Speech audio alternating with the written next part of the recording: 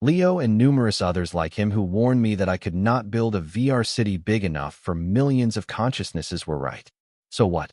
I could outsource the job to someone who was more than capable to pull something like that off despite the limited time for a reasonable price, or in this case, a cheap price. Devil Merchant Code. I wanted to offer 30 devil-grade ingredients to the Devil Merchant Code to create VR City big enough to hold 100 million consciousnesses, with the idea that once the number of VR City users nears 100 million, I will end the limited-time free period and start charging a reasonable amount for monthly/quarterly/half-yearly/yearly subscriptions to enter the VR City. However, with 30 devil-grade ingredients, the Devil Merchant Code created a fully immersive illusionary universe with interactive NPCs capable of housing trillions of consciousnesses. Most importantly, without me having to ask for it, the Devil Merchant Code made it so that the natives of the card world could enter the VR universe in my personal realm network using their grimoire through the Grimoire network. Honestly, I did not know that this was even possible.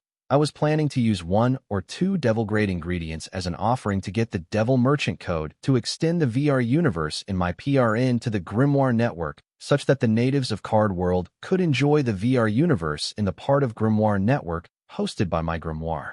Instead, it made an exception and made it possible for natives to enter VR universe in my PRN through the Grimoire network.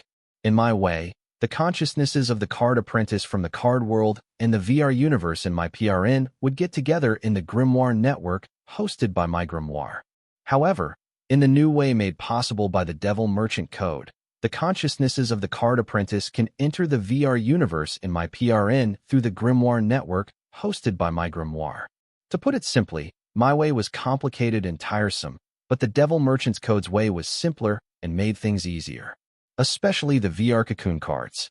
If my original plan was implemented, I would have to create VR Cocoon cards of different ranks for each realm of Card Apprentice, such that the consciousness transfer to the VR universe extended to the Grimoire network hosted by my grimoire would be safe and stable for each realm of Card Apprentice. There was one huge disadvantage to this plan. My grimoire was of golden grade, so the grimoire network hosted by it would only be able to hold the consciousness of the Card Lord realm card apprentices at most. Not to mention, I could only create VR Cocoon cards up to a rank. However, in the new plan made possible by the generosity of the Devil Merchant Code, I did not have to worry about all this as the VR universe will be hosted in my PRN, which was hosted through the Devil Merchant Code. The PRN was strong enough to hold the consciousness of devils, let alone card demigods and lower realms. Here, I only had to worry about helping the card apprentices separate their consciousnesses from their physical body and guiding it to the gateway in the grimoire network made by the Devil Merchant Code. For that, an F-rank card was more than enough. With this new development, I had to come up with a new VR Cocoon card recipe. This meant that the card creation array formations created by my clones were now all useless. But it was all worth it, as one of the greatest disadvantages of my plan had been resolved. Now the card apprentices of different realms, instead of using VR Cocoon cards of their rank to enter the VR universe, could use low-rank cards to enter it. As of now, the new VR Cocoon card recipe I am going to create will be of the F rank. There were 2 reasons for this. The obvious one was the affordability of the card, and the other reason was the card rate. The number of stars a card apprentice had was limited, so all card apprentices preferred cards with low card rate as much as possible.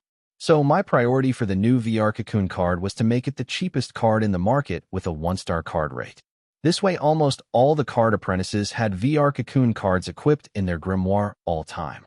If circumstances allowed it, I planned to add a few passive effects to the VR Cocoon card so that the card apprentices do not mind reserving 1 card slot in their item card slots for the VR Cocoon card.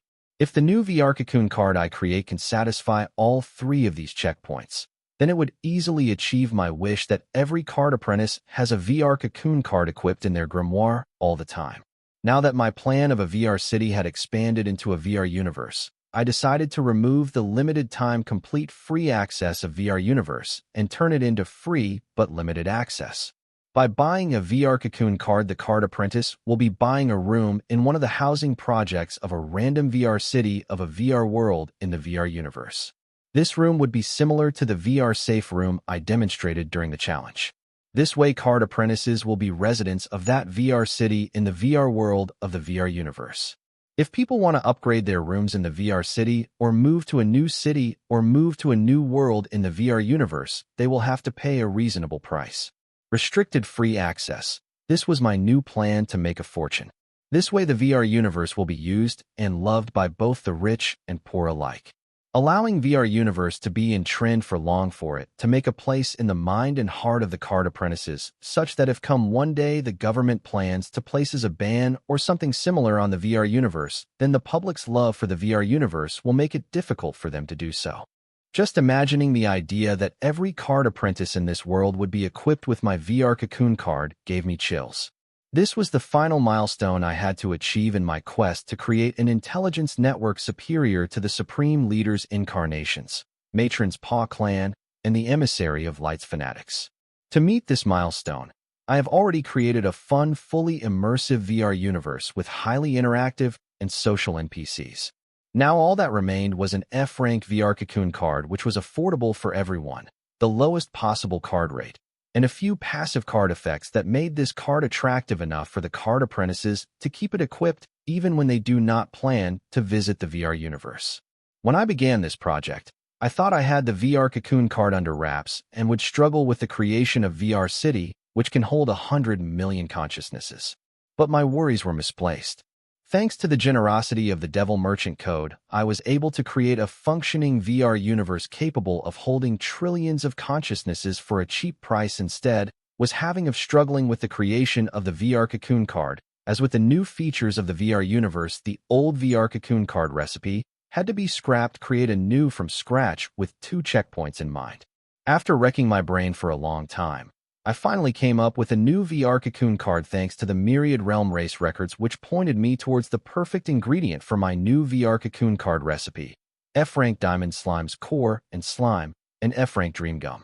F-rank Diamond Slime traps its prey in its slime body, and before the prey can break away, the Diamond Slime gets solidified, turning into a crystal, hence the name Diamond Slime.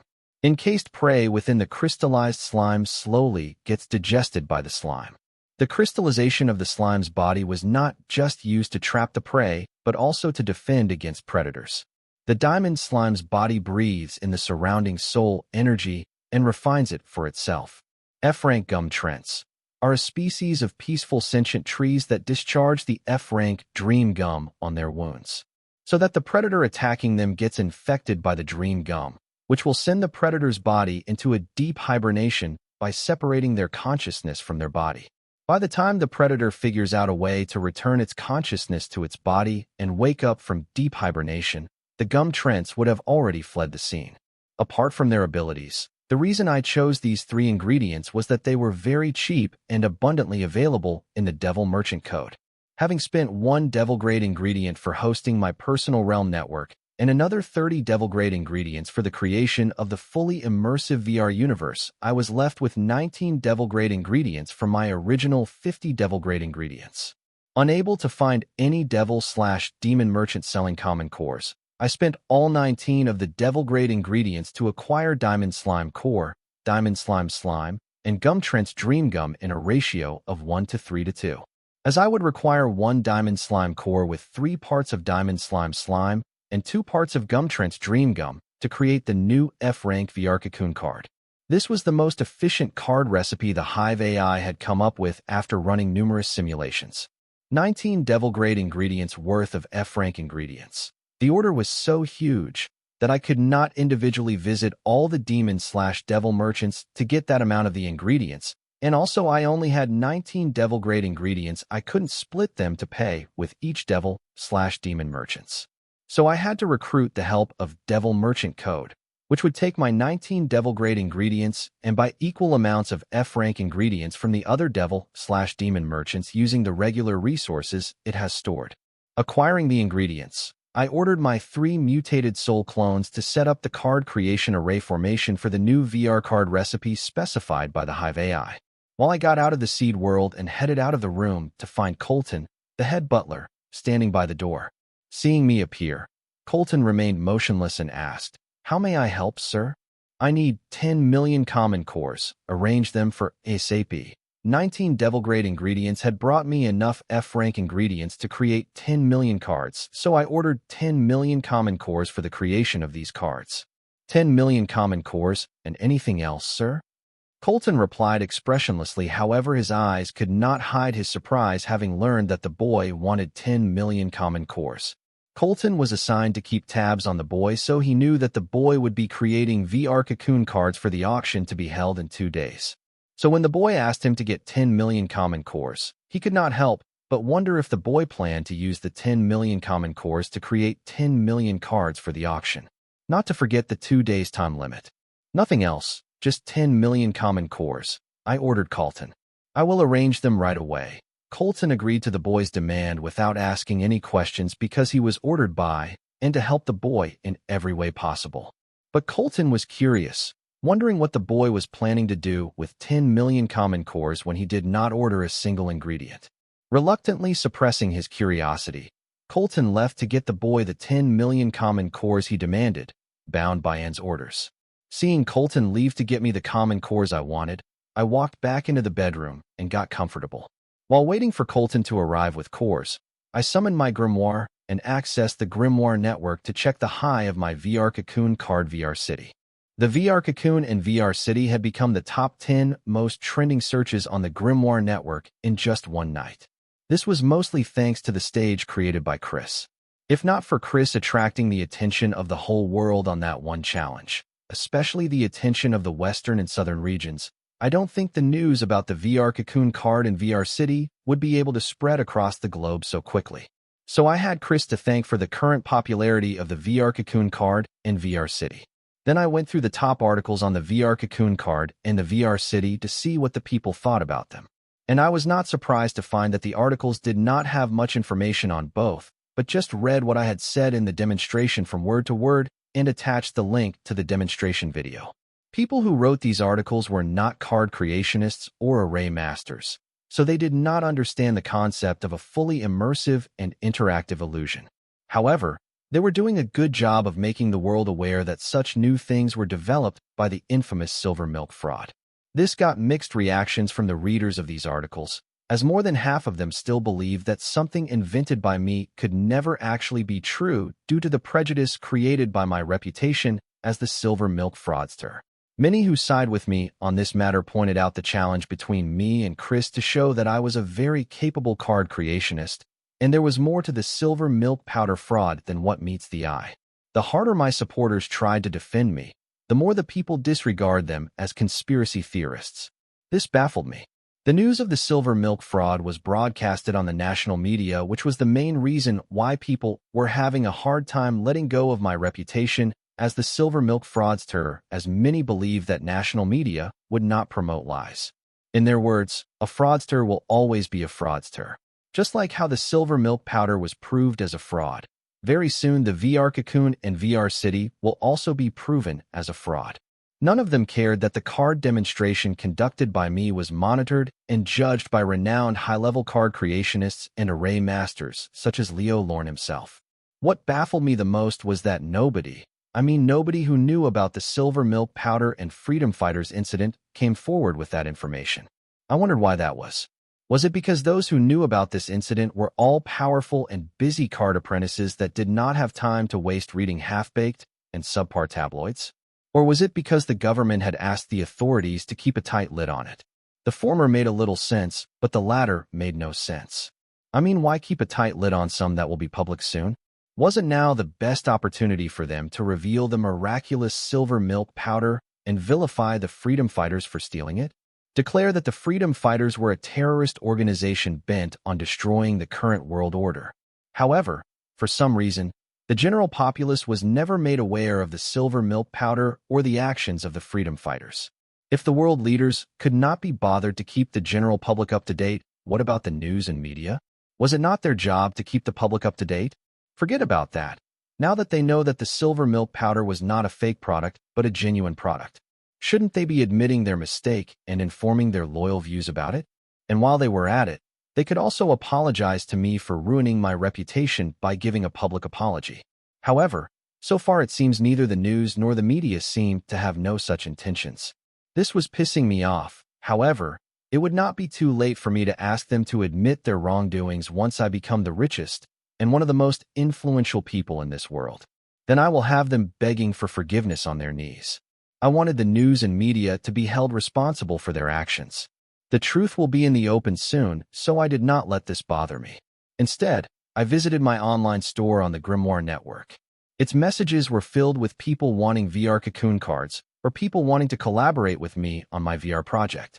Ignoring them all, I made an official post in the online store announcing that the VR Cocoon card will be auctioned in the Southern Capital monthly auction to be held in 2 days. And those who want to buy the VR Cocoon card can attend the auction to get their hands on one. Then I also made another post announcing that those who could not get a VR Cocoon card in the auction can buy one on my online store 12 hours after the auction. I know by doing this, I will be undermining the auction of the VR Cocoon card in the Southern Capital's monthly auction to be held in 2 days. But I think many card apprentices would like to spend a fortune to use VR Cocoon cards and explore the VR universe 12 hours earlier than others. So I believe it should not be a problem. As soon as I posted these 2 posts, within a few minutes the comment sections of the 2 posts were filled with comments asking me various questions about the VR Cocoon card and the VR city. From the price of the most basic VR Cocoon card to the number of VR Cocoon cards up for auction. And, don't you know how to knock? I asked as I barged into the bedroom. What the hell are you thinking? And yelled at the boy, ignoring his question. About what? I asked Anna to give me more details to understand what she was asking about. Didn't we agree to auction your VR cards during the auction? And inquired the boy, reminding him of the deal between them. Yes, we did, I said, knowing what and was pissed about. So what changed? And asked, shoving her grimoire in my face. The page displayed my online store and my 2 recent posts. This doesn't change anything.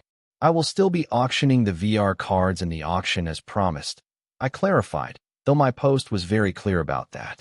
If you are going to sell your VR cards at a retail price 12 hours after the auction, who is going to bid for the cards at the auction? And thundered.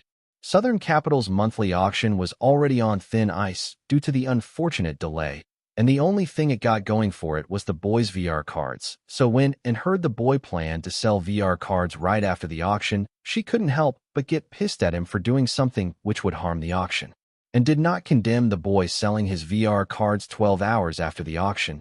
He could sell them right after the auction. She couldn't care less, but he should not have announced it to the whole world. Now the only attraction of the postponed Southern Capital auction had lost its value. Someone who cannot wait 12 hours will. I replied casually while going through the comment section on my 2 posts. Wyatt, this is not a joke. Do you know how many livelihoods are dependent on this one monthly card auction? And could not stress enough how important the monthly auction was for the local and small business owners of the Southern Capital. This was important and could not have the boy messing it up with his thoughtless actions. Relax. How about instead of auctioning my VR cards at the auction, we give them away to everyone that will attend the auction? I proposed to Anne. I was not looking to make profits from the VR cards. I wanted many people to equip them as fast as possible. And the people attending the Southern Capital's monthly auction were all merchants or related to a merchant or influencers. If these people take a fancy to my VR cards, then it will be a lot easier for me to spread the VR cards to various markets. Especially the influencers, they will be the best way for me to make people aware of my VR cards across the globe. What? And exclaimed in shock listening to the boy say he was planning to just give away his VR cards to a bunch of random people for free when he invested about 50 devil-grade ingredients into it. You heard me correctly. Let us give away my VR cards to those who attend the auction instead of auctioning it. I repeated myself, seeing and finding it hard to believe my words. Have you gone mad? You invested about 50 devil-grade ingredients in this project, and now you want to give its fruits away to others for free. And yelled, and she wasn't done. Do you have any idea how many people will be attending the auction? At least in thousands. That is despite the debacle, but if you announce that you are giving away your new VR cards to those who attend the auction, then the number will easily reach 10,000 or even 100,000. Who would despise a free card? Do not worry. The quantity of the VR cards is not an issue. I think I can make 10 million VR cards by the start of the auction, I assured Anne. I was willing to give all 10 million VR cards away for free if it guarantees that each of them will be equipped by a card apprentice. as my purpose for these cards was higher than making profits off of them. No, I'm not talking about the quantity. I am talking about your investment in these cards. If you give them away for free to thousands of card apprentices, then you will make a huge loss, so big that your profits from selling other cards at affordable prices will not be able to make up for them. And spoke her worries to the boy, and explained how his idea might help her, but it will destroy him. Suddenly, and took a good look at the boy, wondering, had the boy fallen in love with her? Otherwise, why would he take a huge loss to help her with the auction? About time. After all, she was the girl of his dreams, the mixture of conservative and pure Susan and powerful and beautiful Anna. Even so, she could not allow the boy to do something so stupid.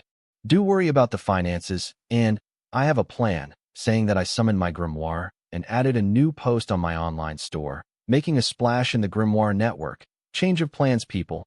I will be not auctioning my VR cards at the Southern Capital monthly auction, but giving it away to those who attend the party.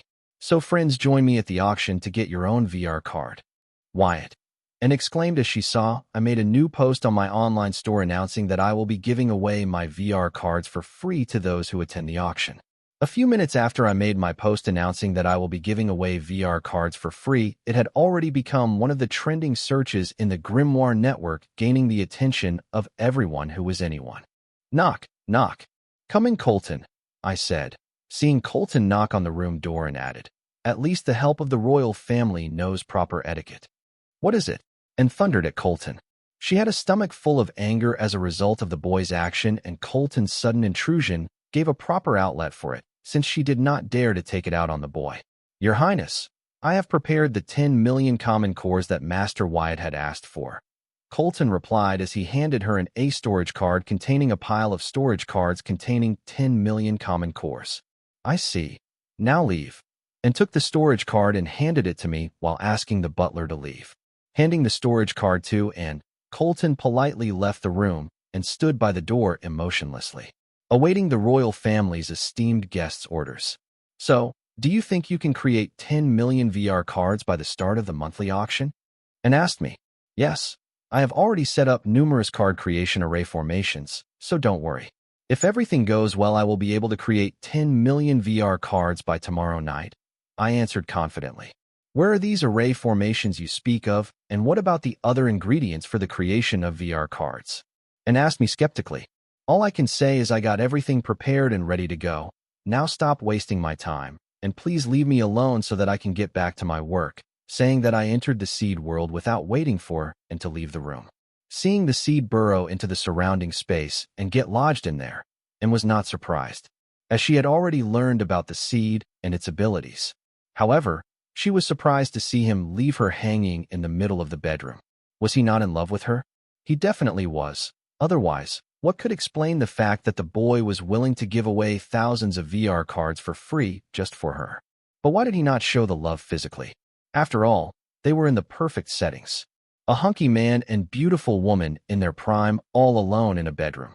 Instead of letting his wild instincts take over his body and ravish her ripe body, without holding back his urges, the boy just up and went minding his work, leaving and doubting her beauty. Stepping into the floating islands created by stones summoned by the Stoneviltronians in the seed world, I looked at the numerous card creation array formations set up by my mutated soul clones and nodded in satisfaction. Taking a common core from the storage card, I handed the rest to my clones so that they can distribute them as per requirement among the various card creation array formations. While my clones waited for my order to use the card creation array formation to create 10 million VR cards, I got comfortable nearby and started the creation of the new card. I trusted Hive AI's simulation with my life, but still, before starting the production of 10 million VR cards, I decided to create the card and practically verify Hive AI's theoretical results. Following the card recipe, I took 1 common core, 1 diamond slime core, 3 parts of diamond slime, and 2 parts of Gumtrent's dream gum, then placed them all on my card creation page.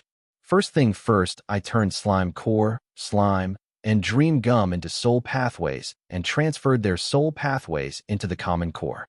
Then I fused the soul pathways of the 3 parts of diamond slime with 2 parts of Gumtrent's dream gum, creating a new soul pathway of a thick, sticky fluid slime that had both the properties of the diamond slime with 2 parts of Gumtrent's dream gum. Then I edited the soul pathways of the new slime to remove its digestive juices. Then I took the soul pathway of the slime core and separated the soul pathways of soul energy refining and crystallization from it. Then added these soul pathways to the soul pathways of the new slime, enhancing its diamond slime abilities. Then I edited the soul pathways of the new slime such that they adopt the property of the dream gum to put those who come in contact with it into deep hibernation while their consciousness gets separated from their body. This way, this time when the slime surrounds a person, it will harden and turn into a tough crystal, but instead of digesting the person inside it, it will use the property of the dream gum to put them in deep hibernation while repeating their consciousness from their body. And the way for the person to wake up from hibernation was for their consciousness to return to their body or for the effects of the dream gum to be removed by the slime. Done with the editing of the soul pathways, I began to work on the grimoire interface with the help of Hive AI, so that the slime will only use the property of the dream gum with the permission of the user, but also in the effect of the dream gum with the will of the user. This way the user can enter and leave the VR universe simply by willing it. With that, all the addition was done, and I tugged on the soul pathways of the common core, turning it into a card. Soon my grimoire shined with golden light, and a card floated out of it. Grasping it, I went through its card info. The effects of the card were everything I wanted them to be and better. Then I turned to my mutated soul clones and nodded, giving them the signal to start with the production of the 10 million VR card. Card name, VR Slime. Card type, item card. Card rank, F rank, common grade. Card rate, 1 star. Card durability, 100/100. Card effect, VR Slime helps the user's consciousness travel to VR universe while the user's physical body is hibernating within its crystallized mucus. Additional effect, soul energy digestion, diamond cover, enhanced recovery. Soul energy digestion. The VR Slime enhances the user's digestive system to help the user digest any soul energy taken orally, but it is more efficient when the user is within the VR Slime. Note, the effectiveness of the card effects varies based on the user's realm. Diamond cover. The VR Slime's crystallized mucus can withstand attack up to F rank. Note, the effectiveness of the card effects varies based on the user's realm. Enhanced recovery. Sleeping within the VR Slime will enhance the user's physical and mental recovery ability. Note, the effectiveness of the card effects varies based on the user's realm. The new VR card I created was called the VR Slime. It was not an actual slime, but a card created using slime's mucus aka slime as one of the ingredients, and most of its effects were derived from a slime, hence the name. This card met all my milestones for it, from card cost to card rank to card rate to card effects. This card was everything I hoped for, especially its 3 card effects: soul energy digestion, diamond cover, and enhanced recovery. However, there was a variation. 2 of these 3 effects were kind of passive effects, meaning they passively activated when the user's physical body was within the VR Slime and would not take effect when the user was outside. Even the one passive effect that was in effect all time was more efficient when the user was within the VR Slime. I needed the additional effects of the card to be passive so that the card apprentice will not unequip the VR Slime card if they did not plan to visit the VR universe for the day, as they wanted the passive effect of the VR Slime card. However, things did not turn that way. Still, the 2 effects of the VR Slime cards, soul energy digestion and diamond cover, should be enough reason for the card apprentice to equip the card all the time. After all, if a low-level card apprentice plan to use the diamond cover against ambush, they will have to keep the card equipped. As for the soul energy digestion effect of the VR Slime card, this effect was something even mid and high-level card apprentices will covet, as this effect will allow them to digest the soul energy in the monster meat they eat more efficiently. Monster meat is a huge industry that I wanted to take a crack at with my meat processing plant cards, but did not due to the complications involved. There were many reasons why the monster meat industry was flourishing. One of them was that monster meat contains soul energy, which we can gain by feeding on them. However, the human digestive system is not efficient in divesting soul energy, so most of the soul energy in the monster meat goes to waste. For many millennia, many have thought of creating a card that will increase the soul energy digestion capability of the human digestive system, but unfortunately, None have come close to creating one for a long time, until recently a certain researcher did such a card. However, the card he created was of S rank and cost a fortune. Regardless of its cost, due to its rank, the card only tended to high-level card apprentices. As for the low-rank and middle-rank card apprentices, they weren't lucky and were still waiting their turn. So some researchers have theorized various exercises and homemade concoctions for low-level card apprentices to increase the soul energy digestion ability of their human digestive system. However, many of these exercises and concoctions have claimed to show incredible and record-breaking results, but none have been able to show any significant evidence to back their claims. However, what they could not achieve has been achieved by my VR slime card today. This might not be a big deal for high-level card apprentices, but it was for low-level and middle-level card apprentices, especially the low-level card apprentice, as the soul energy digested through peak low-level and beginner low monster meat would easily help them break through a small realm in their active soul control percentage. I was very satisfied by the soul energy digestion effect of the VR slime card because even if people did not want to or had no plans about exploring the VR universe, they will still buy this card just for its additional effect. Yes, this was why I added a groundbreaking effect such as the soul energy digestion to the VR card. People will come for the enhanced digestion effect of the card and stay for VR universe. All in all, now every card apprentice had no choice but to get a VR slime card for themselves. To be honest, the Diamond Slime's mucus had another amazing effect that would make a good addition to the VR slime card. However, I did not dare to add it to the card. The effect I was talking about was the ability of the Diamond Slime mucus to absorb the surrounding soul energy and digest it for the slime. If I were to add this ability to the card and release it in the market, I would shake the entire world, and then what followed next would not be within my control. I guess it would not go that far, as the Southern royal family would imprison me in some dungeon before I introduced that card to the world. So to ensure a bright and free future for myself, I only added the soul energy digestion part of that ability and deleted the soul energy absorption part of the ability. I could have achieved the idea that one's physical body was absorbing the soul energy and cultivating its active soul energy while its consciousness was playing in VR universe. But this idea was too advanced for the current world to handle, so I had to tone down.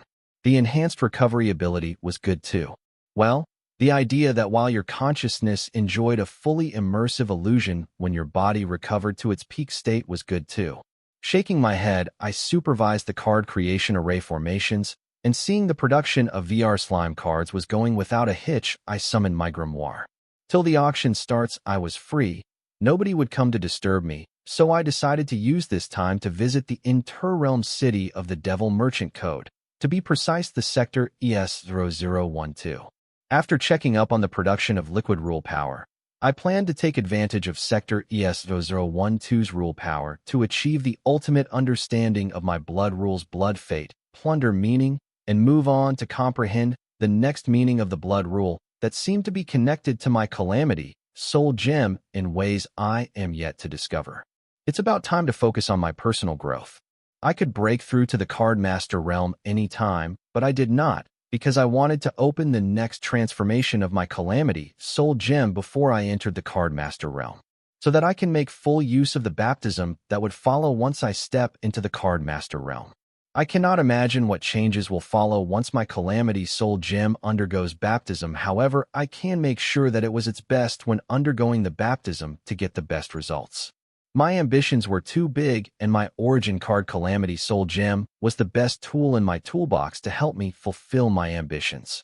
Opening the Devil Merchant Codex pages, I choose to enter the Interrealm City, sector ES0012. Dear Demon Merchant, do you want to enter Interrealm City sector ES0012?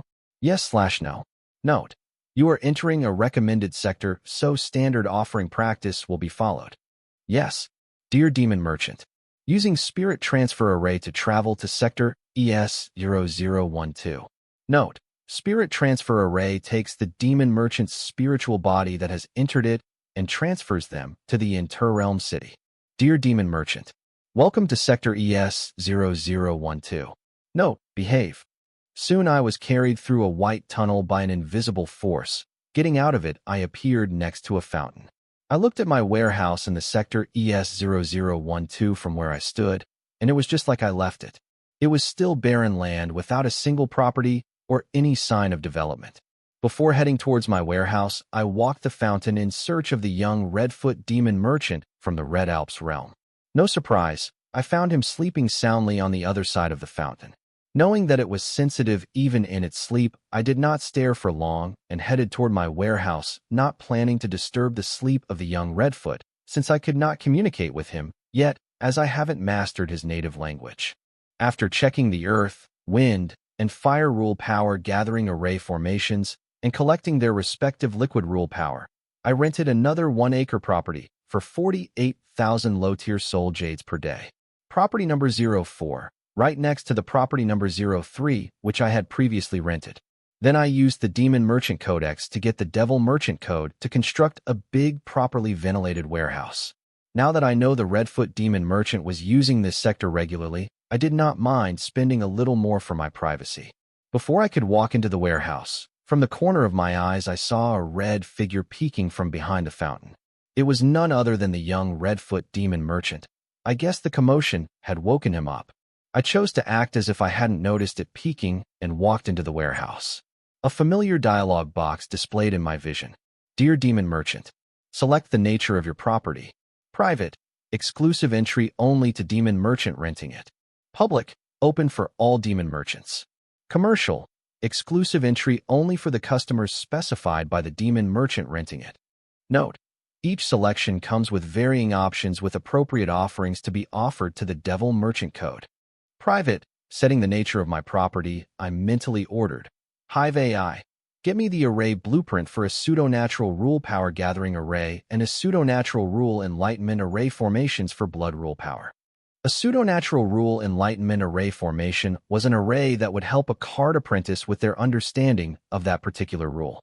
A pseudo-natural rule enlightenment array formation was a simple array, but it was not popularly used by card apprentices to increase their mastery of rules because it required a lot of rule power to run it.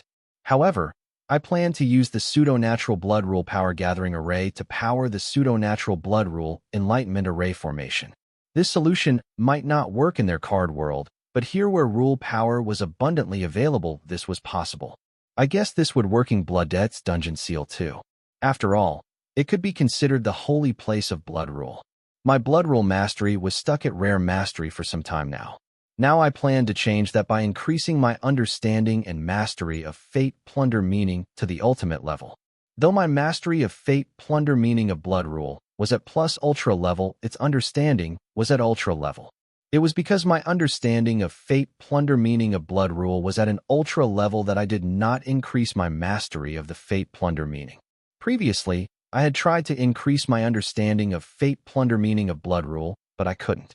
Whenever I tried to increase my understanding, I felt like pushing a boulder to the top of the mountain. No matter how hard I tried to climb, I would be right where I started the climb at the ultra-level understanding. It became clear to me that I had met a bottleneck in my understanding of the Fate Plunder Meaning, which was bad. Because without improving my understanding of Fate Plunder Meaning of blood rule, I could not increase my mastery of it to achieve complete mastery of Fate Plunder Meaning. Without achieving completion in Fate Plunder Meaning, I could not choose to comprehend another meaning of blood rule at the blood rule bifurcation point. This was detrimental for me to unlock the new transformation of my Calamity Soul Gem and step into a higher realm. I needed to advance my power. I had too many strong enemies and very few reliable allies. Now that I was planning to launch the VR venture all by myself without taking any partners and investors, I was passing too many powerful people. These powerful people did not handle rejection well. Who knows how they will react? Now they might be calm and passive since the Southern Royal family had already declared its support for me by letting me stay at the Royal Guest Palace number 01, but once they see the success of my VR venture, witness the VR cards become a household item and VR Universe household talk across the card world. Notice the profits the VR Universe was making with its restricted free access, paid partial/full access, and in-game purchases. They might change their stance. The Southern Royal family might no longer be enough to hold them back. Not to mention, I wasn't sure if the Southern royal family would not hold any hard feelings that I did not share the profits of VR Universe with them. I know Anna would not, but the same cannot be said for Anna's mother. Now that woman was a scheming itch. She had her daughters coax me that they needed to spread the news that silver milk powder was fake to every corner of the world for my safety. While she was actually doing this to market the silver milk powder even before it was released in the market. She took the saying, every publicity is good publicity to a whole other level. Except for the researchers community, the regular people had no idea about the silver milk powder. However, now every household in the world knows about the silver milk powder.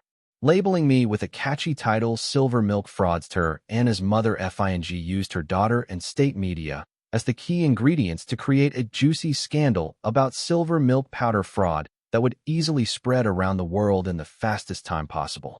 Now everyone in the world has heard about the miraculous silver milk powder. She marketed the silver milk powder to the whole world under the disguise of exposing the fraud of the year. Now that everyone has heard about silver milk powder, when the Southern royal family releases the product to market claiming that it was not a fake, but true product, people will buy it at first out of curiosity, but once they experience its miraculous ability, there was no going back. They might even mortgage their house to stock up on silver milk powder. What made me so sure that Anna's mother had spread that silver milk powder was fake to the whole world for propaganda, but not for my safety? That was because their better was for her to have addressed this, but instead, she deliberately chose to use the state media to talk about silver milk powder, what it claimed to do, why card apprentices need silver milk powder, and lastly, what were the benefits if mortals took diluted silver milk powder regularly.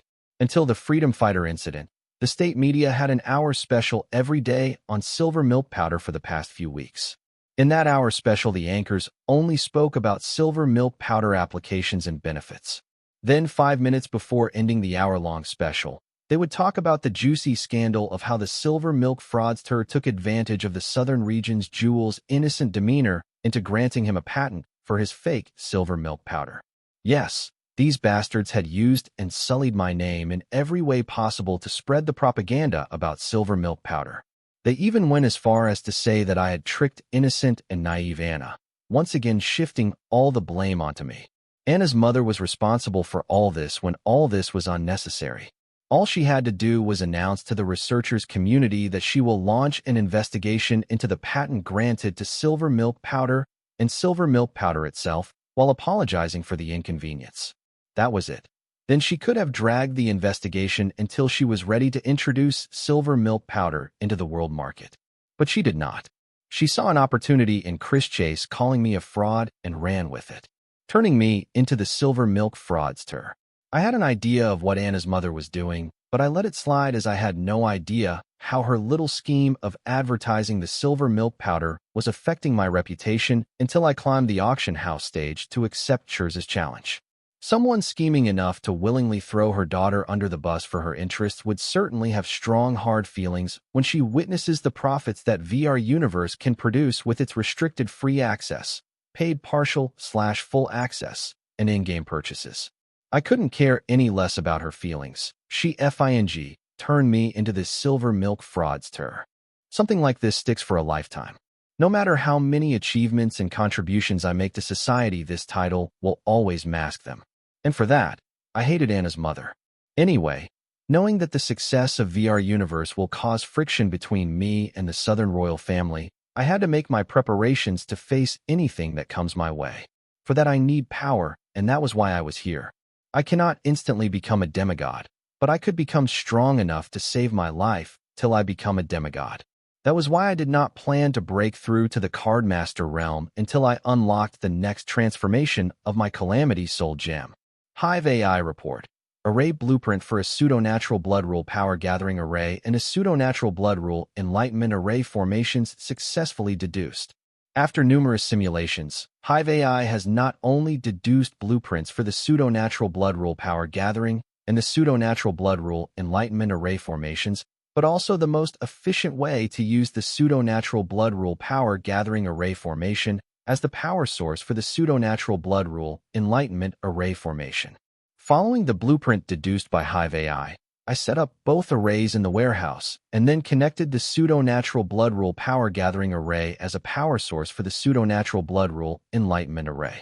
It took me about 20 minutes to completely set up both arrays following the Hive AI's blueprint. It had been a while since I had done the grunt work ever since I had created my mutated soul clones. Since they were busy with the production of 10 million VR slime cards, I could not disturb them and could only set up both the arrays myself. I started the pseudo-natural blood rule power gathering array formation first and waited for it to stock up enough blood rule power not only to start the pseudo-natural blood rule enlightenment array, but also to run it continuously without any hiccups. Hopefully, the blood rule enlightenment array and surroundings of the sector ES0012 were sufficient for me to break through my understanding of fate plunder meaning of the blood rule. Because even with the help of Blooded's blood rule pills, I could not make up for what I was lacked to increase my understanding of fate plunder meaning of the blood power. The synchronization rate of my mutated ego gem was 90%. Honestly, there weren't many things out there that could assist my ego gem in the compression of the rule. With such a high synchronization rate, I shouldn't need any assistance in the comprehension of rule power in the first place. However, I wasn't comprehending any normal rule meaning. It was one of the rarest of the rule meanings in the history of rules. Even the Dark Realm had zero mentions of fate, plunder meaning. Yes, the Dark Realm with the longest known recorded history and the home of the universe's most powerful and advanced beings, the demons, did not have any known records of someone comprehending the fate, plunder meaning of the blood rule. This was according to my inter-realm network search on the Devil Merchant Code. I did not dare to waste my free reading minutes just to check if there was somebody else who comprehended the fate plunder meaning of the blood rule, as it would not help in my understanding of fate plunder meaning in any way. Instead, I would be revealing to the owner of the Infinity Library that I had comprehended the blood rule's fate plunder meaning. Not to mention, even if there were others who comprehended blood fate plunder meaning in other realms, it did not mean their world's rule meaning comprehension will help me. It could only lead me astray from the rule meaning of my world. With the pseudo-natural blood rule power gathering array formation having gathered enough blood rule power, I started the pseudo-natural blood rule enlightenment array formation. Then I walked into the center of the array formation and sat in the lotus position to begin my comprehension of blood rule's fate, plunder meaning. I began to sense blood rule in the surrounding atmosphere. Because of the pseudo-natural blood rule power gathering array formation being connected to the enlightenment array, the concentration of the blood rule in the array was very high compared to the rules. It was as if I was in the presence of the blood rule river in the world's will. However, the feeling of comprehending rules in the inter-realm city using my spiritual body was unlike the feeling of comprehending rules within the world's will. The rules in Sector ES0012 and Card World's will were the same, but the Sector ES0012 lacked the feeling of being home like the Card World's will did. Amidst my thoughts, I suddenly felt the presence of blood rule around me grow stronger, as if I was floating in a pond of blood rule. Granted that the concentration of blood rule had grown higher, but it was not enough to give me the push I needed to increase my understanding of fate plunder from ultra level to plus ultra level. So I order Hive AI to run the pseudo-natural blood rule enlightenment formation at full throttle, disregarding the safety measures of array formation. The purpose of the pseudo-natural blood rule enlightenment array formation was to help me increase my understanding of fate plunder meaning of blood rule. If it could not fulfill its role, then what's the use of keeping such an array formation? So I ordered the Hive AI to disregard the safety of array formation and run it at full throttle, even if it meant array getting destroyed, trying to process greater blood rule power. Soon I felt a ripple in the still pond of the blood rule. With the ripple spreading across the blood rule pond, I felt a subtle excitement in my understanding of the fate plunger meaning of the blood rule. Then the ripple was followed by many more ripples. With the very ripple that passed by me, I felt as if my understanding of the blood rule's fate plunder meaning was being beaconed towards somewhere outside the blood rule pound I was in. But I could not tell where exactly, so I tried to follow the ripples, but they would end at the edge of the blood rule pound, meeting a dead end. I tried getting out of the blood rule pond and heading toward the summoning I felt, but as soon as I stepped out of the blood rule pond, the summoning would vanish, but return once I entered the blood rule pond. Within the pond of blood rule, I knew exactly where I had to go to get what I wanted, but once I stepped out of the blood rule pond to get to where I wanted, I would mysteriously forget where I had to go. Stuck in a dilemma, I was baffled as I could not find a solution to it. Then a crazy idea crosses my mind. If I cannot feel the direction where I am supposed to head without the blood rule pond, then why don't I carry the blood rule pond with me toward the calling? I wanted to ignore it as a crazy idea I had in a desperate situation, but I couldn't, as the more I thought about it, the desperateness of my situation made the crazy idea seem a reasonable idea. The pseudo-natural blood enlightenment array formation was running at full throttle, exploring the limits of its design. I had no idea when it would reach its limits and when it would give up, but according to the simulation of the Hive AI, it will happen soon. And once the enlightenment array gives up, I will not be able to feel the calling even within the blood rule pond. So, I had very little time on my hands, hence the desperation. In the end, I decided to carry the blood rule pound with me toward the beacon. I spread my mental energy to cover the entire blood rule pond and empowered the ripples in the blood rule pond to turn them into huge waves.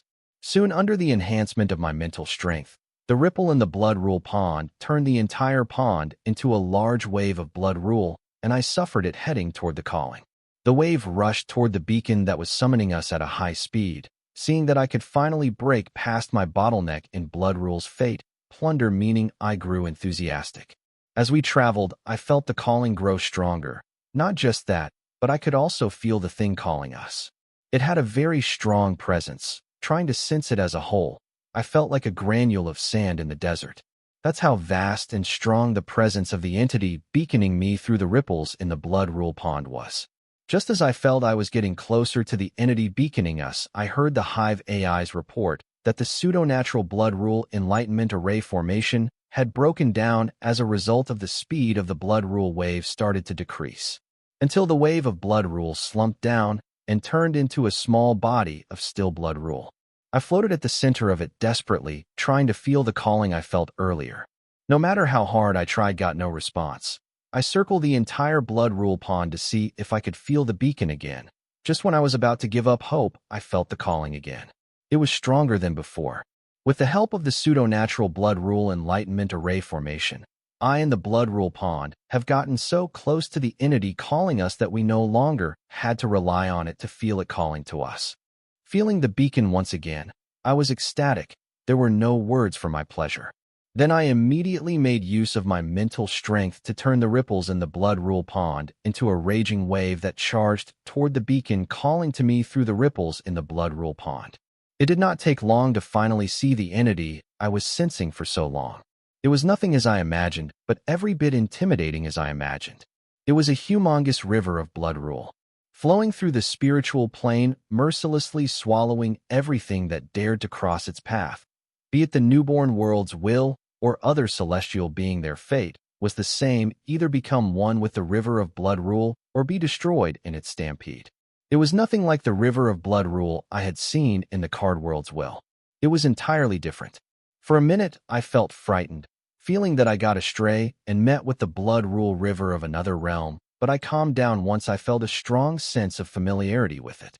The reason this river of blood rule was different from the blood rule river I met in the card world's will was that this wasn't the blood rule river, but the blood fate plunder river.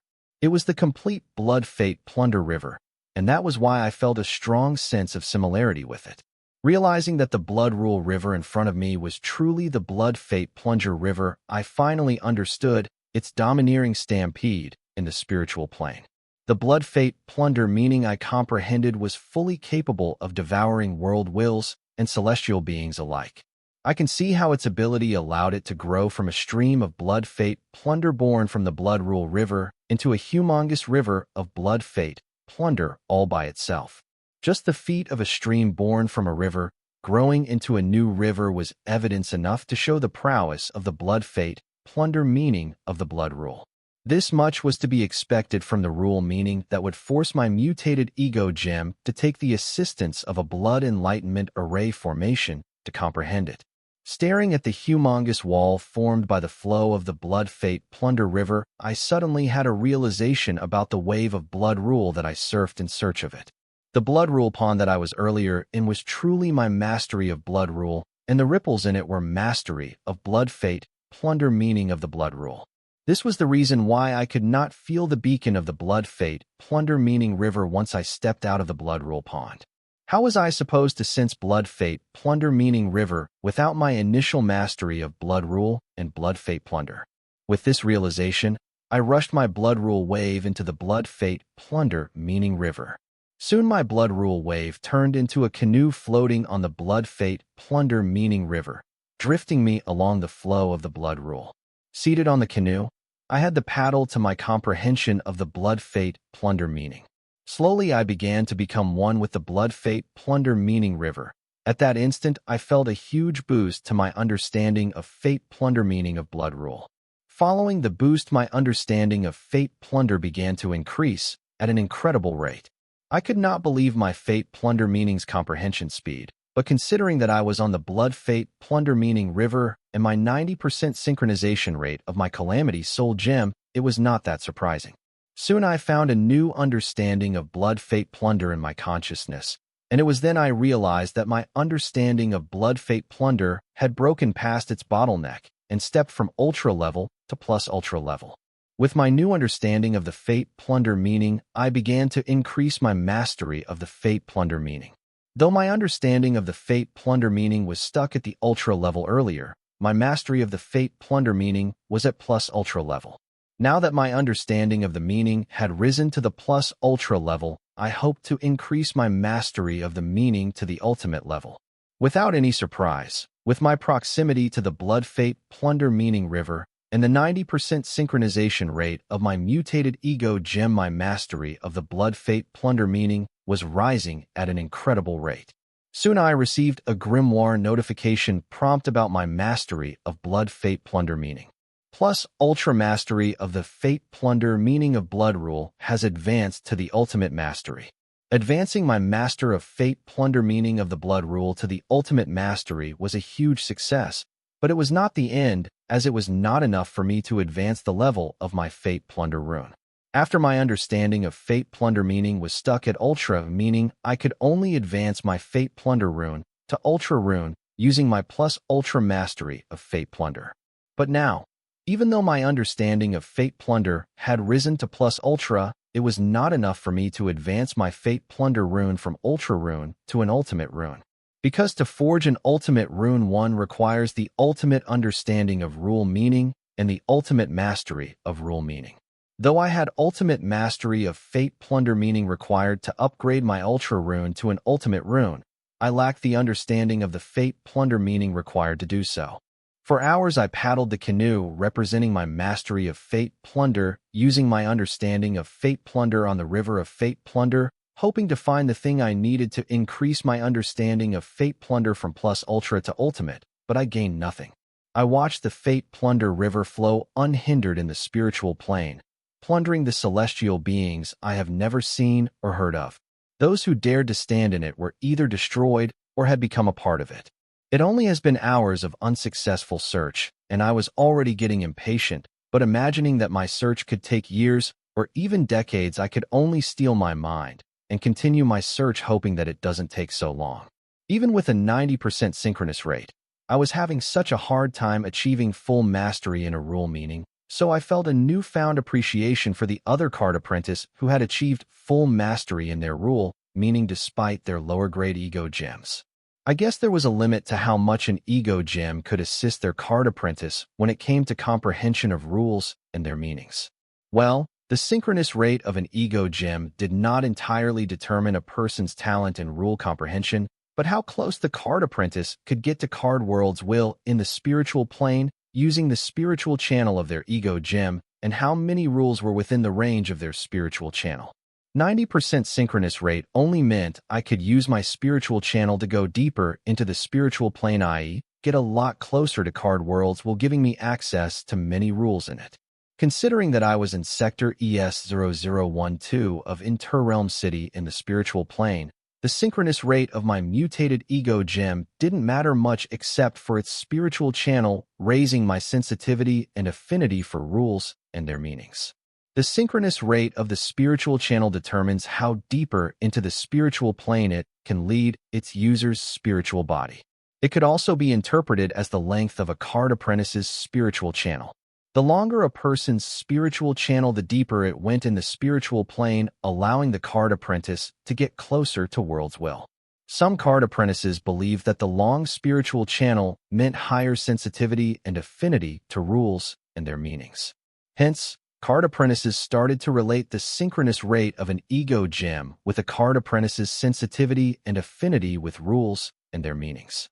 There was evidence supporting this theory. Longer spiritual channels do indeed seem to display higher sensitivity and affinity to rules and their meanings. But the length of a card apprentice's ego gem's spiritual channels wasn't the only factor determining a card apprentice's talent in rule mastery, so it was wrong to say that the synchronous rate of the ego gem determined the talent of a card apprentice in rule mastery. The synchronous rate was more like the level of access. The higher the synchronous rate, the higher the access user had to rules and their meaning when they entered the spiritual plane through their spiritual channel while they were in one with the world state. The synchronous rate of my mutated ego gem helped me find the river of fate plunder meaning, but since arriving at the river, I have only managed to increase my understanding of fate plunder based on my observation of the fate plunder river and its majesty. Now, it was proving to be not enough for me to advance my understanding of the fate plunder to the ultimate level. I could keep drifting along with the flow of the fate plunder river for days, months, years, or even decades in search of an epiphany or sudden enlightenment required for me to advance my understanding to the ultimate level, or I could take action to create the epiphany or enlightenment I need. But the question was, how do I do that? I was on a canoe drifting with the raging river. There was not much I could do here. Then a scary idea crossed my mind. Why don't I swim in the fate plunder river? When blankly staring into the river for hours yielded no result, I was bored out of my mind. So swimming in the river, which could swallow celestial beings, did not sound like such a scary idea to me. I prepared to dive into the river and plop. Taking a plunge into the river, I tried to stabilize my body and swim with the flow of the river, but the unruly currents of the river were too wild, and they rolled me haphazardly. No matter how hard I tried, I could not gain control of my body. If this continued, I would drown for sure. I was very close to losing hope, but I didn't. Instead, I steeled my heart and calmed myself to understand the currents of the river, but no matter how hard I tried to understand them, I got nowhere. Just when I felt I was about to drown, I came to a realization and began to consider that these currents were like the ripples in my blood rule pond. Soon, with my understanding of the fate plunder meaning of blood rule, I began to counter the currents of the fate plunder river. Finally, I began to understand the currents of the river. Then my understanding of the fate plunder and the currents of the river slowly came together, forming a kind of harmony that gave me stability in the river, allowing me to swim with the flow of the fate plunder river. Harmonizing my understanding of the fate plunder with currents or the fate plunder river, I felt my understanding of fate plunder finally begin to show signs of advancements. With my understanding of fate plunder harmonizing with the unruly currents of the river and taming them, I realized my scary idea was the right way to go to advance my understanding of fate plunder meaning further. So, I continued to swim along the current of the fate plunder river until I finally managed to completely tame the wild currents of the river. However, this was not enough for me to advance my understanding of fate plunder to the ultimate level. I was missing something. After thinking for a while, I decided to dive into the river and swim inside it. Plunging into the river, I went deeper into the river, and soon I started to feel shortness of breath. I felt like I would soon run out of breath. The impossibility of this situation puzzled me. I was inside the spiritual plane in my spiritual body where we don't breathe air, but for some reason, I felt shortness of breath as if I was diving in a real river. Considering that ripple in the pond of blood rule and the unruly currents of the river represented my understanding of the blood rule's fate plunder main, I started to wonder if the lack of breath in the fate plunder river also symbolized my understanding of the fate plunder. When I sank into the river, by the surface I did not feel any difficulty breathing, but going deeper into the river, I started to feel difficulty in my breathing. It was as if the shortness of breath was telling me that my understanding of the fate plunder was not enough to go deeper into the river. This meant if I wanted to dive deeper into the river, I would require a higher understanding of the fate plunder. Coming to this conclusion, I forced myself to dive deeper into the Fate Plunder River regardless of the difficulty in my breathing, hoping to find rewards in risk. Ignoring the discomfort on my chest and shortness of breath, I stubbornly continued to dive deeper into the Fate Plunder River.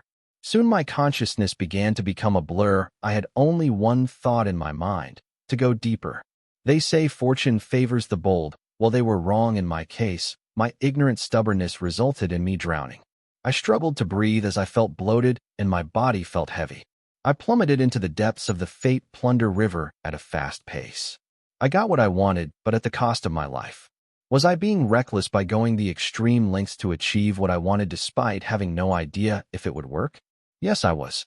But there was a reason behind my recklessness. I was not the one to gamble my life, but since I knew somebody was watching out for me, I dare to be reckless. The somebody I speak of was none other than the Devil Merchant Code. I was inside the Sector ES0012 of the Interrealm City, where my spiritual body's health was guaranteed by the Devil Merchant Code for a small offering, of course. Before I lost consciousness, I felt an invisible force grab my drowning spiritual body and drag me out of the river. Soon when I finally got hold of my senses, I realized that I was back in my warehouse in property number 04 of Sector ES0012, lying at the center of a broken array formation. Just as I was making sense of my surrounding, a red prompt window covered my vision. Warning, dear demon merchant. If you purposefully put yourself in harm's way, the premium of your security in the Interrealm City will increase based on the harm you directed on yourself. This is the first and last warning. Next time your premium for security will increase. Note, please note you have gained 1 strike. Report, dear demon merchant. For demon/devil merchants not to abuse the loopholes in the rules, the Devil Merchant Code has established a strike system. Based on the seriousness of the violations, the said demon/devil merchant will gain strikes, which will disappear with continued good behavior. However, if one were to accumulate 3 or more strikes, they will be punished accordingly. Note, punishment can also result in temporary or permanent suspension of demon/devil merchant privileges and status. Dear Demon Merchant, you have gained 1 strike for violating the rules of Devil Merchant Code security. Please, behave to reset the number of strikes. Note, if the number of accumulated strikes increases to 3 or higher strikes, the Demon Merchant is punishable by temporary or permanent suspension of demon/devil merchant privileges and status. I was already aware of the strike system of the Devil Merchant Code. It was a joke. One could avoid these strikes by giving appropriate offerings to the Devil Code. Not to forget, these strikes go away with a period of good behavior. Therefore, I did not hesitate to make use of the Devil Merchant Code despite knowing that it would result in me getting a strike. However, it was worth it as the risk I took was not for nothing. I finally knew what I was missing. Knowing what I had to do next, I sat in the lotus position and concentrated all my attention to find myself drifting with currents of the Fate Plunder River. I was back in the river. This time I did not recklessly dive into the river, but calmly floated, trying to remember the last moments of when I almost drowned in the Fate Plunder River. I focused my mind to remember the last glimpses that I saw between almost losing my consciousness and being pulled out by the Devil Merchant Code. That was where the secret to advancing my understanding of the Fate Plunder meaning lay. I drift with the currents of the river, hoping my familiarity with the river would assist me remember what I couldn't by myself. An hour went by as I swam in the Fate Plunder River, trying to remember a glimpse of the understanding I had when I almost drowned, but I couldn't, prompting me to believe that if I were to recreate the scenario, maybe I could remember it. I did not try to drown myself, but gathering my courage, I dove deep into the river until I felt difficulty breathing, then continued to swim at that depth. The difficulty in my breathing slowly reminded me of the pain I felt when I almost drowned, which then reminded me of the glimpse of understanding of the Fate Plunder meaning I was trying to remember. This understanding of the Fate Plunder meaning was different and new to me, as it was nothing like the Fate Plunder meaning I had known until now. It was not about me plundering the victim's fate through their blood, but me erasing them as an individual and recreating them as a part of me, my individuality. Until now, every level of Fate Plunder has allowed me to steal a certain fate of the victim, but the new understanding I glimpsed into was on a whole other level. Basic level understanding, lifespan youth. Uncommon level understanding, skills. Rare level understanding, fate ingredients, origin cards. Unique level understanding, physique, trait, bloodline. Ultra level understanding, ego gem, rule mastery, runes. Ultimate level understanding, well, the new understanding of the fate plunder meaning that I just comprehended allowed me to steal the victim's will as in will of anything and everything. Up till now, I could use the victim's blood sacrifice for the fate plunder ritual, but now I can use my blood as a sacrifice for the ritual and steal anything I set my eyes on as long as my power allowed me to. The fate plunder meaning was no longer limited to beings or things that bleed everything in the universe. As long as my strength allowed me to kill or destroy it, it could be mine. So, if I were strong enough, I could use the fate plunder meaning to refine the world by stealing its will. I would like to call this world my world, but thanks to fate plunder meaning, I could truly make it mine. This was exactly what I saw the river of fate plunder meaning do in the spiritual plane, swallowing everything in its path. I spent hours in it, starting blankly as it flowed across the spiritual plane, stealing everything in its path, but this understanding never crossed my mind. I had to drown myself to learn that what I was searching for was right in front of me all along. Regardless, I finally achieved the ultimate understanding of blood rules fate plunder meaning. Now, I could upgrade my ultra rune to an ultimate rune. Using my ultimate mastery and ultimate understanding of the meaning fate plunder, I successfully advanced Fate Plunder Basic Rune to Ultimate Rune in no time. Ultra Rune Fate Plunder has advanced into Ultimate Rune. Rune name, Fate Plunder. Rune tier, Ultimate. Rune rule, Blood. Rune spirit, Unborn.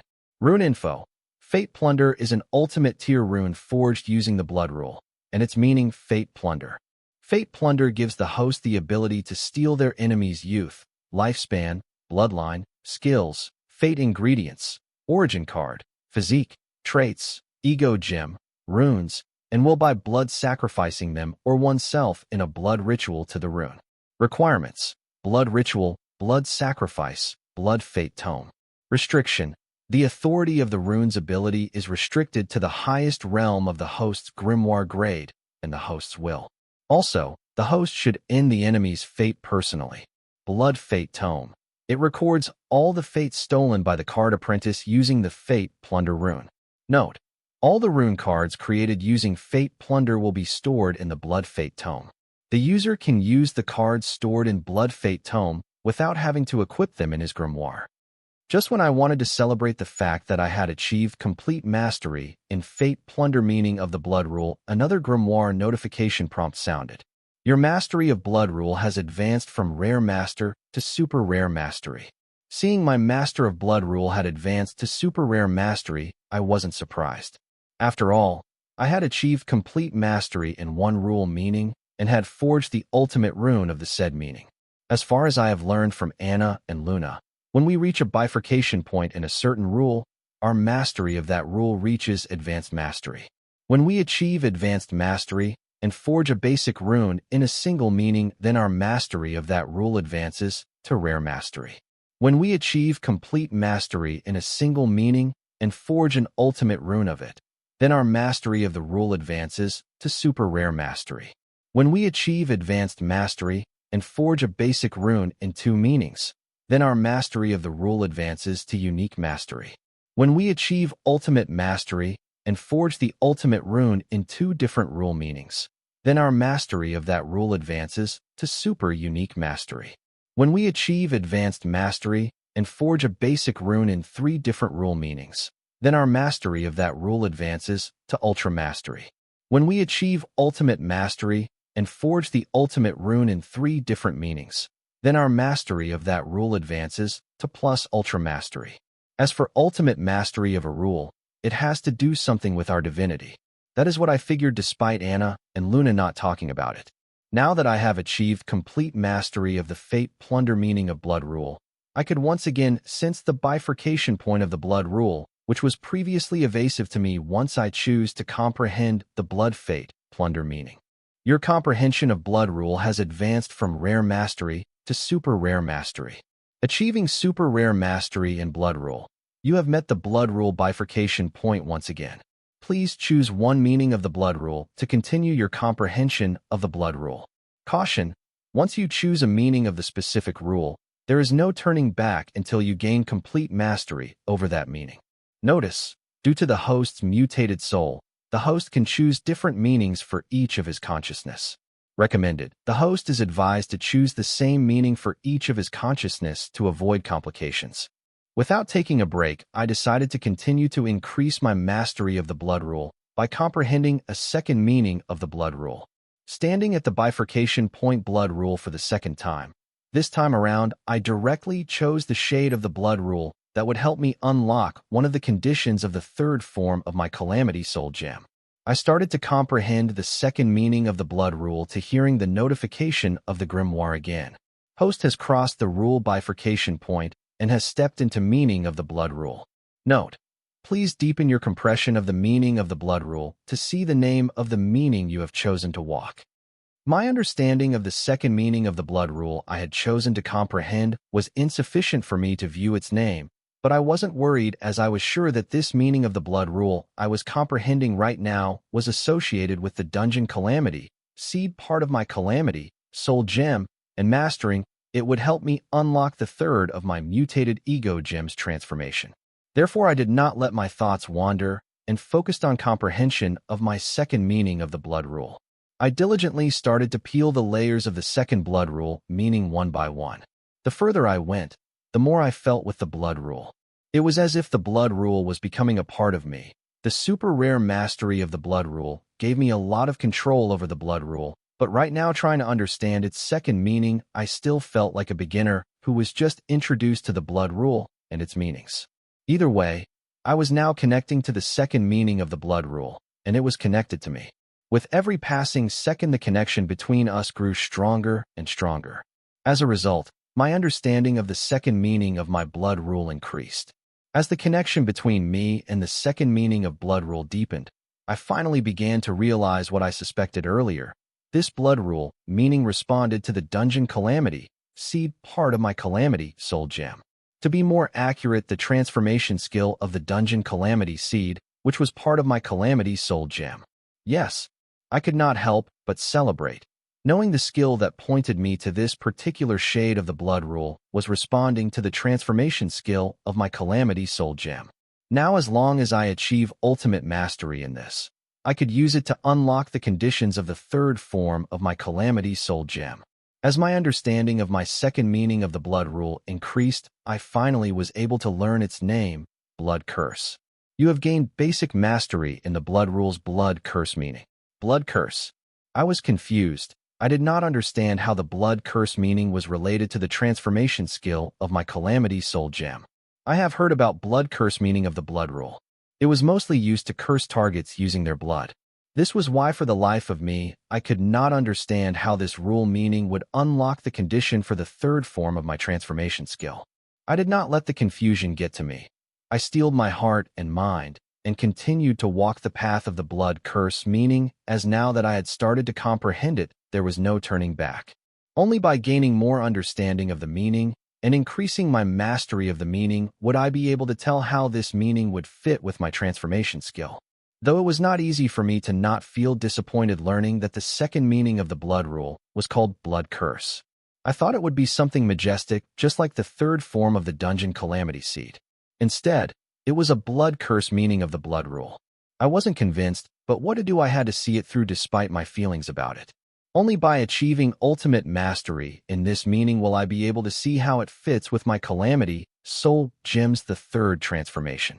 Hopefully, as my mastery of the rule's meaning increases, my confusion would be clarified. Your mastery of blood curse meaning has advanced from basic to intermediate mastery. As my mastery and understanding of the blood curse meaning increased, my suspicions about it began to come true. This rule meaning did allow me to curse the target of my choosing through their blood.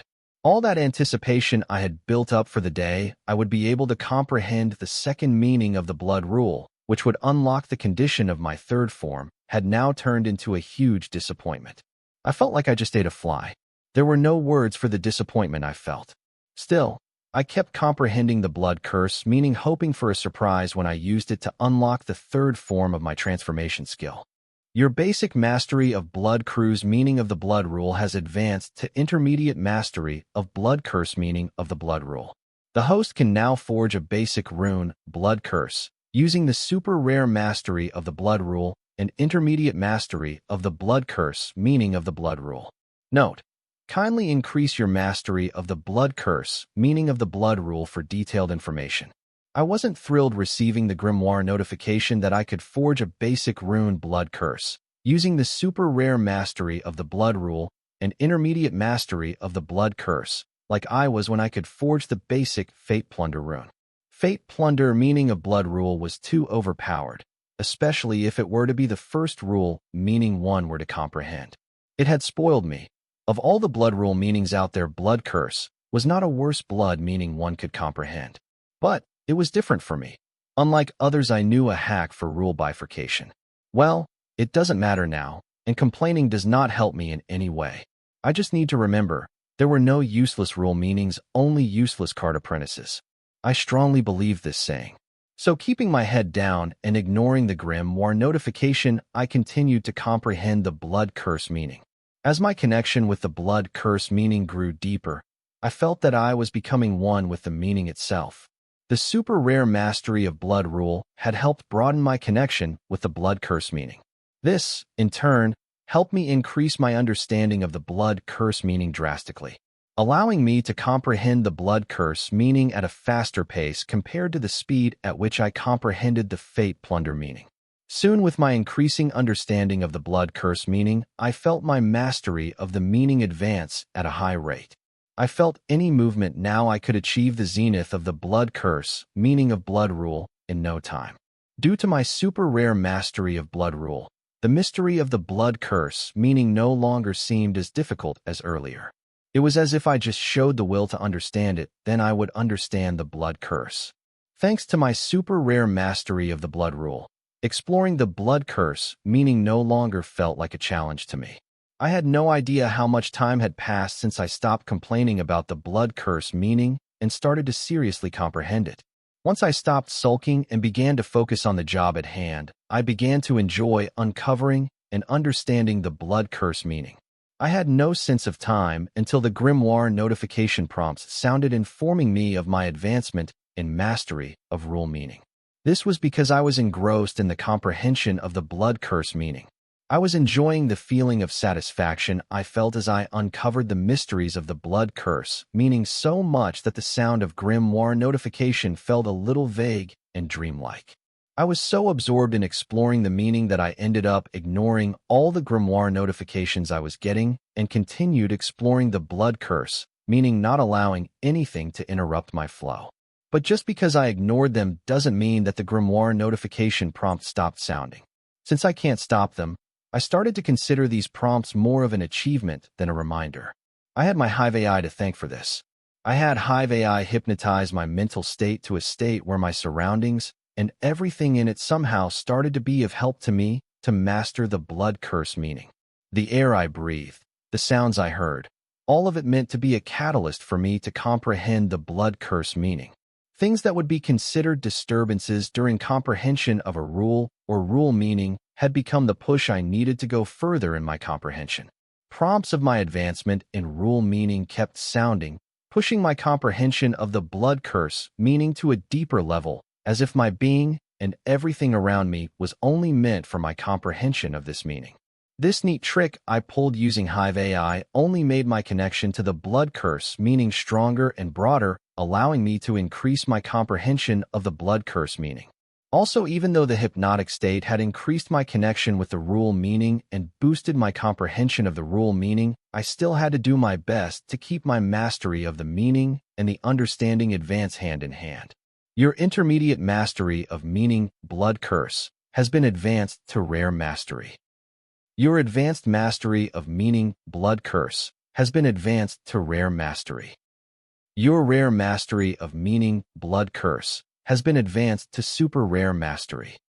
Your super rare mastery of meaning, Blood Curse, has been advanced to unique mastery. Your unique mastery of meaning, Blood Curse, has been advanced to super unique mastery. During the comprehension, except for the Blood Curse meaning, I saw nothing else. It was as if the comprehension of the blood curse meaning had become the sole purpose of my existence. The reason I was able to comprehend the blood curse meaning and uncover its mysteries without any hindrance and obstacles was because of my super rare mastery of blood rule. Otherwise, it would have been very hard for me to continue comprehending the blood curse meaning. And not to mention, I would not be so engrossed in comprehending it, instead would be bored out of my mind waiting to achieve a small breakthrough or even have a glimpse of it. But there was only so much the super rare mastery of blood rule could help me with my comprehension of the blood curse meaning. I was so entranced in comprehending the blood curse meaning that I had no sense of time, especially since I asked Hive AI to hypnotize me such that everything that could potentially disturb me would instead act as a catalyst to my comprehension of the rule meaning. However, I did ask Hive AI to wake me up on the morning of the auction, and it did. That was when I realized that my comprehension of the blood curse meaning was not faster, but I felt like it was. It took me more than 40 hours to achieve a unique level of understanding and super unique mastery of the blood curse meaning. This rate of comprehension of blood curse meaning was not faster than my rate of comprehension of fate plunder. Instead, it was quite the opposite. This was because I had gained enlightenment during the comprehension of fate plunder meaning of the blood rule. Thanks to the enlightenment, I was able to comprehend it to plus ultra level mastery in no time.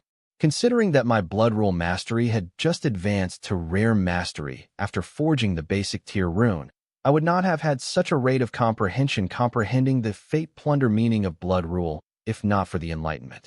So, I was only able to achieve super unique mastery in blood curse meaning when I achieved plus ultra level mastery in fate plunder meaning in a lesser amount of time despite having a higher level of blood rule.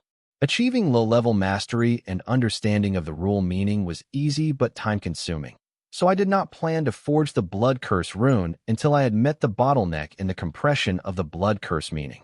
Considering my pace of blood curse meaning comprehension, though it was slow, I was far from a bottleneck. So as of now, I had no plans of forging a blood curse rune. Besides, I had yet to refine the rule power I gained through the blood curse meaning. Refining the rule power was very important when it comes to driving a rune because a well-refined rule power would forge a solid and perfect frame for the blood curse rune. The stronger the frame of the rune, the more efficient the rune when it is forged. Nonetheless, as my mastery and understanding of the blood curse meaning increased, I had a new outlook about the blood curse. It was not just as simple as cursing the target with their blood. For example, I could also use my blood to curse others. Not to mention there were so many types of curses, it felt like I was not comprehending one rule meaning, but multiple rule meanings. However, comprehending the variety of curses in the blood curse meaning, I began to feel that the blood curse meaning was more in line with the parent and daughter core ability of Dungeon Calamity Seed rather than its transformation ability. This was just what I had gathered having achieved super unique mastery and understanding of the blood curse meaning of the blood rule. My opinion could change once I achieve ultimate mastery and understanding of the meaning. It was too soon for me to jump to a conclusion. Because the more I comprehended the blood curse meaning of the blood rule, the more excited the transformation part of my calamity soul gem became. Halfway through the comprehension of the blood curse meaning, I still had no idea how the blood curse meaning would be connected to the transformation ability of my calamity soul gem. But the excitement of the transformation ability part of the calamity soul gem made me look forward to achieving ultimate mastery and understanding of the blood curse meaning and unlocking the third form of my transformation ability. However, I did not dare to anticipate something extraordinary. Instead, kept my expectations low so as not to go through the same disappointment I went through when I learned that the second meaning of the blood rule I comprehended was blood curse.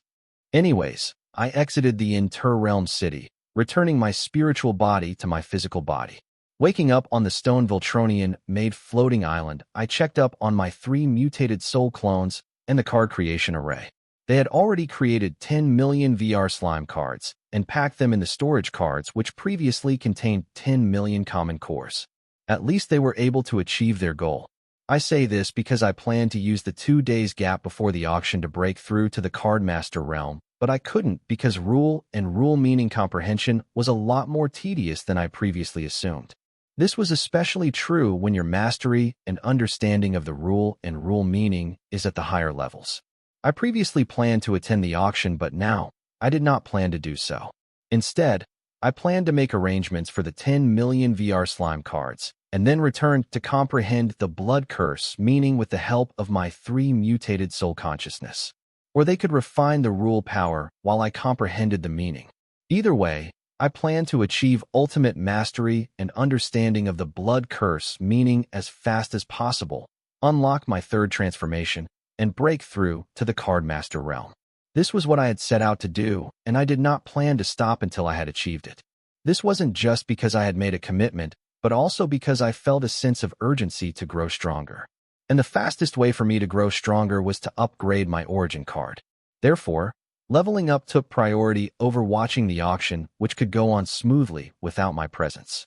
So I took the storage cards containing 10 million cards from my clones and transferred myself out of the seed world to find ABA, Agatha, and Laura in my bedroom. "What are you guys doing in here? Who let you in?" I asked, and ABA, Agatha, and Laura. A frown formed on my forehead as I wasn't able to find the head butler who was supposed to be right outside the door. "What's the problem? If she can be in here, then why can't we be in here?" ABA asked, pointing at Arya, who stood in the corner of the room with her presence masked. "I am not going to waste time arguing with you. What are you guys doing here?" As my bodyguard Arya followed me everywhere, even the bathroom, let alone my bedroom. ABA and the rest knew this, so I did not bring it up just for the sake of arguing with ABA. Instead, decided to ignore ABA and get to the matter at hand. Listening to the boy, ABA just nodded in response. The reason ABA brought up Arya instead of answering the boy was simple. She was looking out for her friend Susan. An unwed man and woman spending 2 days alone in a locked bedroom. They were bound to get closer. As Susan's friend, ABA took it upon herself to learn what transpired between her friend's man and Arya last night to report it back to her friend. But seeing that the boy did not even bother to defend Arya, ABA felt her friend's man and his so-called bodyguard weren't that close, and her friend had nothing to worry about. Seeing ABA bring her up, Arya wanted to speak for herself, but seeing that ABA was with the princess, she decided against it. After failing one of the missions she was assigned, Arya felt like she deserved this. Apart from being the boy's bodyguard, Arya was recently also assigned another mission, which was to monitor every action of the boy and report back directly to the princess, especially regarding his VR Cocoon card and VR City. To be specific, the information where the boy had procured the necessary ingredients for the creation of numerous VR cards he promised to give away for free. If yes, how, where, and who did the boy procure these ingredients from? Unfortunately for Arya, after returning to the guest palace, the boy had used some kind of mysterious card and hidden space for the past 2 days, so she was never able to execute her mission. Though the princess did not blame her, Arya was too hard on herself, feeling that she had let down the princess. After all, the royal family trusted her and gave her an opportunity to prove herself, but she failed them and her family. The auction will start in an hour.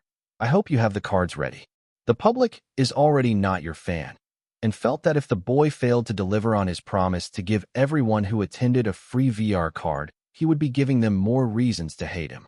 The reason why and felt that the boy will not be able to keep his promise was because her subordinates in the royal palace and the Sky Blossom City have been keeping tabs on the boy's every action, and according to them, the boy has never left the royal guest palace and never spotted in the Sky Blossom City or its vicinity.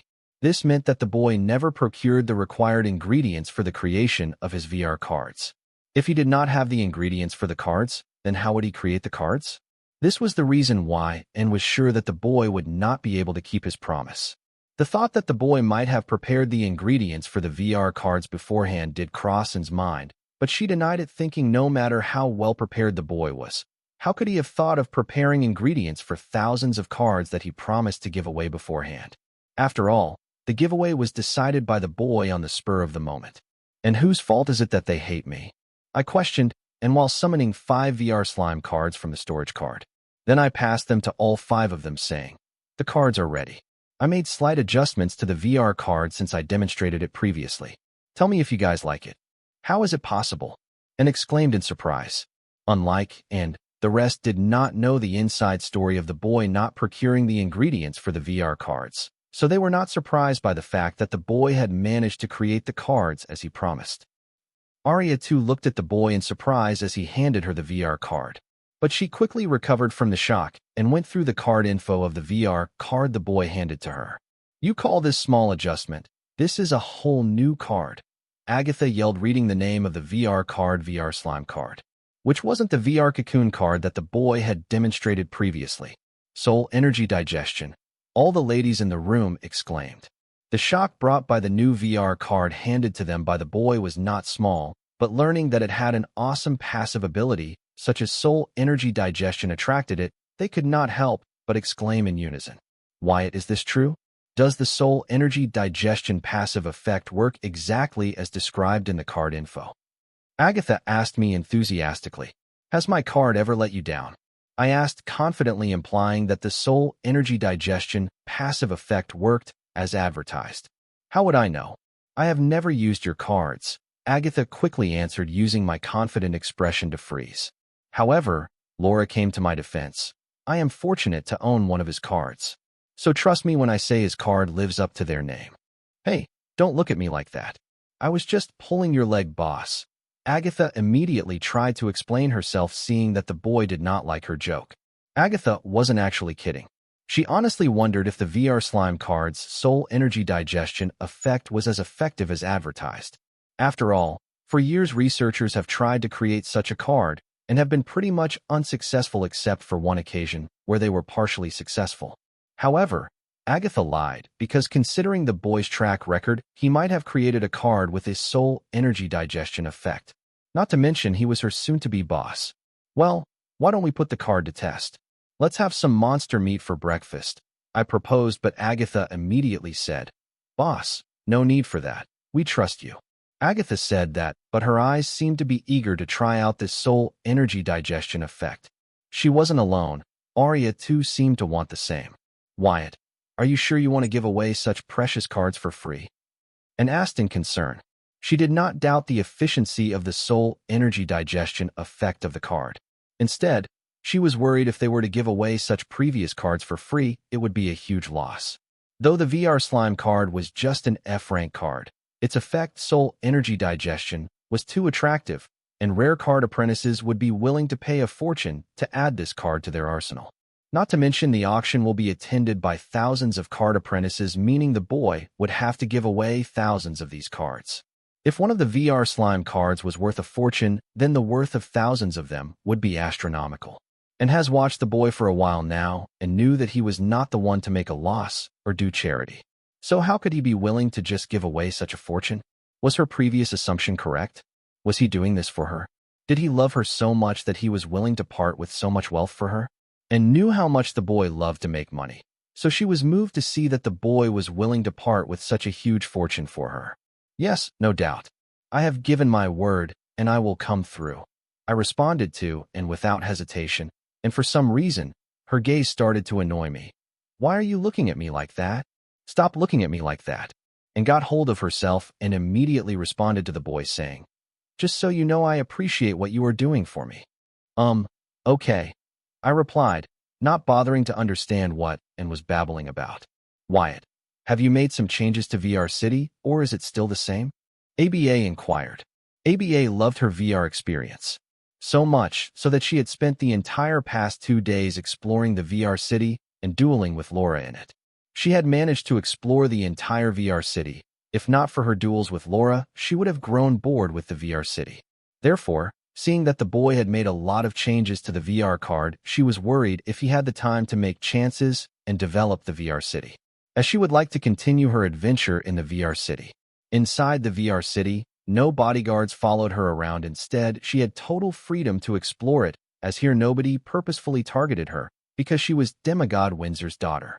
ABA was already showing signs of replacing reality with virtual reality.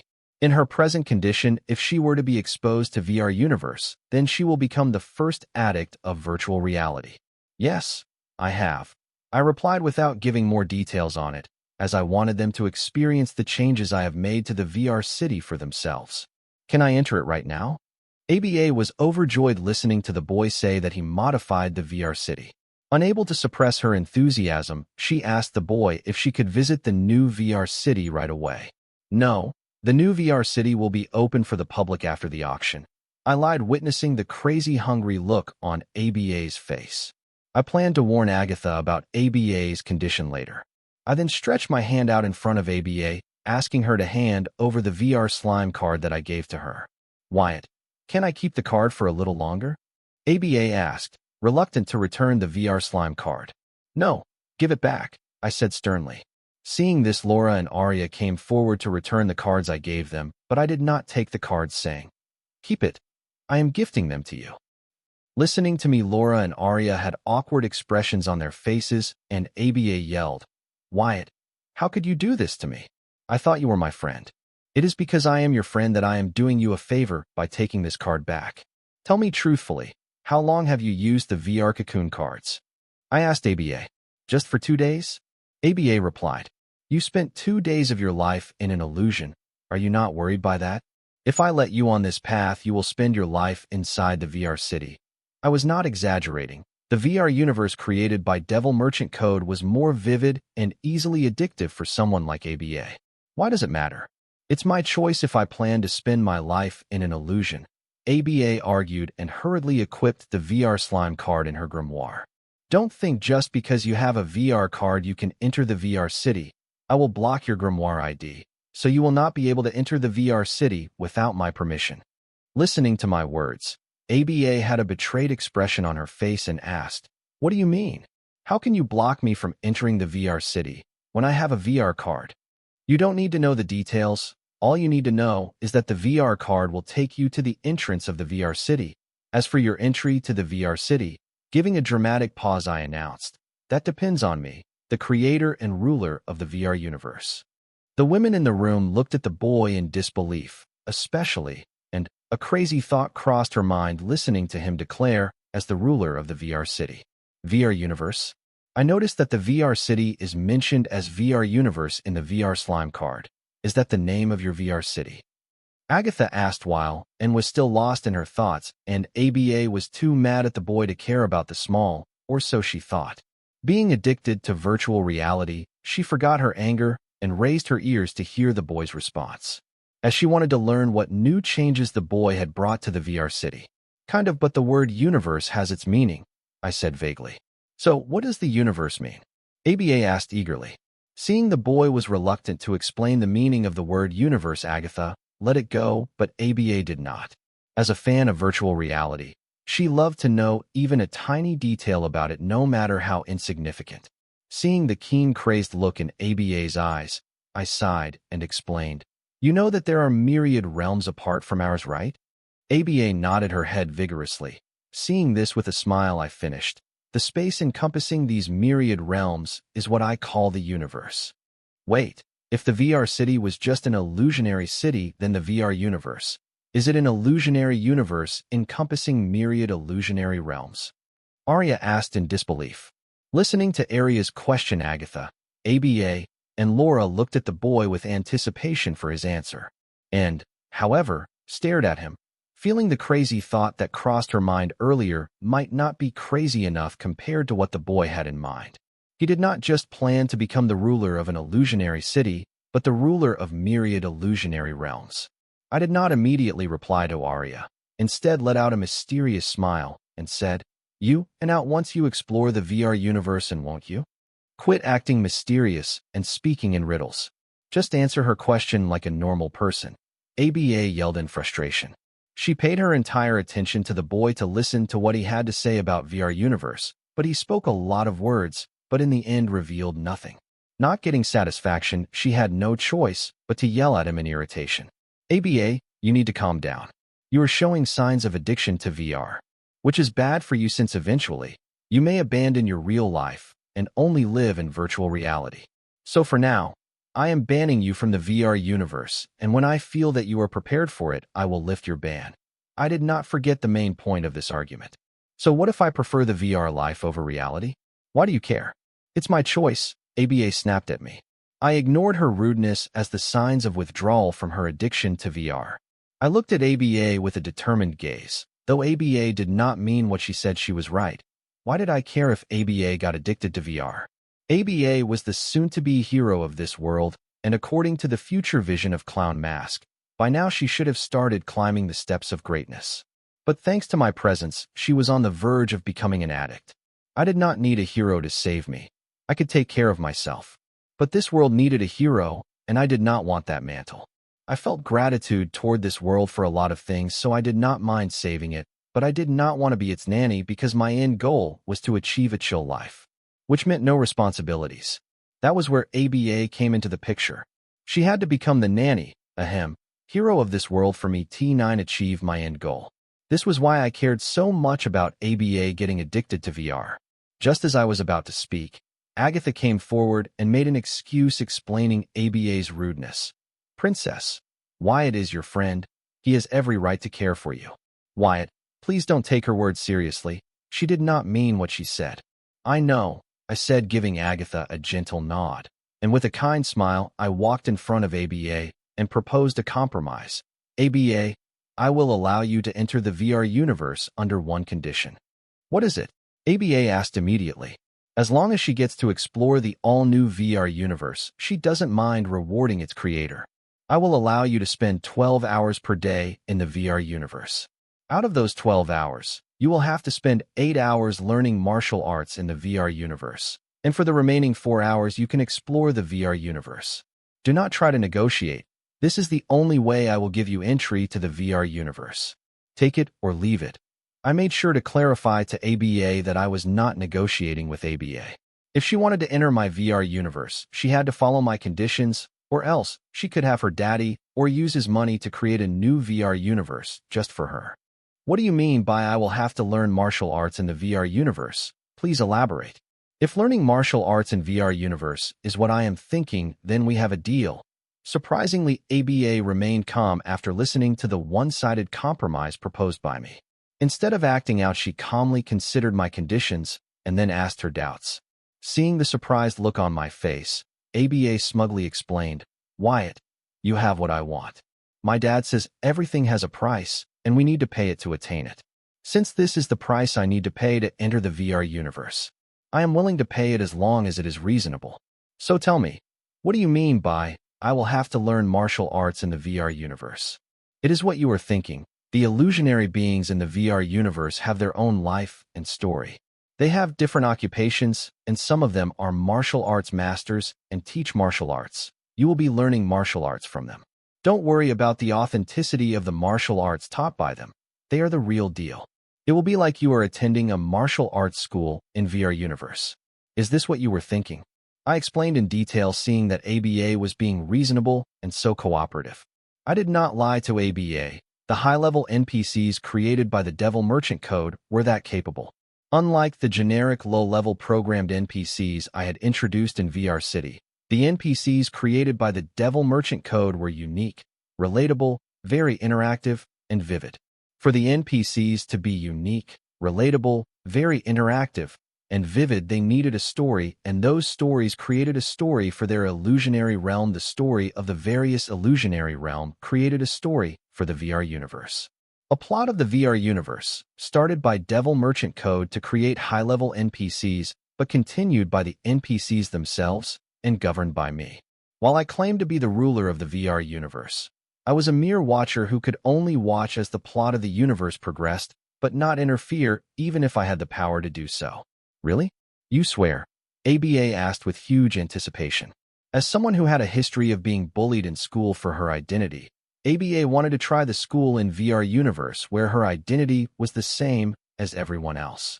Yes, if you agree to my conditions, I will enroll you in the best martial school in the VR universe. You can attend it right away. What do you say? Seeing ABA's enthusiasm, I proposed. But didn't you say the VR universe will not open until after the auction? ABA caught my lie. I am its ruler. For my friend, I can make a few exceptions. However, you cannot goof around, but seriously learn martial arts. Got it, I explained. Okay, you have a deal. Let's sign a soul contract. ABA not only agreed to my conditions, but also proposed to sign a soul contract. There is no need for a soul contract. Verbal agreement is enough. I trust you. I could always ban and kick ABA out of the VR universe if she did not adhere to our verbal agreement. You will say that since you have all the leverage, what about me? My dad has warned of these kinds of situations, ABA clarified. She was right to ask the boy to sign a soul contract. Today the boy was forcing her to attend a martial arts school to play in the VR universe. What about tomorrow? How can she be assured that his demands will not grow? ABA had no leverage to hold the boy responsible for the verbal agreement between them. Not happening. ABA, I am not going to sign a soul contract with you over this. Agatha, explain to your princess the seriousness of the soul contract. I was surprised to see ABA demand a soul contract over something like this. But considering her borderline addiction to VR, I shouldn't be surprised that she wanted to ensure the continuous supply of her fix. Princess, Wyatt is right. If you sign the soul contract with him over this, you will have to follow it to the end of times or suffer the consequences of breaking. Are you sure you are willing to spend 8 hours per day learning martial arts for the rest of your life? Agatha did not hesitate to exaggerate the consequence of the soul contract in order to stop ABA from demanding to sign a soul contract with the boy. Relax, Agatha. I am not dumb enough to sign an indefinite soul contract. I plan to add specified terms and conditions to avoid unnecessary complications. ABA explained that she planned to add terms and conditions to the soul contract. Princess, Wyatt is your friend. Why don't you trust him this once? After all, he is doing this for your benefit. Agatha persuaded ABA. What benefit do I get from this? ABA snapped at Agatha for siding with the boy. Agatha was her bodyguard. She should side with her instead. She keeps siding with the boy. Princess, didn't you keep saying you want to get strong to keep up with your friends and not be left behind by them? Wyatt is giving you the opportunity to do exactly that. Don't you want to be as strong as Corey and Wyatt when you all join the university? Princess, please remember what the master used to say to you. Agatha explained and reasoned with ABA, hoping her word would get through to her. As a semi-demigod, Agatha was aware of how serious soul contracts were. They might be assuring at first, but soon they then become obstacles, not leaving any room for development and negotiation. Hero ABA Windsor, who saved the world with her overpowered origin cards, heavenly physique and traits, along with her demigod father's inheritance, was a one-of-a-kind martial arts card prodigy the card world had ever seen. To defeat the three mischiefs that forced the current government and the royal families into hiding, ABA needed to be an overpowered all-arounder, so that she could counter everything they could throw at her. To be able to take on the three mischiefs and end their regime all by herself, ABA was the most powerful and influential being in the card world in the Clown Mask's future vision. However, the ABA Windsor in front of me was nothing like the heroic figure portrayed in the Clown Mask's future vision. She did not have any overpowered origin cards, nor heavenly physique and traits, or her demigod father's inheritance. She was just a spoiled little girl on the verge of being addicted to virtual reality. I needed the heroic ABA portrayed in the Clown Mask's future vision, not the spoiled little girl in front of me. So, I decided to use ABA's addiction to shape her into my version of heroic ABA Windsor. I could do nothing about the overpowered origin cards, heavenly physique and traits, and demigod father's inheritance that ABA had in the Clown Mask's future vision, but I could uncover her untapped potential as a martial arts prodigy and make the full use of it to nudge her to walk a heroic path she was destined to walk under the direction of Ah Sung-young. While Agatha did her best to persuade ABA to stop demanding a soul contract, I walked right in front of ABA, bent over, so that we both were at the same eye level. Making eye contact with ABA, I said, ABA, I see you as my friend. So, seeing you go down a path of no return, I had to step in. You know better than planning to live in a make-believe world. No matter how hard you try to avoid it, you will have to face the real world someday. I am not asking you to abandon the comfort of virtual reality, but be smart about it, and make use of the comfort of virtual reality to prepare for reality. Trust me, no matter how real the fake thing is, it will never amount to the same as the real thing. In 3 months, I will be attending Morningstar University with my friends, and if you consider yourself as my friend, you will join as an equal. With the word equal, I highlighted the difference in my and ABA's strength to ABA indirectly. In this card world where jungle rules were unspoken rules, strength was a sign of respect, honor, and pride. ABA gazed into the boy's eyes as she listened to his words and felt that every word he spoke was genuine and from his heart. ABA's eyes turned moist, thinking, "He did consider me as a friend." Then, closing her eyes to hold in her tears and control her emotions, ABA said, "Wyatt, I know it must have been hard for you to say these words to me in front of everyone with your aloof personality. Thank you for being my friend and caring about me. I promise you, I will enroll in Morningstar University along with you as your equal. Let us skip the soul contract and let this be a verbal agreement between you and me." Listening to ABA's promise, I nodded, to which she solemnly nodded and resolutely declared, "I will graduate from the martial arts school in VR Universe before the university starts." "I believe in you, Princess," Agatha cheered. ABA nodded her head in confidence, and then turning to Laura, she said, "Laura, I am sure the martial arts school teaches sword arts. Do you want to attend the school with me?" Laura didn't immediately respond to ABA's request, instead turned to and asked, "Your Highness, can I learn sword arts in VR Universe? The teacher chosen by my grandma to teach you sword arts is stationed at way beyond.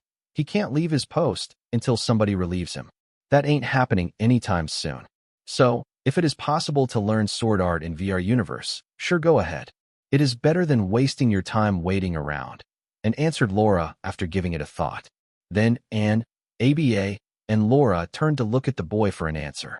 "Yes, it is possible.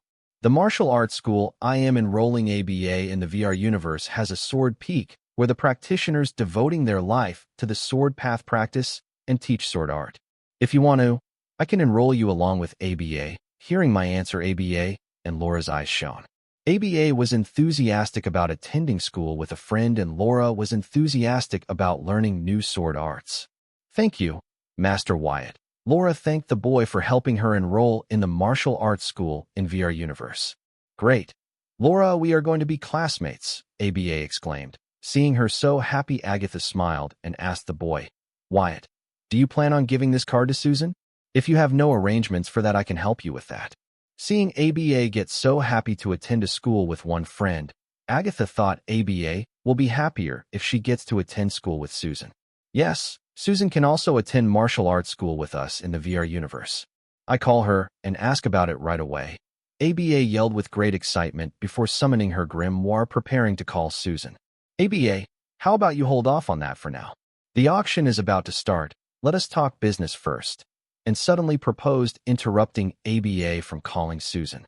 Listening to and say that the atmosphere in the room turned cold, as everyone in the room was aware of Susan's relationship with the boy and Anne's intention for the boy. The cold silence did not bother Anne, as she was confident and not afraid to get what she wanted, especially when the boy too seemed to have feelings for her. And is right, we don't have enough time on our hands. Let us talk business first. I knew Anne's intentions as well as the thoughts of the others in the room. Neither of them was being subtle about it. However, I did not want to waste time anymore and get back to comprehending my second rule, meaning of the blood rule, as soon as possible, so that I can finally break through to the cardmaster realm.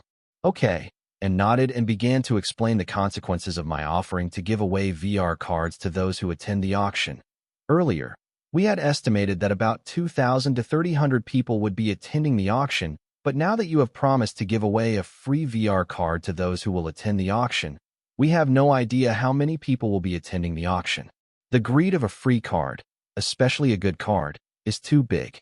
Since yesterday night, about 1 million locals have lined up outside the auction house to attend the auction. People from the nearby cities and around the world have been coming to the city since your announcement. We think more people will come before the auction starts. The auction can only hold about 500,000 people with the space expansion array working on full throttle. Right now, we don't know what to do. Most importantly, do you even have 1 million plus cards to give away to the people? Doesn't the auction house have any registration or ticket system? Agatha asked Anne. No, the auction hall can hold 500,000 at max, and usually it's a huge deal if 10,000 people attend the monthly auction. So we removed the ticket function so that tourists and locals can attend the auction and make up the numbers. And before we cannot make a ticket system now because the crowd attracted by the greed of a free card will just disperse and scare off the people who wanted to attend the auction, and explained her dilemma. Here, take these 3 million VR slime cards. Hand them to everyone who makes it to attend the auction before its conclusion. Before I could finish, after taking the storage cards containing the 3 million VR slime cards that I handed to her, and interrupted me saying, "Putting aside the fact that you have created 3 million VR cards, you want me to give away these cards to card apprentices that just show up for the auction, even if they do not plan on attending it." And wasn't the only one with questions. Others were too, seeing that I declared, "First, let me finish, then I will listen to your concerns about my plan. Makes sense?" The girls nodded in agreement in unison. Then I began with my explanation. First off, I have created 10 million VR slime cards. Don't ask where I got the ingredients for them, as I will not give away my supplier. Secondly, yes, if possible, I want to give away all 10 million VR slime cards to 10 million card apprentices for free. Don't give me that look. I have not gone insane. Trust me, I have a plan. You will learn of it once you guys start to explore the VR universe. Lastly, about the auction, let the first 450,000 people into the auction and save the remaining seats for friends and guests from other regions. As for the remaining people, give them a free VR slime card and send them packing, informing them that the auction house is at full capacity. And what I am going to say next will be unethical, but if you want to promote your monthly auction to another level, this will help you achieve it. I will tell you about it if you are open to it. I have a lot of concerns about this, but for now I will trust you and along with it. But before I decide about the auction promotion, can you tell me how unethical your promotion idea is? And was shocked to learn that the boy had created 10 million F-rank slime cards in 2 days. She was not surprised about how little time it took for him, but about the ingredients he needed to create so many F-rank cards. However, and suppressed all her concerns and prioritized the matter at hand, the success of the auction, especially when so many eyes were watching. Listening to the boy say he wanted to give away all 10 million F-rank VR slime cards for free, Agatha's heart raced. The VR slime card was worth a fortune even if it was an F-rank card because of its soul energy digestion effect. If she were to hoard a few 100,000 of these free VR slime cards, she would no longer have to worry about having enough funds for her retirement. Highly unethical, but it is guaranteed to give results regardless of whether we get caught or not. I responded to, and frankly, though and looked like Anna, they were polar opposites in nature. So, I knew and would not be open to unethical things, so before I pitched the idea and became the bad guy, I asked, and if she would consider implementing my plan. If it helps my land and people, I don't mind playing Rouge, and said resolutely. Good. I nodded, seeing Anne's resolve in her eyes, and illustrated, get a few highly loyal card emperors and semi-demigods to attend the auction, to bid for the cards that nobody plans to buy and increase the bids of good cards. Right now the whole world is paying attention to this auction, so I think you should use this opportunity to show how successful the Southern Capital's monthly auction is. I don't think I need to explain what you stand to gain from doing this. If you play this right, the average number of auction attendees of 2,000 to 300 will easily increase to 200,000 to 300,000 at least for the next few months. Well, the auction house director had also suggested something similar to me. He defended this idea, claiming that many auction houses do this.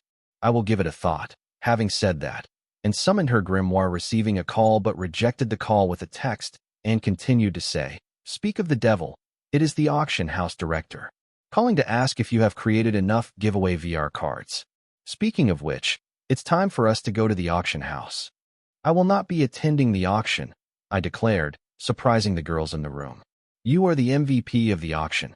Without you there, the auction will not be the same. A lot of people will be disappointed, especially the influencers who have come just for you and your VR cards," and tried to persuade me, but just as I was about to reject her again, Arya spoke up saying, "Your Highness, considering the recent tensions, for Master Wyatt's safety, I think it's best if he doesn't attend the auction and stays within the royal palace's confines." The commotion made by the VR city was not small. Many world leaders showed interest in it. However, regardless of how they obtained my grimoire contact ID, I ignored them all. Since they could not reach me directly, they tried to contact me indirectly through the Southern royal family. Why would the Southern royal family let the world meet its golden egg-laying goose? As a result, their requests to meet me were either ruthlessly rejected or brushed off, which resulted in high tensions regarding this matter. Under such circumstances, Arya felt that it would be best if I stayed far from public places, whereas and thought that with her grand aunt watching over the city and the dual-gate dungeon in its vicinity, the boy's safety was assured. But before Anne could speak her mind, the boy explained, I am close to breaking through to the Cardmaster realm, so if you guys conclude this meet fast, then I get back to breaking through my current realm. Learning that the boy did not want to attend the auction because he wants to break through to his active soul control, and no longer tried to persuade the boy to attend the auction, saying, Good, I will leave you alone for now, but remember you owe me a lot of answers, mister. And had a lot of questions regarding the 10 million F-rank VR slime cards created by the boy. However, currently, the auction took priority, and it was about to start in a few minutes. So she decided to save her question until after the boy has broken through to the Cardmaster realm, when they both will be free. Sure, I replied to Anne casually. Then, Anne turned to the girls and said, Let's go. And we too are not attending the auction. I and Laura plan to enter the VR universe and attend martial school, ABA informed Anne. Then feeling Anne's gaze on her, Agatha reported, I am the princess bodyguard, so I cannot attend the auction. Fine, I will attend the auction by myself. By the way, Wyatt, I think I can give away a 1.5 million VR slime card at the auction.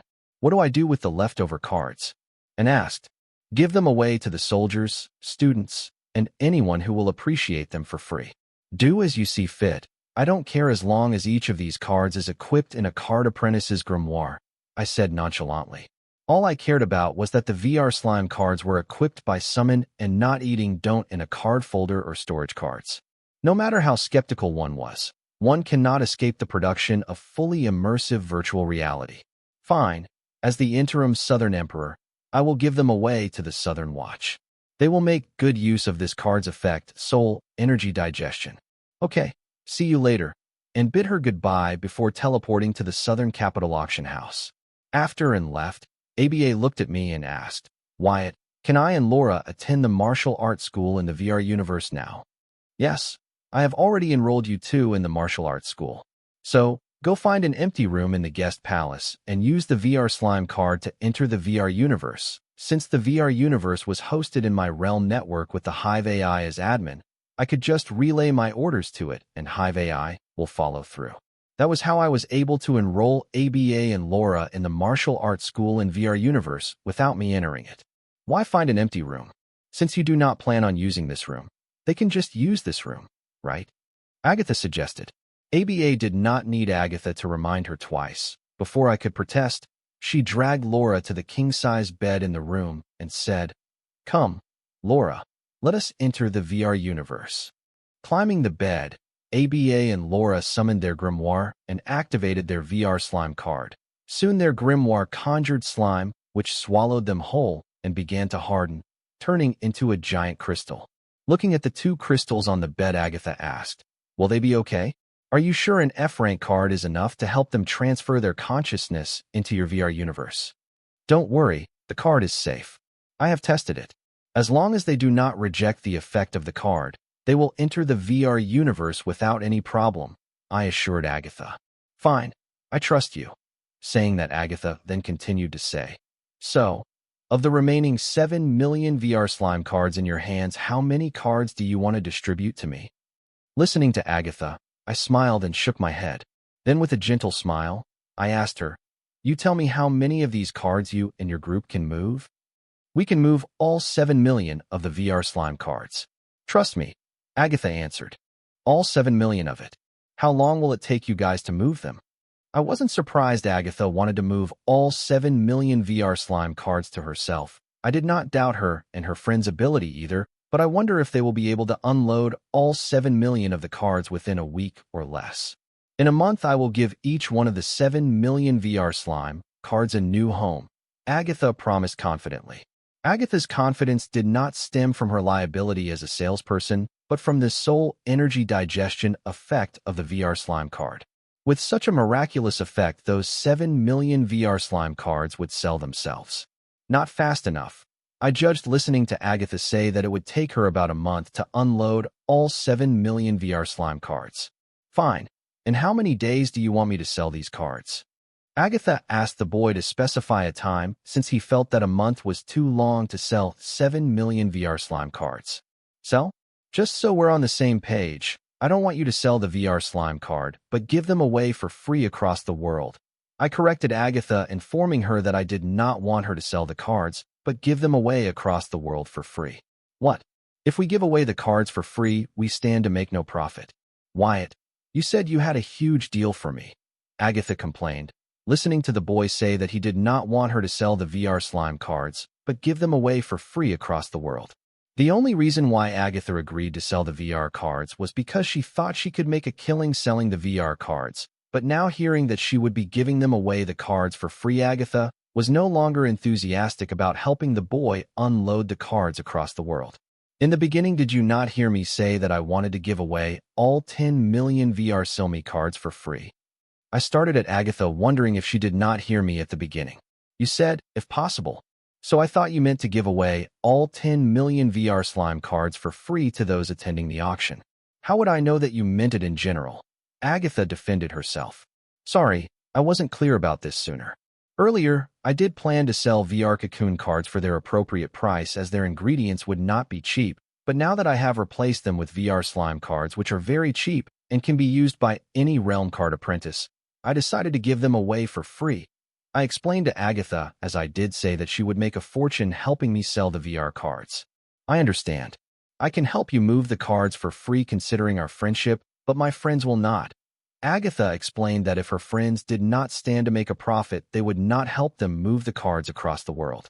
I needed to sell the remaining 7 million VR slime cards across the world so that everyone in the world would be aware of their existence, and not consider them as a myth, or worse, a rumor. This was why I needed trusted sellers who would help me unload these cards across the borders. After all, who knows how long before I gather enough capital to create another batch of VR slime cards.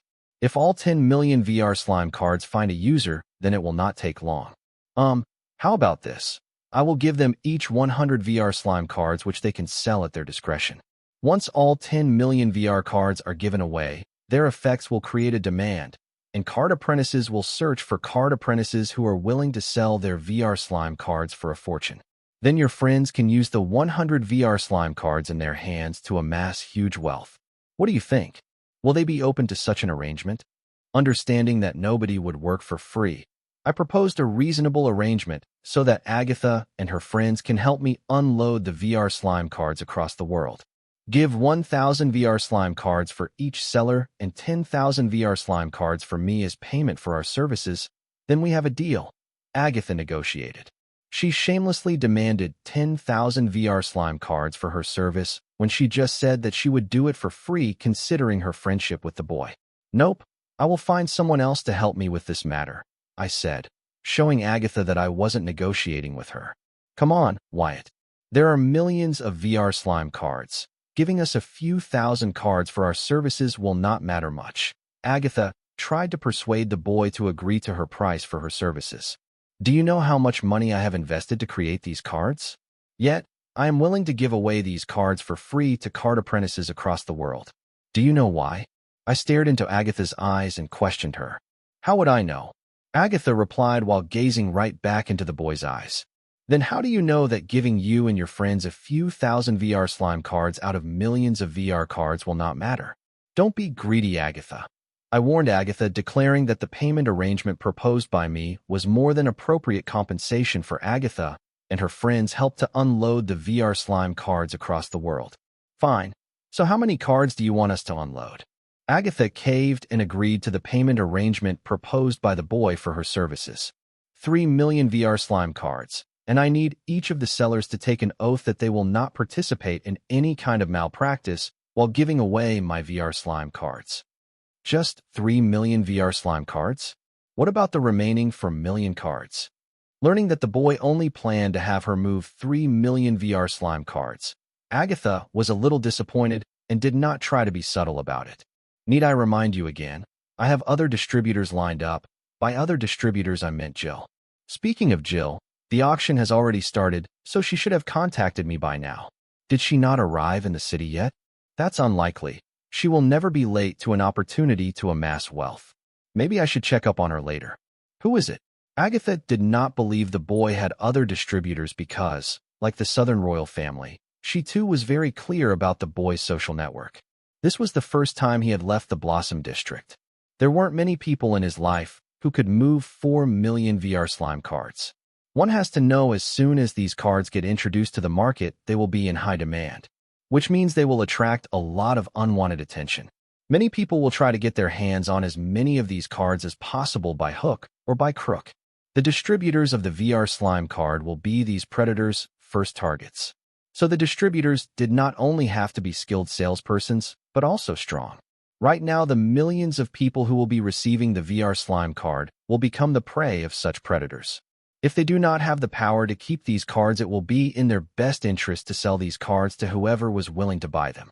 Yes, cards cannot be taken out from the grimoire of a dead card apprentice using normal means, but there were many dreadful ways for the perpetrators to force the card apprentice to give them the VR slime card. And Agatha both knew that the idea of the boy to give away VR slime cards for free was flawed as soon as they saw its miraculous effect, but they did not say anything because he had already publicly announced to do so. There was nothing much they could do as the situation had already grown to the point of no return. You don't need to worry about it. Just make sure your people give away all 3 million of the cards across the world within this week, I said, telling Agatha to stop asking questions and get to work. Sure, but how do we choose whom to give these cards to? Agatha asked the boy as he had asked them to take an oath to not participate in any sort of malpractice when distributing the cards. Target the academic cities, mostly students. They will make good use of these cards. Honestly, as long as all these cards are in use by the end of this week, I don't care. I say this because teenagers were most likely to like the VR universe as they were considered to be open to new experiences and students have the time and leisure to explore the wonders of VR universe. Not to mention that VR universe wasn't just an illusion but a land opportunity thanks to the generosity of Devil Merchant Code, who created high-level interactive NPCs, civilizations, and timelines. There was a lot for a card apprentice to learn in the VR universe as long as they had patience and kept an open mind. Also because academic cities were highly protected by authorities of their region, so those who were lucky enough to get a VR slime card, as long as they were smart enough to avoid unnecessary attention, then they could make something of themselves with this card. The thought of the VR slime cards endangering the lives of card apprentices who got them for free did cross my mind, and some card apprentice trying to sell their free VR slime card did cross my mind when I created the card, and I still went ahead with my plans, because the VR slime cards were an opportunity to the card apprentices who were lucky enough to get them. Now it was up to them if they could or how they would make use of this opportunity. Got it, boss. Our primary targets to give away the cards will be students. I will leave ABA in your care, Agatha agreed. Then taking a look at ABA inside the VR slime crystal, she left the room to make arrangements for the distribution of 3 million VR slime cards. Before I could reject Agatha's request to take care of ABA, Agatha vanished like a swift wind. Then turning to look at Arya, I ordered, "Take care of ABA for me. My job is to protect you." Arya denied the boy's order by stating the fact. Sigh, letting out a sigh, I arranged a space isolation, alarm, and protection array around the bed on which ABA and Laura were using their VR slime card. Then summoning my grimoire, I called Jill to check on her before returning to Seed World to comprehend the blood curse meaning of blood rule. "Wyatt," Jill answered my call. From her tone, I could hear irritation. "Where are you?" I asked, not bothering to ask what was bothering her. In front of the Southern Capital City Gate number 02, Jill's irritation became more obvious as she spoke of the Southern Capital City Gate. "So you have arrived at the city? Head straight to the Royal Palace. I am not attending the auction. We can meet at Royal Guest Palace number 01, I instructed Jill. About that, the city guards are not letting me inside the city, and they are not giving me a clear reason why they are denying my entry to the city, Jill yelled in distraction, not getting the answer why the city guards would not allow her entry to the Southern Capital. Hold on. Listening to Jill, I immediately understood what was going on and turned to Arya and asked, "Isn't behind this? My job is to protect you." Arya feigned ignorance by stating the fact. Seeing Arya dodge my answering my question, I was assured that, and was the reason why Jill was being denied entry into Southern Capital. "Wyatt, are you still there?" Jill asked impatiently. Jill, I will make a call to see if I can get you entry into the city, otherwise I will meet you outside the city, I replied. Please hurry, I am fed up with this bullshit. Jill agreed and hung up the call. Then I texted and asking her to allow Jill entry into the city within the next 5 minutes, or else I will go outside the city to meet Jill in person. Now it was up to and to take this text as a request or an ultimate. Honestly, I too was starting to get irritated by Anne's actions, which were the result of her one-sided feelings for me. Do I have to talk to her about it? I do not think so. Anna will take care of that for me once she returns after serving her punishment. Soon I received a text from Jill informing me that she was a temporary entry to the city and was headed to meet me at the Royal Guest Palace number 01. While I was waiting for Jill, my grimoire received a conference call invite from Agatha. Understanding that she planned to introduce her friends/employees to me, I joined the conference call where all the distributors of VR slime cards working for Agatha took an oath and signed a sole contract stating that they will not abuse or take advantage of or misappropriate the free VR slime cards they were asked to distribute.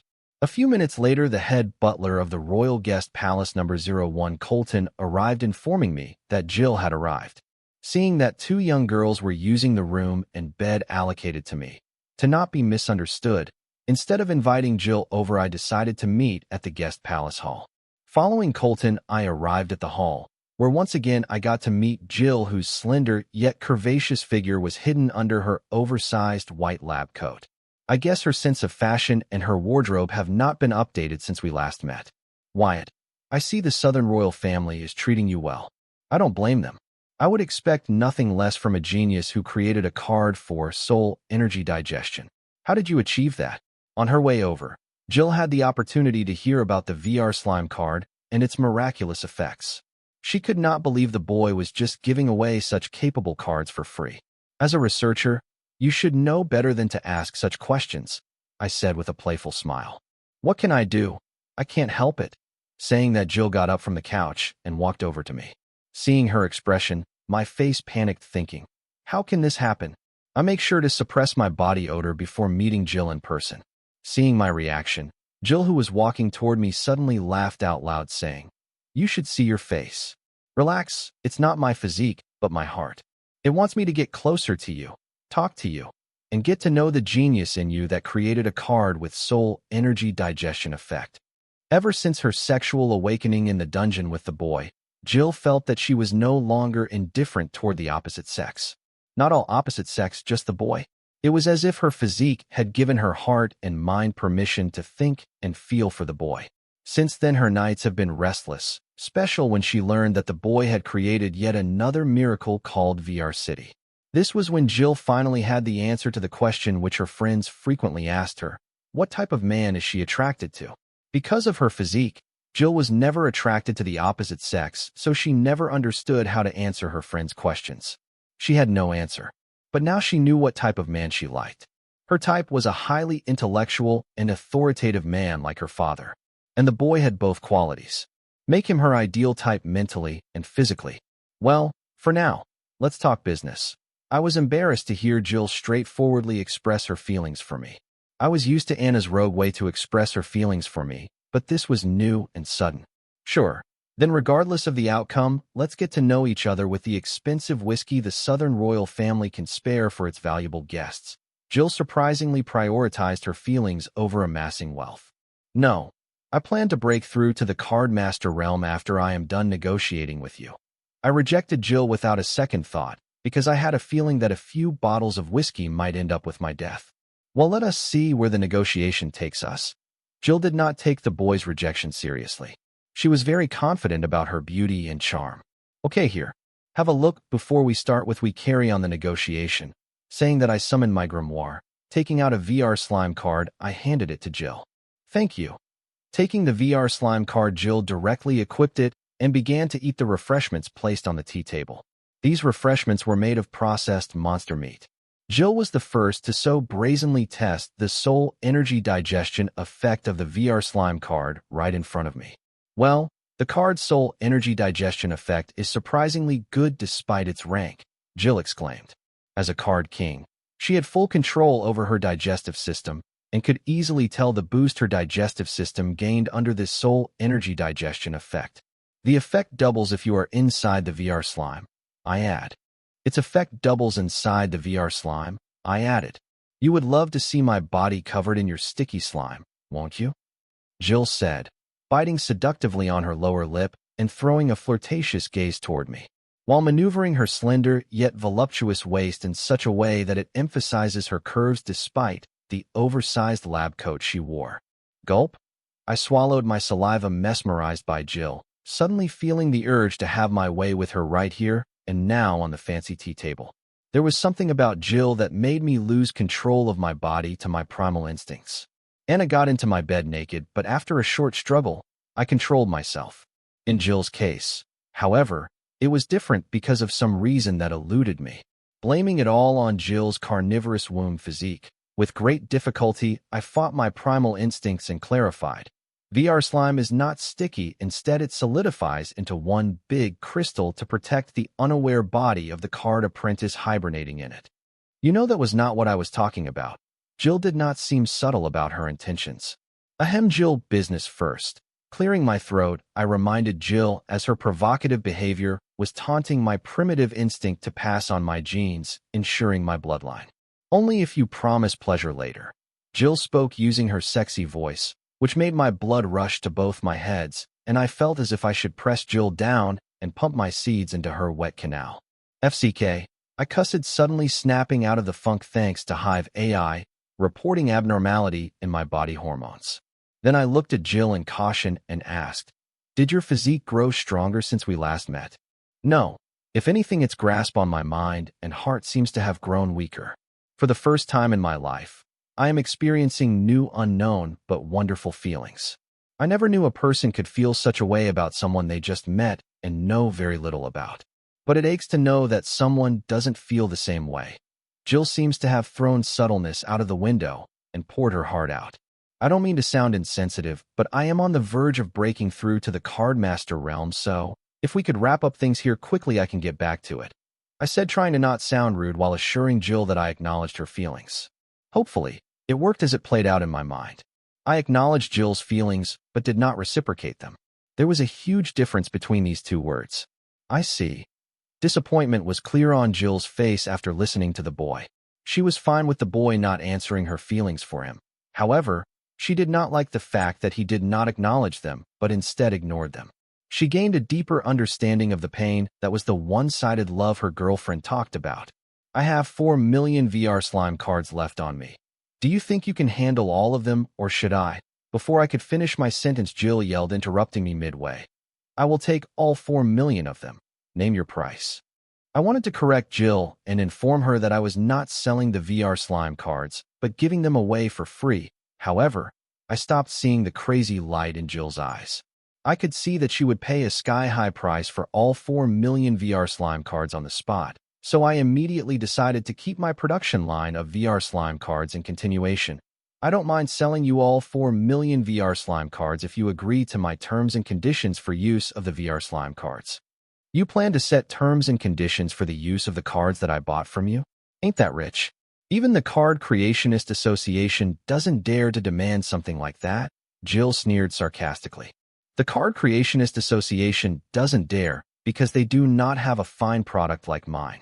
Besides, I am willing to give you an exclusive discount, just for you, if you agree to my terms and conditions for the usage of the VR slime card, I said, knowing that the word discount gets the attention of every buyer.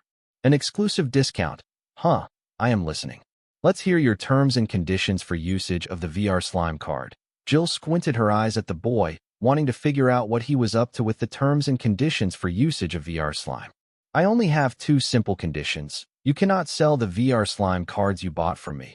You can gift them, and secondly, you cannot hoard them and have to distribute each of the VR slime cards to a card apprentice as soon as possible. Instead of my giving away VR slime cards for free, I plan to have Jill buy them from me and give them away for free. Preposterous. These 2 conditions are outrageous. No one will buy these cards with such ridiculous conditions, Jill yelled, learning the 2 conditions of the boy. Then added, even if I find 4 million people to fight the 4 million VR slime cards, How do I get my investment back along with some profit for my troubles? Jill, don't act dumb with me. You and I both know you have buyers lined up for these 4 million cards. I bet your father would love to give his army of assassin VR slime cards as this year's bonus. World leaders would be willing to pay a fortune to equip their men with VR slime cards. I bet they will be willing to pay a hefty commission if you help them with this. I did not need to explain to Jill how to do her work. She knew that better than me, however, she was a conniving one that liked to squeeze out the last drop of juice from a lemon. It seems you are aware of what part of the market you want to target with your VR slime cards. Jill was not surprised that the boy did not fall for her act, but was shocked that he knew exactly what she planned to do with the 4 million VR slime cards. While considering that she contacted him not long ago asking him to let her father and his friends invest in his VR City project, she understood how the boy came to such a conclusion. Considering the prices of these cards, I do not have many options now, do I? I am clear that if I were to sell the VR slime card for its original market value, only the rich and powerful could afford it. In this world, the rich and powerful were the world leaders. So guessing my target clientele wasn't hard. I just contacted my father. He is willing to buy all 4 million VR slime cards, agreeing to your odd set of terms and conditions. So name your price. Jill's father knew the significance of the soul energy digestion effect for an army, so he did not mind spending a fortune to equip his army with the VR slime cards. 60 devil-grade ingredients for 4 million F-rank VR slime cards. I stated the first sky-high price that came to my mind. I was able to make 10 million VR slime cards for the cost of 19 devil-grade ingredients. And for 60 devil-grade ingredients, I can roughly make 31.5 million VR slime cards. Even if I give away half of them for free, I can sell the rest of the cards for the same price to other wealthy world leaders trying to strengthen their personal armies with the soul energy digestion effect of the VR slime card. Devil-grade ingredients? You sure want to trade using devil-grade ingredients? Jill asked the boy in confusion because she has never heard anyone conduct such a big transaction using devil-grade ingredients. Yes, it is less hassle that way, I said casually, not going into detail about it. Your choice, however, 60 devil-grade ingredients for 4 million F-rank cards is too much, and adding your absurd terms and condition on the usage of the cards, it's not the correct valuation for the cards. 30 devil-grade ingredients, that is how much I am willing to offer. Jill knew the valuation of 4 million F-rank VR slime cards could easily suppress 60 devil-grade ingredients, but the two conditions art by the boy lowered their valuation by a huge margin. Considering that the buyer cannot resell them, but only gift them, the 30 devil-grade ingredient valuation of hers for the 4 million VR slime card could be considered more than generous. Jill, you are not just any F-rank card. It's the VR slime card. It has the coveted soul energy digestion effect. You and I both know that these cards are worth more than 60 devil-grade ingredients, let alone the 30 devil-grade ingredients that you offered. Yes, the condition I set for buying the VR slime cards was extreme, but considering that Jill's father was buying these cards to strengthen his army and not make a profit by selling them, this condition did not affect his purpose. So I felt that it was a bit shameful on Jill's part to use those conditions to lower the valuation of the cards. Wyatt, regardless of their effect, the conditions set by you for the buyer are extreme, so I think the price I state is generous compensation for those cards. Jill brushed off the soul energy digestion effect of the VR slime card and continued to focus on the conditions set by the boy to decrease the price of the cards. She shamelessly downplayed the effects of the card despite being fully aware that the only reason her father was buying the VR slime cards was for their soul energy digestion effect. Jill, by now you should know better than to play these obvious games with me. Since you do not get it, let me make it clear, 70 devil-grade ingredients for the 4 million F-rank VR slime cards. If you think the price is too steep or don't like the price, find someone who will sell you the cards in your price range, I said, implying that I was the one person she could buy these cards from. So she should not piss me off by trying to rip me off. Fine, what about the exclusive discount you offered me?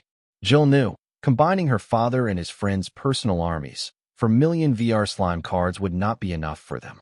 They will need more, so she wanted to control the pricing of the cards right at the beginning, but she was taught by the boy that many buyers were lining up to buy his VR slime cards, but there was only him selling these cards. Jill did not need the boy to remind her that there was only one seller and many buyers, so the seller controlled the price by default, but she hoped that she could bullshit the boy into getting her way. Considering her past with the boy, she knew her plan had very low chances of working on him, but she thought it wouldn't hurt to try. 60 devil-grade ingredients for 4 million cards. That is my selling price after the exclusive discount.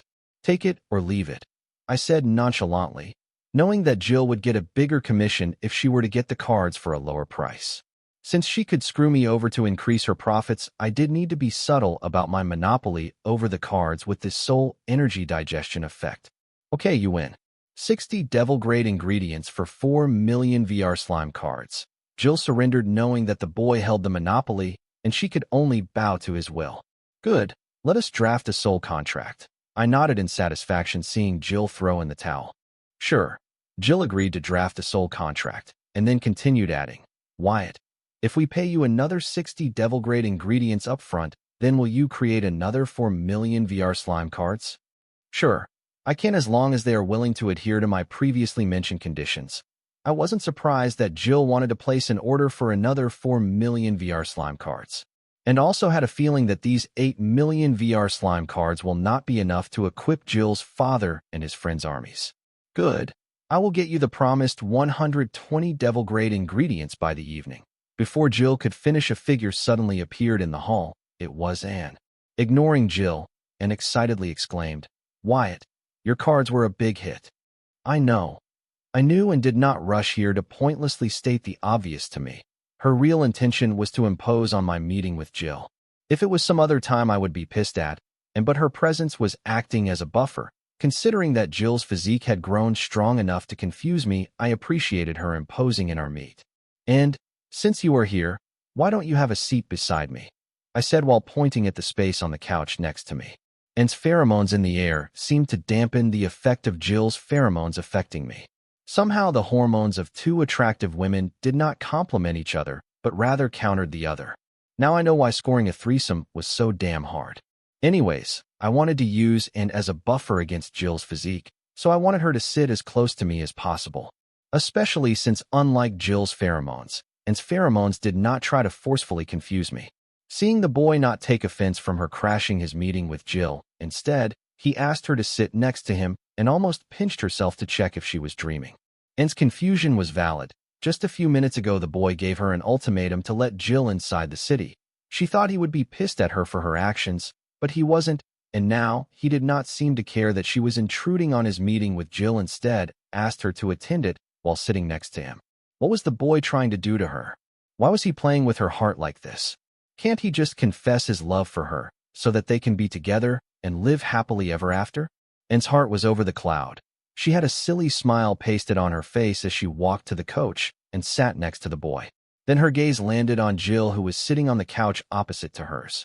The silly smile on Anne's face vanished as she gazed at Jill, whom she hated for stealing the boy's first time, provocatively with the corner of her lips turned up, showing Jill that she was the winner here.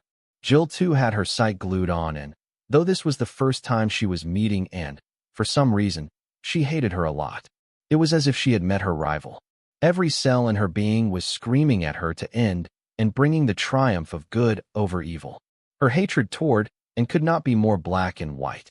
As a researcher, Jill immediately questioned her hatred toward, and in no way it made sense unless she was jealous that the boy asked and to sit next to him. Why would something so rudimentary bother her to the point where her mind compared and to every evil in the world? Unless, at this moment, Jill realized that the boy was right. Her physique had indeed grown stronger.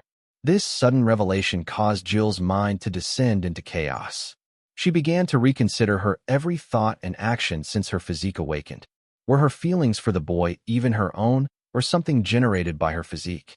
Just when these questions began to get stronger in her head, suddenly she felt relaxed, and that she was overthinking it. If her physique was capable of something like that, then she would not be having these questions about her physique. Confused, Jill suddenly got up and bade her goodbye to the boy, saying, "Wyatt, I will contact you once I have the devil-grade ingredients ready." Before the boy could answer, Jill hurriedly left the hall, dismissing herself. "Wow," and exclaimed, seeing Jill leave in a hurry. "Sorry, Wyatt. It seems your friend did not like me joining your meeting. and apologized, but she did not seem to mean it. No, it's not your fault. I did not say this to comfort, but because I knew Jill too must have realized the changes in her physique with the presence of Anne. As soon as Anne's pheromones filled the atmosphere of the hall, it made Jill's physique more aggressive, which was easy to notice compared to its previous stealthy way of operation. Anne's eyes shone, seeing the boy not blame her for interrupting his meeting, but also try to comfort her. If this did not tell that he loved her, then what would?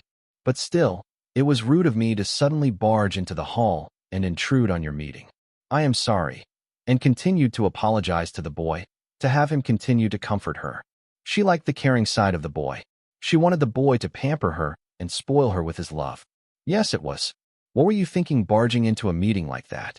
I am seriously starting to wonder if anyone in your Heatsend royal family was aware of something called manners, as you guys seem to lack the basic and most common form of manners.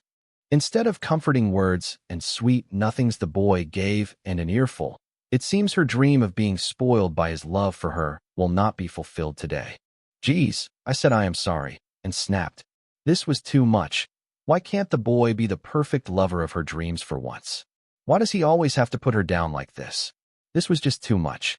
There was only so much a girl could take. Well, she will forgive the boy this once. Seeing Anne snap back at me, I frowned. It was her fault to interrupt my meeting with Jill, yet she acted as if it was nothing. Well, some good did come out of Anne's rude action. If not for Anne's arrival, I don't know how long I could withstand the temptation of Jill's physique before giving into my primal instinct. Also, now Jill has started to wonder who was in control, her physique or her. Which was good, so I will let it slide this one time. Arya, who had suppressed her presence in the hall, shook her head hearing the talk between the princess and the boy. She wondered why the boy was being so cruel to Anne. He could just confront the princess and let her off easy instead of stringing her along. Hey Wyatt, I thought you were giving away all 10 million VR slime cards for free. So why was that girl saying that she would contact you once she had the devil-grade ingredients? And asked the boy. Well, I changed my mind and sold 4 million VR slime cards for 60 devil-grade ingredients and took an order of creating another 4 million VR slime cards for 60 devil-grade ingredients. I did not hide my deal with Jill and because Arya would report to her later, and also because I also wanted the Southern royal family to know that they can buy 4 million VR slime cards for 60 devil-grade ingredients. The Southern royal family did not lack devil-grade ingredients. I bet they would not mind parting with a few of them to equip all their soldiers and subordinates with VR slime cards. Thanks to me just giving away almost 7 million VR slime cards for free, neither the Southern royal family nor another world leader would think of keeping the soul energy digestion effect of the VR slime card for themselves. Once I gave out the VR slime cards, a race had already started. Now the world leader had no choice but to equip their people with the VR slime cards so that they do not fall behind the race. The protection of the Southern royal family played a huge role in this. If not for that, things would not have proceeded as easily as they did. I had to give credit where it was due, especially since they could easily try and keep the soul energy digestion effect for themselves if they wanted to. I was impressed by the restraint they had shown, since it would not have been easy. What? Did you not say that you did not plan to sell the cards? And inquired the boy, then threw a quick gaze at Arya, as if asking her why she did not report to her about the boy selling 8 million VR slime cards to Jill. Under Anne's questioning gaze, Arya was speechless because Anne imposed herself on the meeting while the boy was concluding his deal with Jill. How did she expect her to report to her something that just happened when they both were present at the scene with the target? Well, I changed my mind. The price she was willing to pay was too tempting for me to deny. I said nonchalantly, even though the price was set by me and not Jill. Well, I can see why. If someone was willing to pay 60 devil-grade ingredients for 4 million VR slime cards, when you could create 10 million VR slime with just 50 devil-grade ingredients, I too would have a hard time denying the offer, and agreed with me. And in response, I just nodded, not bothering to correct Anne. If nothing else, I will get back to breaking through to the card master realm, I said, preparing to enter the seed world. Wyatt, wait, and hurriedly called out to me, stopping in my tracks. I turned to look at her and asked, what is it? Well, the Southern royal family also wants to place a large order of the VR slime cards, and narrated her reason for stopping the boy from leaving. Okay, how many VR slime cards does the Southern Royal family want? I already knew that the Southern Royal family would ask me to create VR slime cards for them too. Once they hear I promised to give Jill's father and his allies 8 million VR slime cards, they will not be able to hold back. A few million, but it would have been better if the price were more reasonable. And said while fidgeting, she was embarrassed to ask the boy to lower the prices of the cards. This was unlike her. She never hesitated to do anything when it came to her family. So she steeled her heart and talked to the boy about reducing the price of the cards. Yes, it would have been better if the cost of the ingredients used to create the cards was cheaper. But they aren't. So what can we do about it but follow the market? I implied that I would not decrease the price of the VR slime cards. Okay, on behalf of the Southern Royal family, I would like to place an order of slap. Before and could place her order for a few million VR slime cards to the boy, Colleen suddenly appeared next to her out of nowhere and slapped her on the back of her head, interrupting her midway. Girl, what is wrong with you? How can you just agree to such insane pricing? After yelling at her granddaughter, Colleen turned to face the boy and said, Boy, I don't know what magic you have put on both my granddaughters to wrap their minds and heart around your figures, but how could you sell the VR slime cards to your in-laws at such insane prices? After learning about the new VR card and its soul energy digestion effect, the entire Southern Royal family was turned upside down out of joy and anticipation. Many higher-ups, including the likes of Colleen, Lorenzo, Field Marshal Heatsend, and Leo, wanted to meet the boy in person and congratulate the boy for his achievement, and speak about their collaboration on the project.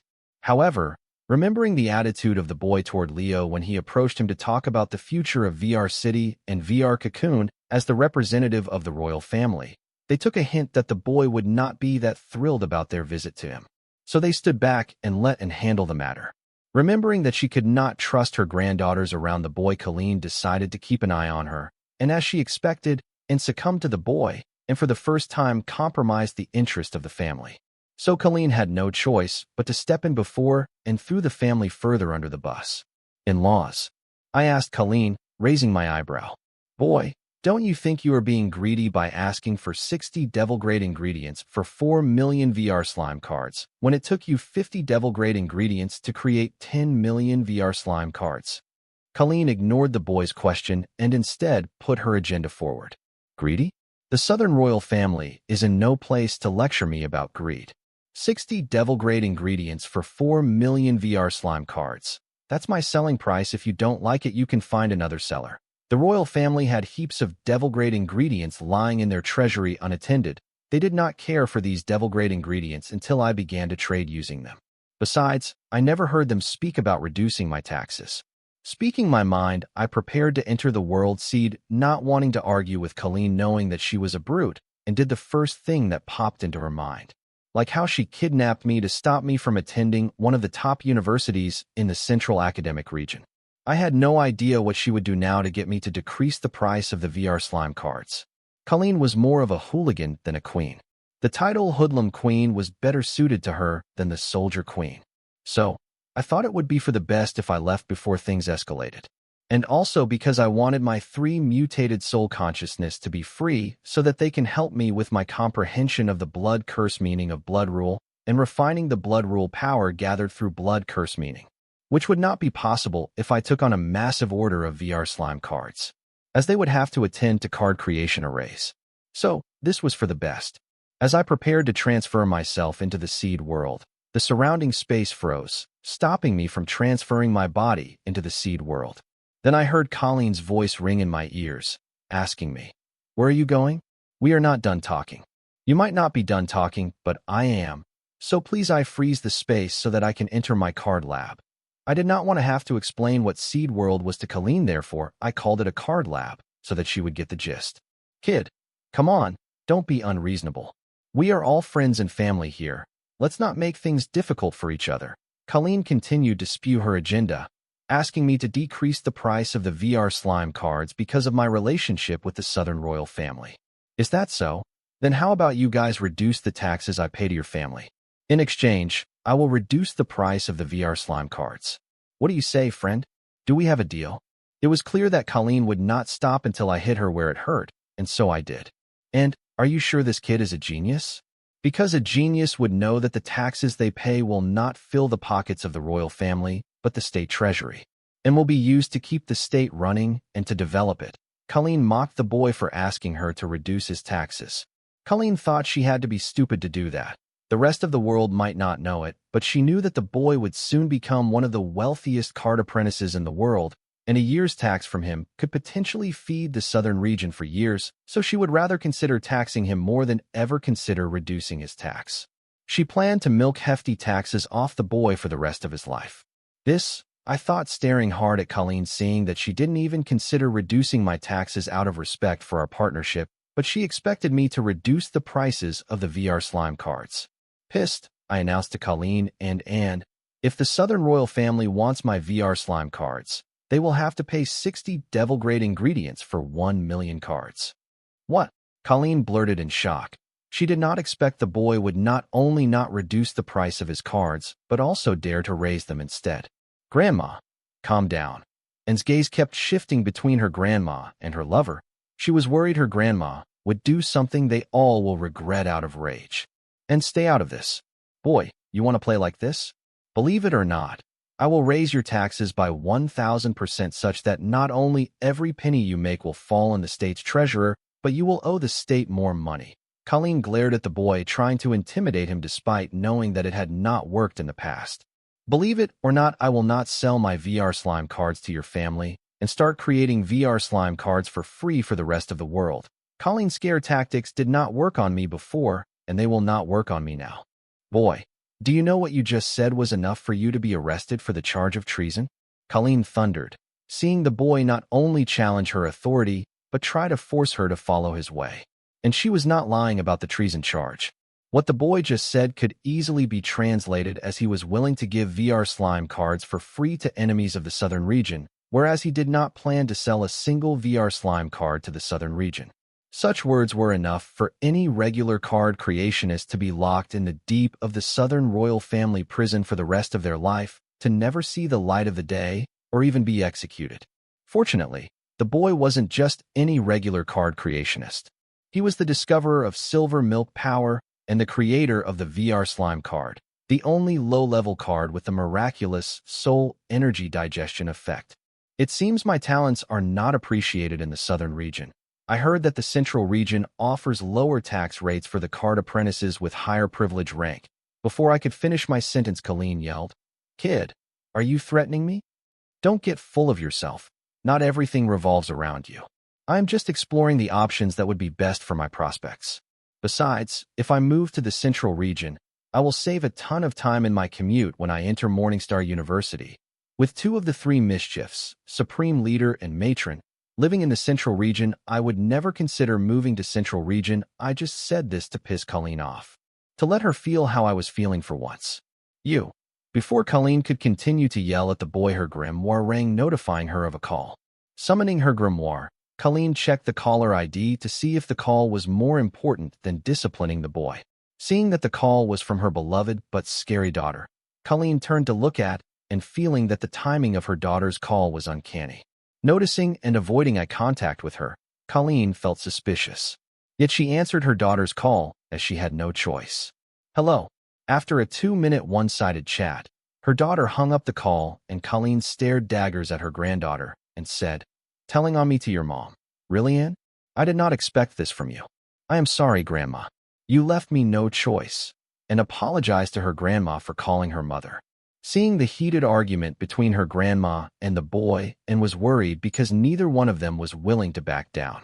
The argument kept escalating, to the point where each of them was threatening the other, and did not want to choose sides between her family and the boy, but she felt the boy was right. Since the family was not willing to reduce the boy's taxes out of respect for their partnership, then why should the boy be willing to reduce the price of his VR slime cards for them? Listening to the boy make threats about moving to the central region after being threatened by her grandma, and panicked and immediately called her mother to report her grandma. Feeling that her grandma's actions could cause the boy to leave the southern region, which would be a huge loss to the southern region. Since she could not stop her grandma, she decided to call in the big guns before her grandma harmed the family's interest irreversibly. "Boy, you're lucky that my granddaughters like you. saying that Colleen unfroze the surrounding space and left before giving and one last disappointed stare. And fidgeted, feeling her grandma stare, but this time she did not avoid eye contact as she knew she did nothing wrong. However, to her surprise, amidst her disappointed stare, her grandma winked at her and mouthed, "Go, get him, girl," before leaving. Anne's feelings for the boy were clear to everyone, but only a few knew that she was struggling with a pang of guilt. And one of them was Colleen. Though Anne was not being subtle about her pursuit of winning the boy's favor. She was being very subtle about the guilt she felt trying to seduce her sister's lover. Anne and Anna were not normal twins. In a way, they were the two sides of the same coin. The family had accepted Anne with all her flaws, so she did not want to do anything to sadden them. Like stealing Anna's love. Despite following her heart, the guilt ate away at her, but seeing her grandma root for her, and suddenly teared up. Colleen knew Anna struggled with sharing her life with, but she believed Anne to be as much of her granddaughter as Anna was to her. And considering their situation, as a conservative, Colleen could barely tolerate Anna's party lifestyle. However, she hoped that her granddaughter had a single husband rather than two husbands. Therefore, she openly rooted for Anne and the boy, even though she knew that Anna and the boy were an item.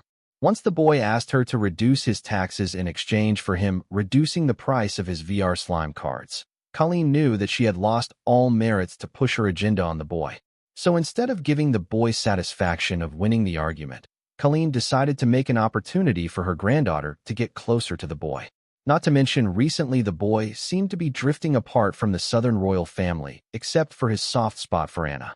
Colleen knew improving the boy's impression of her or the family would be difficult, so she wanted to add into the list of the boy's trusted confidants because, unlike Anna, who only cared about pleasing the boy, and would try to improve the impression of the family in the boy's mind. Wyatt, sorry about that. Don't take my grandmother's words to heart, and apologized for her grandma's behavior, but seeing that the boy did not care and prepared to leave, and immediately called out to the boy, "Wyatt, wait. You still have not taken my family's order for VR slime cards." Listening to and call out to me, I did not plan to stop, but had to stop after seeing that Agatha had returned. "Agatha, what are you doing here?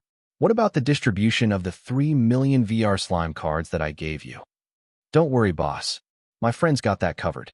By the end of this week, every corner of this world where people live will have a minimum of a card apprentice equipping a VR slime card," Agatha declared.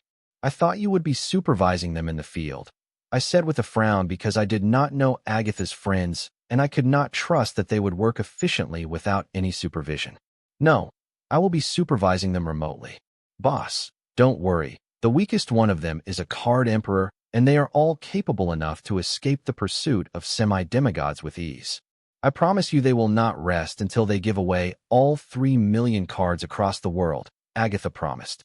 The reason why Agatha chose to supervise her friends remotely and not directly on the field was that she could not leave her princess's side.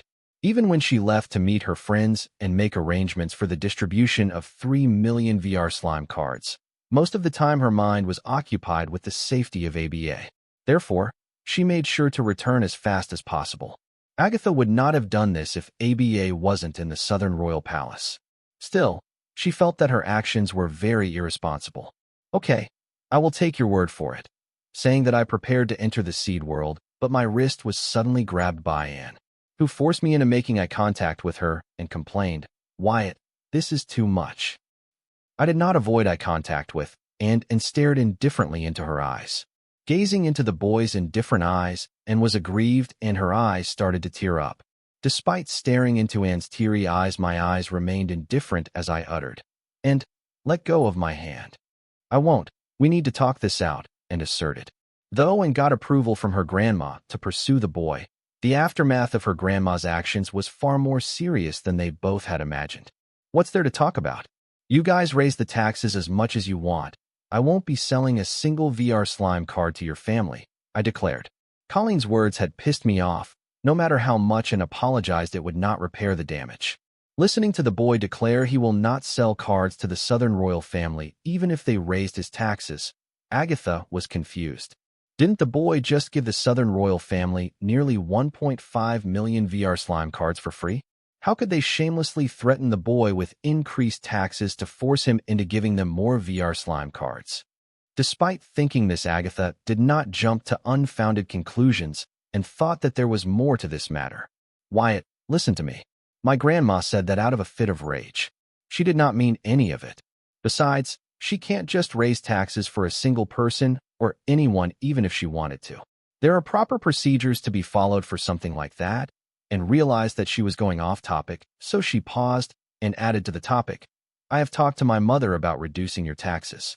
She said that your creation of a card with the soul energy digestion effect can be considered a huge contribution to society. She plans to ask the central government to increase your privilege rank. With your VR slime card, your privilege rank will easily be ranked at the top. As a result, your taxes will be reduced accordingly, and you will also be entitled to other privileges too. And looked at the boy with anticipation, wondering if the boy was satisfied, but seeing his eyes remained indifferent, and continued to say, but if you still insist on getting your taxes reduced, the royal family can pardon your state taxes altogether, but there is nothing we can do about the central taxes. This is the most the royal family can do, Wyatt. Fine, now let go of my hand, I said coldly while my eyes continued to remain indifferent. Anne's mother was smart, unlike Colleen. She put forward a reasonable proposal to pardon my state taxes altogether. I was worth it, and she knew it. Any other region would do the same to make a part of their region. After all, I discovered silver milk powder, invented VR Universe, and created a card with a soul energy digestion effect, all while just being 17 years old and not having huge research funds of any sort. If people still believed that I was a fraud, then they were the biggest idiots. Listening to the boy's cold words, Anne's grip around his wrist tightened, and her teary eyes turned red, threatening to rain tears any movement now. With great difficulty, and uttered, "Why are you being cold toward me? What did I ever do to you? Tell me, what did I do wrong? I will change it. Please, don't hate me." Agatha, who did not want to meddle with others' business, could not help but throw a gaze filled with judgment at the boy, feeling pity for Anne. She could see how hard Anne has been trying to get the boy's attention since they got here. Agatha did not think just because Anne showered the boy with her feelings, the boy should do the same. She thought that if he did not plan to reciprocate Anne's feelings for him, he should make it clear to her so that she could move on. Instead of stringing her along just because he was too chicken to confront Anne about her feelings for him. Arya, too, who was watching this whole ordeal since the very beginning, felt the same as Agatha. She could not continue to watch her princess suffer, having fallen for a cowardly jerk. She felt and would be better off without the boy in her life. However, knowing the boy's relationship with Anna, Arya knew that was not possible. "How about you leave me alone and give me my space for once?" I wanted to yell this at and seeing her make a scene, but I did not, feeling that these words were too harsh to say to someone who has been a friend to me. Instead, I said, "No need to pardon my state taxes. I'm fine with reduced taxes that come with my increased privilege rank. If the Southern royal family is willing to help me, I plan to give away a VR slime card to every university student in the Southern region for free, and if possible also in the other 4 regions too. I hope the Southern region will help me negotiate with other regions' royal families and the Central region's noble families regarding this matter. As for the Southern region buying my cards, 60 devil-grade ingredients for 4 million VR slime cards. Take it or leave it." "We will take it," and exclaimed immediately after listening to the boy, and then added, "We will do everything in our power to help your vision to give away free VR slime cards to university students across the world. State taxes are mostly used to develop the state and for the welfare of the citizens. As a part of society, I had an obligation to contribute to it. Sometimes one has to think outside of personal greed. Besides, the development of the Southern region will also help me in the long run. This was why I did not want to force the Southern royal family into pardoning my state taxes when I would be forced to give central taxes anyway. Now can you let go of my hand, please?" I asked, and but seeing the enthusiasm on her face, an unconscious smile formed on my face. The relationship I had with the Southern royal family was complicated. We did not share blood, but we were almost family. Just like any other family, we had differences of opinion and overbearing family members. We argued and we fought, but at the end of the day, we made up. Because we had to, my soul contract with Anna played this unexpected role, as it stated that Anna and the Southern royal family were responsible for my safety. "Not unless you promise to go out on a date with me after you break through to the Cardmaster realm." and did not immediately let go of my hand. She demanded that we go on a date after I break through to the cardmaster realm, and finally dared to ask the boy out on a real date, and she was terrified of being rejected by the boy. Now that she had the blessing of her grandma, and did not care about being discreet about her feelings for the boy, not that she was so far. If Anna agrees to it, then I will think about it. Until then, let's just be friends. I always planned to have Anna put an end to Anne's feelings for me. If it was some other girl, I would not hesitate to be straight with her, but this was Anne. She wasn't just Anna's twin sister, but her origin card. This was uncharted territory for me. I had just now begun to move forward in my relationship with Anna. I did not know how my rejecting and would affect my relationship with Anna, so I wanted Anna to handle this. Cough. Coward dash. Agatha fake coughed and called the boy a coward, hearing him throw the ball into Anna's court and continuing to string and along. I stared at Agatha, but could not retort to her remark because what she said was not wrong. But still, it was Anne's fault to try and date me when she knew about my relationship with Anna. Why was I the only one taking the heat for this? If anything, and should be the one being prosecuted for trying to seduce the person her sister loved. What's wrong with the women in this world? Listening to the boy's answer, it took Anna a while to recover. She was expecting a strong rejection or a surprising yes. But not this. She never considered the boy would use Anna as a shield. This was unexpected, and she did not know how to react. But then the boy did not outright reject her with a stone-cold no. And rejoiced, feeling there was still hope for her love. Her confession went better than she expected it would. The boy did not reject her. She considered that as a win in her books. So, if Anna agrees, you will go on a date with me. And knew the chances of Anna agreeing to share the boy with her were zero, but she thought she could wear Anna down. After all, previously Anna did invite her to party with her, but Anna loves this one. So what? So does she. No. I said if Anna agrees, I will think about it. I corrected Anne. I believed Anna would never agree to Anne's request to go out on a date with me. Cough. Player dash. Agatha fake coughed again while Arya nodded her head in agreement. Agatha, next time you feel like coughing, drown yourself in a barrel of cough medicine. Annoyed, I order Agatha to watch her cough. Yes, boss, Agatha agreed sincerely. Wyatt, remember your words. I will hold you to it, and said, letting go of my hand. I rubbed my wrist to mask my reconstruction skill, which was healing my wrist at a remarkable speed, under heightened emotions, and had grabbed my hand hard, causing it to almost fracture. If not for my Voltronian physique, my wrist would have fractured. Seeing me rub my wrist, and misunderstood that I was in pain and apologized.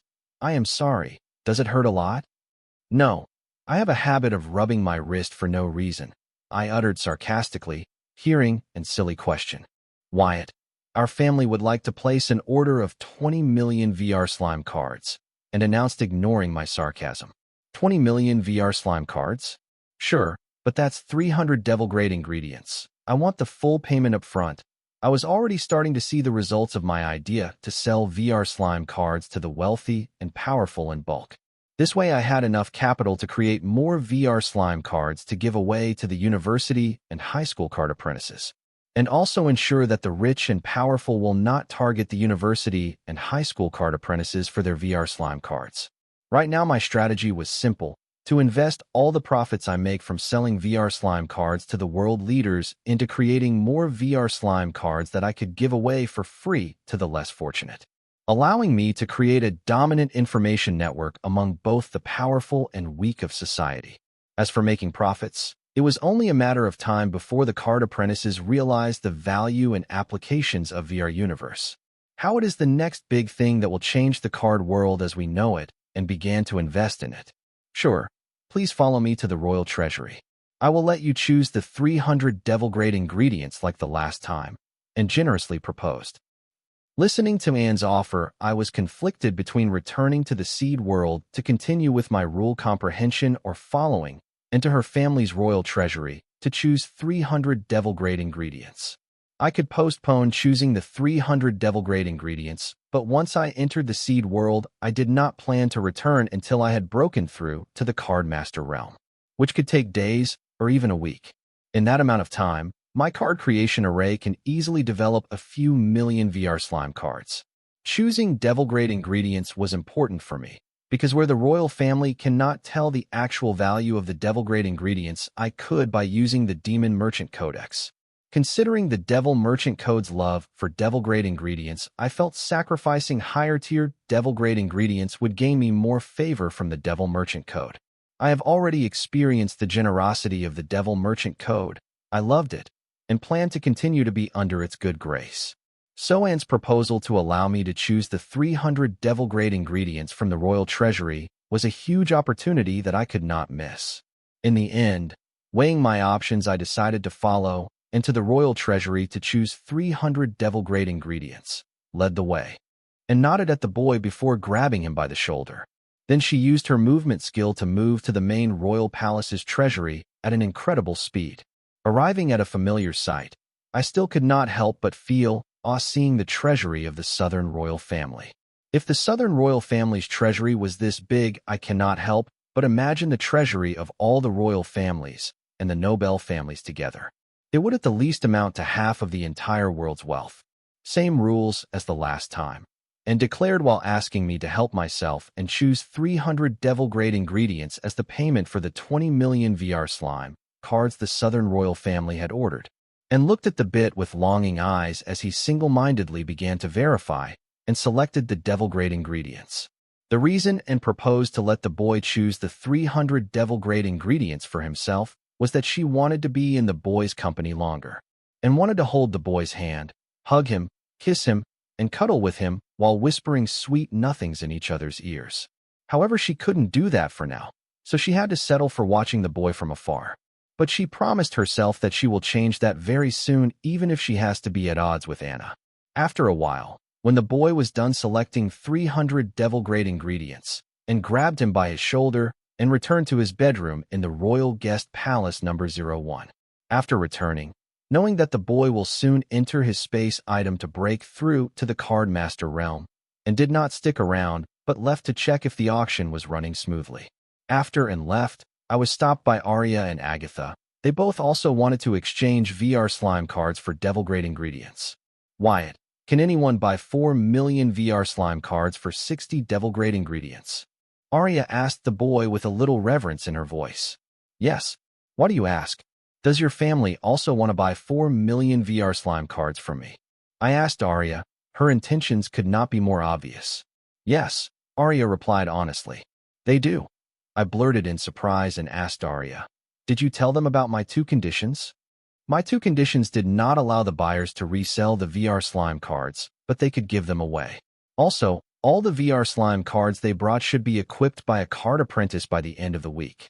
These conditions were very harsh. The only people who would profit despite these conditions were world leaders who had huge personal armies. I did not think Arya's family was one of them. About that, my family agrees to not resell the VR slime cards, but they want you to make some concession with the second condition. Instead of a week, could increase the time limit to 6 months, or at least 3 months. Arya bargained with a boy in the interest of her family. Give me a good reason why, and I will consider it. I did not outright reject Arya, but decided to hear her out to learn how her family planned to use my cards, and see if it could be of some use to me too. My family governs 4 first-tier cities, 11 second-tier cities, and 54 third-tier cities.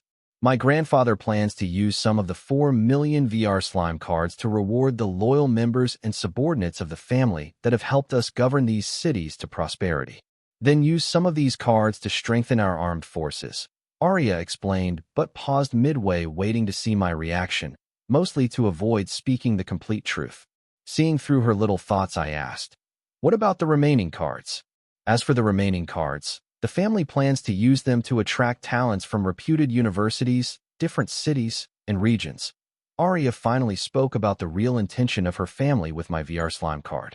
What if they could not resell the cards? They wanted to use these cards as a bargaining chip to attract talents from reputed universities, big cities, and other regions.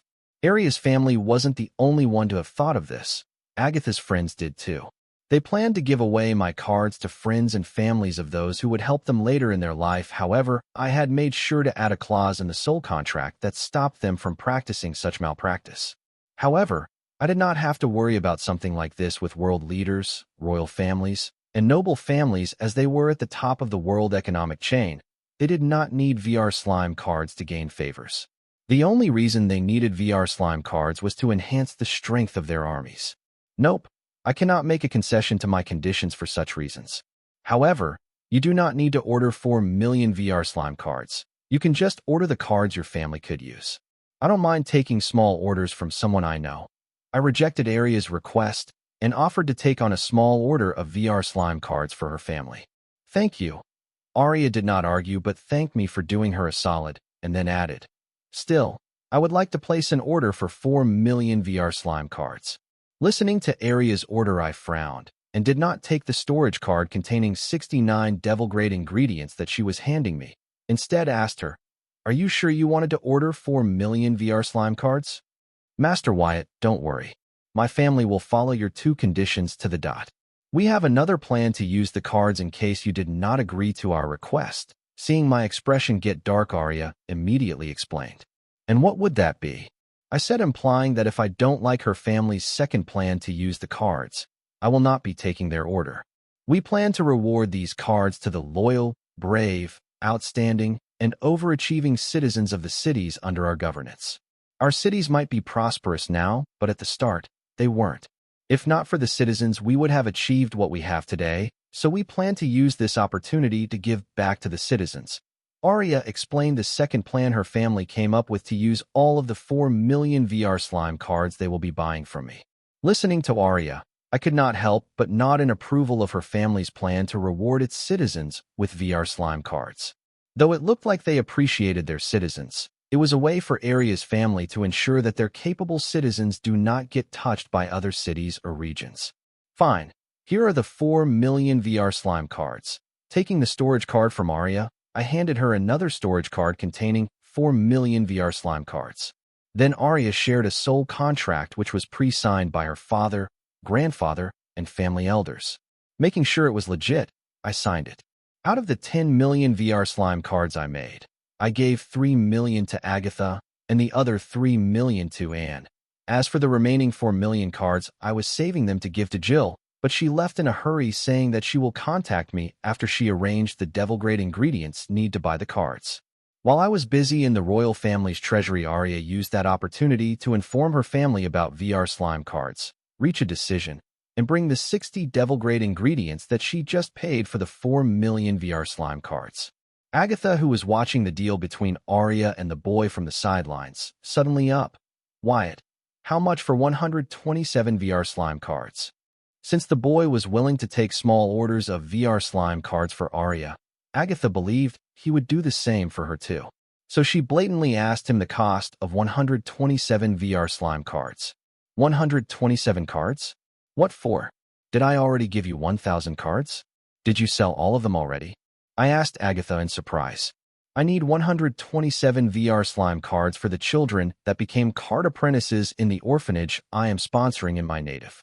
And no, I did not sell the 1,000 VR slime yet, Agatha answered. Then just give the kids VR slime cards you have in your hand, I pointed out. No way, you have permitted me to sell these 1,000 VR slime cards. I do not want to just give them away as I plan to sell them when the market value of the cards is at its peak. Instead, I will buy new cards from you and give them away. Agatha explained her predicament to me. The VR slime cards I gave Agatha and her friends as payment for helping me move 3 million VR slime cards across the world can be resold, as my 2 conditions do not apply to them compared to the other VR slime cards in the market. So their value was greater than other VR slime cards. This was why Agatha was reluctant to give away those cards to card apprentices of the orphanage sponsored by her. Instead, she plans to buy new cards from me and give the cards away to the kids. Fine, I will donate 127 VR slime cards to the orphanage sponsored by you. Happy, I said, realizing that this was what Agatha was after. From the start, when she revealed that she wanted to give away VR slime cards to orphans, Agatha wanted to make me feel pity for the kids and donate the VR slime cards, so that she doesn't have to spend a dime. Thank you. Agatha thanked my generosity with enthusiasm. You know, you could have just asked me to donate the cards instead of choreographing this play, I advised Agatha. I was giving away millions of cards for free, and donating 127 VR slime cards to an orphanage was not a big deal. Well, this way is more fun, Agatha replied. Shaking my head, I informed her. You can take the 127 VR slime cards from the 3 million cards I gave you and your people earlier. I had already distributed all 10 million VR slime cards I had created so far, so I could only ask Agatha to take the cards she wanted from the millions of cards I asked her to give away across the world. Got it, boss. Agatha nodded in agreement. With that handled, I finally entered the seed world without any interruption. After entering the seed world, I found that mutated soul clones were still busy making adjustments to the existing VR slime card creation array formation and creating new array formations to expand our VR slime card production line. After talking to Jill, I realized that I will have to increase my VR slime card production line. Though she is yet to make an official order for VR slime cards, I believe she will soon. Other than that, I decided to incorporate my 2 conditions into the VR slime cards I create to make things simpler. How did I plan to do that? I planned to add restrictions to the VR slime cards I create henceforth. The restriction was simple. To enjoy the VR slime card effects, they would have to bond with the VR slime card to themselves. And one VR slime card can only be bonded to one card apprentice. This way I ensured that VR slime cards cannot be resold by those to whom I gave away a VR slime card. Still, I could not completely eliminate the requirement of soul contracts. While my mutated souls were busy, I took out all 360 devil-grade ingredients and copied their origin soul pathways using the Myriad Devil Body rune card. Since I was a card soldier, this rune card would allow me to transform into the demon soldier forms of the devils that these devil-grade ingredients belong to. Hopefully, when I advance to the card master realm, it would allow me to take their demon master form. Devils were not born devils. They start as common demon slaves, card students, and slowly climb realms. Take the devil Belphegor, for example. When Corey Park met him for the first time, he was still a demon and not a devil, but not now. After years, he had advanced to become a devil.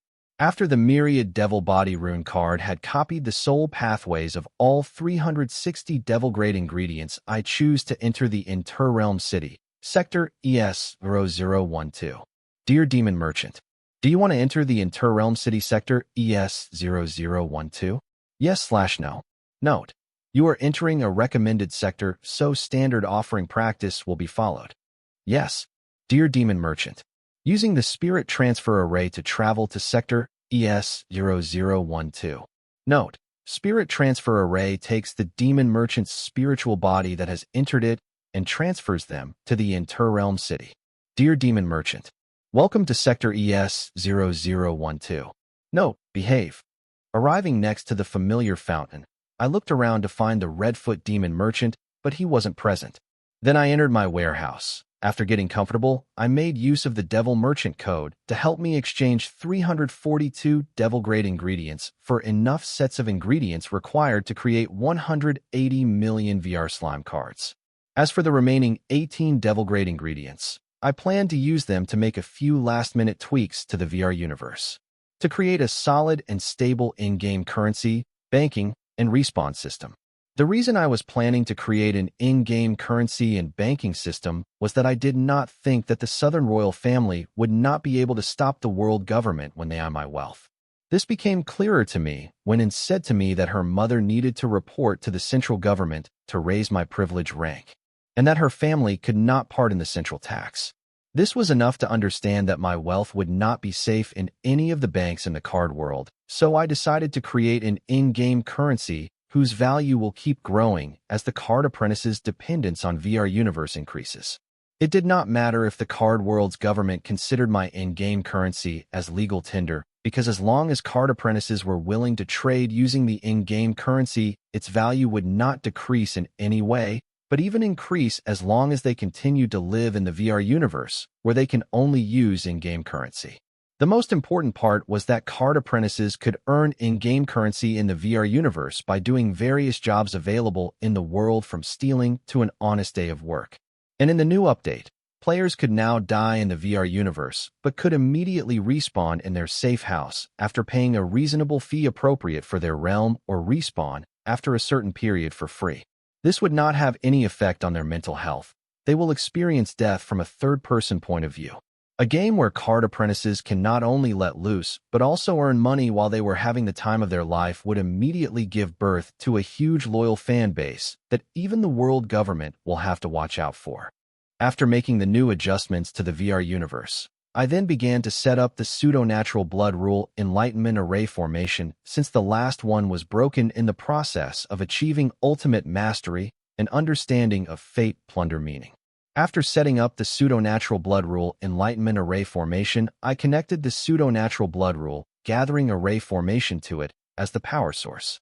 With all the preparation done, I returned to the seed world to drop off the ingredients for 180 million VR slime cards, leaving one mutated clone to supervise the numerous VR slime card creation array formations and the production of 180 million VR slime cards. I returned to my warehouse in Sector ES0012 with the other two mutated souls. Supervising a production line of that scale was too much work for a single clone, but it had the help of Hive AI, so it will be able to manage the workload. It had to since I needed the other two soul consciousness to refine the blood rule power I gained through comprehending the blood curse meaning. Returning to the warehouse, I sat in the middle of the pseudo-natural blood rule Enlightenment Array formation and began to comprehend the blood curse meaning of blood rule, while my two mutated souls refined the rule power related to this blood rule meaning. Pretty soon, I found myself in the blood rule stream belonging to the blood curse meaning. Then, using my previous mastery and understanding of this rule, I continued to create a footing on this blood rule stream. Once I had a solid and stable footing, I took a step forward, extending the footing to the extreme of my current understanding and mastery of the blood curse meaning. Reaching the limit to where my current understanding and mastery of the blood curse meaning could take me on the blood rule stream. Pause to increase my understanding and mastery of the blood curse meaning. This would allow me to further extend my footing on the blood rule stream, letting me walk further in the blood curse meaning, indicating the increase in my comprehension of the blood curse meaning, allowing me to increase my understanding and mastery of the blood curse meaning. Currently, my understanding and mastery of the blood curse meaning were at a super unique level, while my blood rule mastery was at super rare mastery. As I slowly walked further on the blood rule stream of the blood curse, meaning I felt my understanding and mastery of the blood curse, meaning increase step by step, slowly but steadily. This speed of blood rule meaning comprehension was with the boost I gained using the pseudo-natural blood rule Enlightenment Array formation. So, I wondered what would have been my speed without the boost provided by Enlightenment Array formation. Now I know why even the greatest of the geniuses mentioned in the pages of history took weeks to comprehend the rule, meaning to ultimate mastery. If not for the abundant blood rule present in the Inter-Realm City powering my Enlightenment Array, I too would require weeks to comprehend the blood curse, meaning to intimate mastery. Still, I was not satisfied by my current comprehension speed of the blood curse meaning, so I decided to hypnotize myself using the Hive AI, tricking my spirit into believing that every little sensation, emotion, and disturbance was a catalyst that would boost my compression of the blood curse meaning.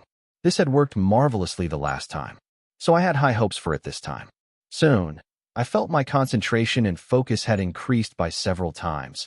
I had nothing but blood rule's blood curse meaning stream in my sight. With the increase in my concentration, I made use of the boost I gained through the Enlightenment Array formation more efficiently, allowing me to increase my comprehension speed by a little margin. It might not be huge, but faster than my previous comprehension speed, so I will take it. After what felt like an eternity, I received a grimoire notification informing me of my major advancement. Your super unique mastery of meaning, blood curse, has been advanced to ultra mastery. Yes, I cheered, having finally managed to advance my understanding and mastery of the blood curse meaning from super unique to ultra mastery. This notification motivated me to continue my comprehension of the blood curse meaning further. With the newfound notification, I took a step to walk forward on the blood curse meaning blood ruler stream.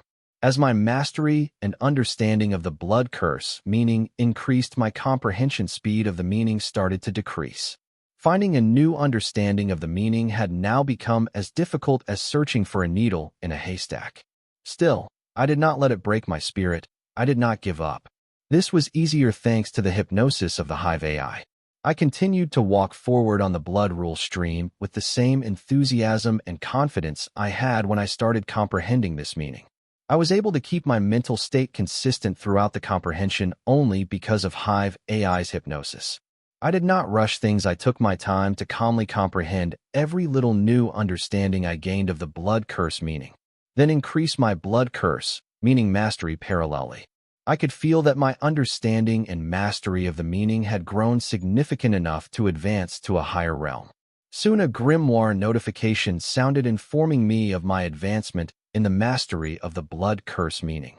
Your ultra mastery of meaning blood curse has been advanced to plus ultra mastery.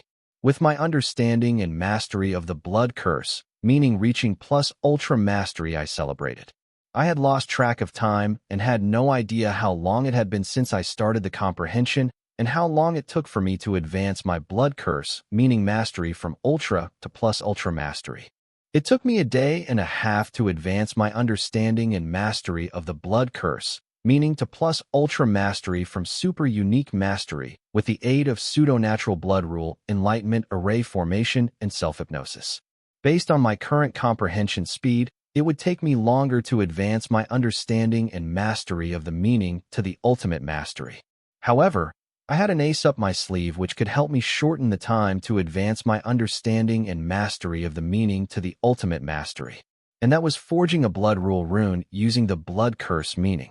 When I forged the beginner tier Fate Plunder rune, I entered a state of enlightenment which gave a huge boost to my comprehension of the Fate Plunder meaning, allowing me to advance my understanding and mastery of Fate Plunder, meaning to the plus ultra mastery in a short period. I hope to recreate the same, to advance my understanding and mastery of the blood curse, meaning to the ultimate mastery at the fastest comprehension speed possible.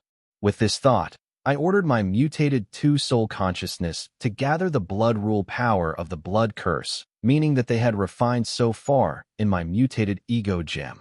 Then followed the shaping of the refined rule power into a rune by using the mastery of the meaning. This process was a lot like casting.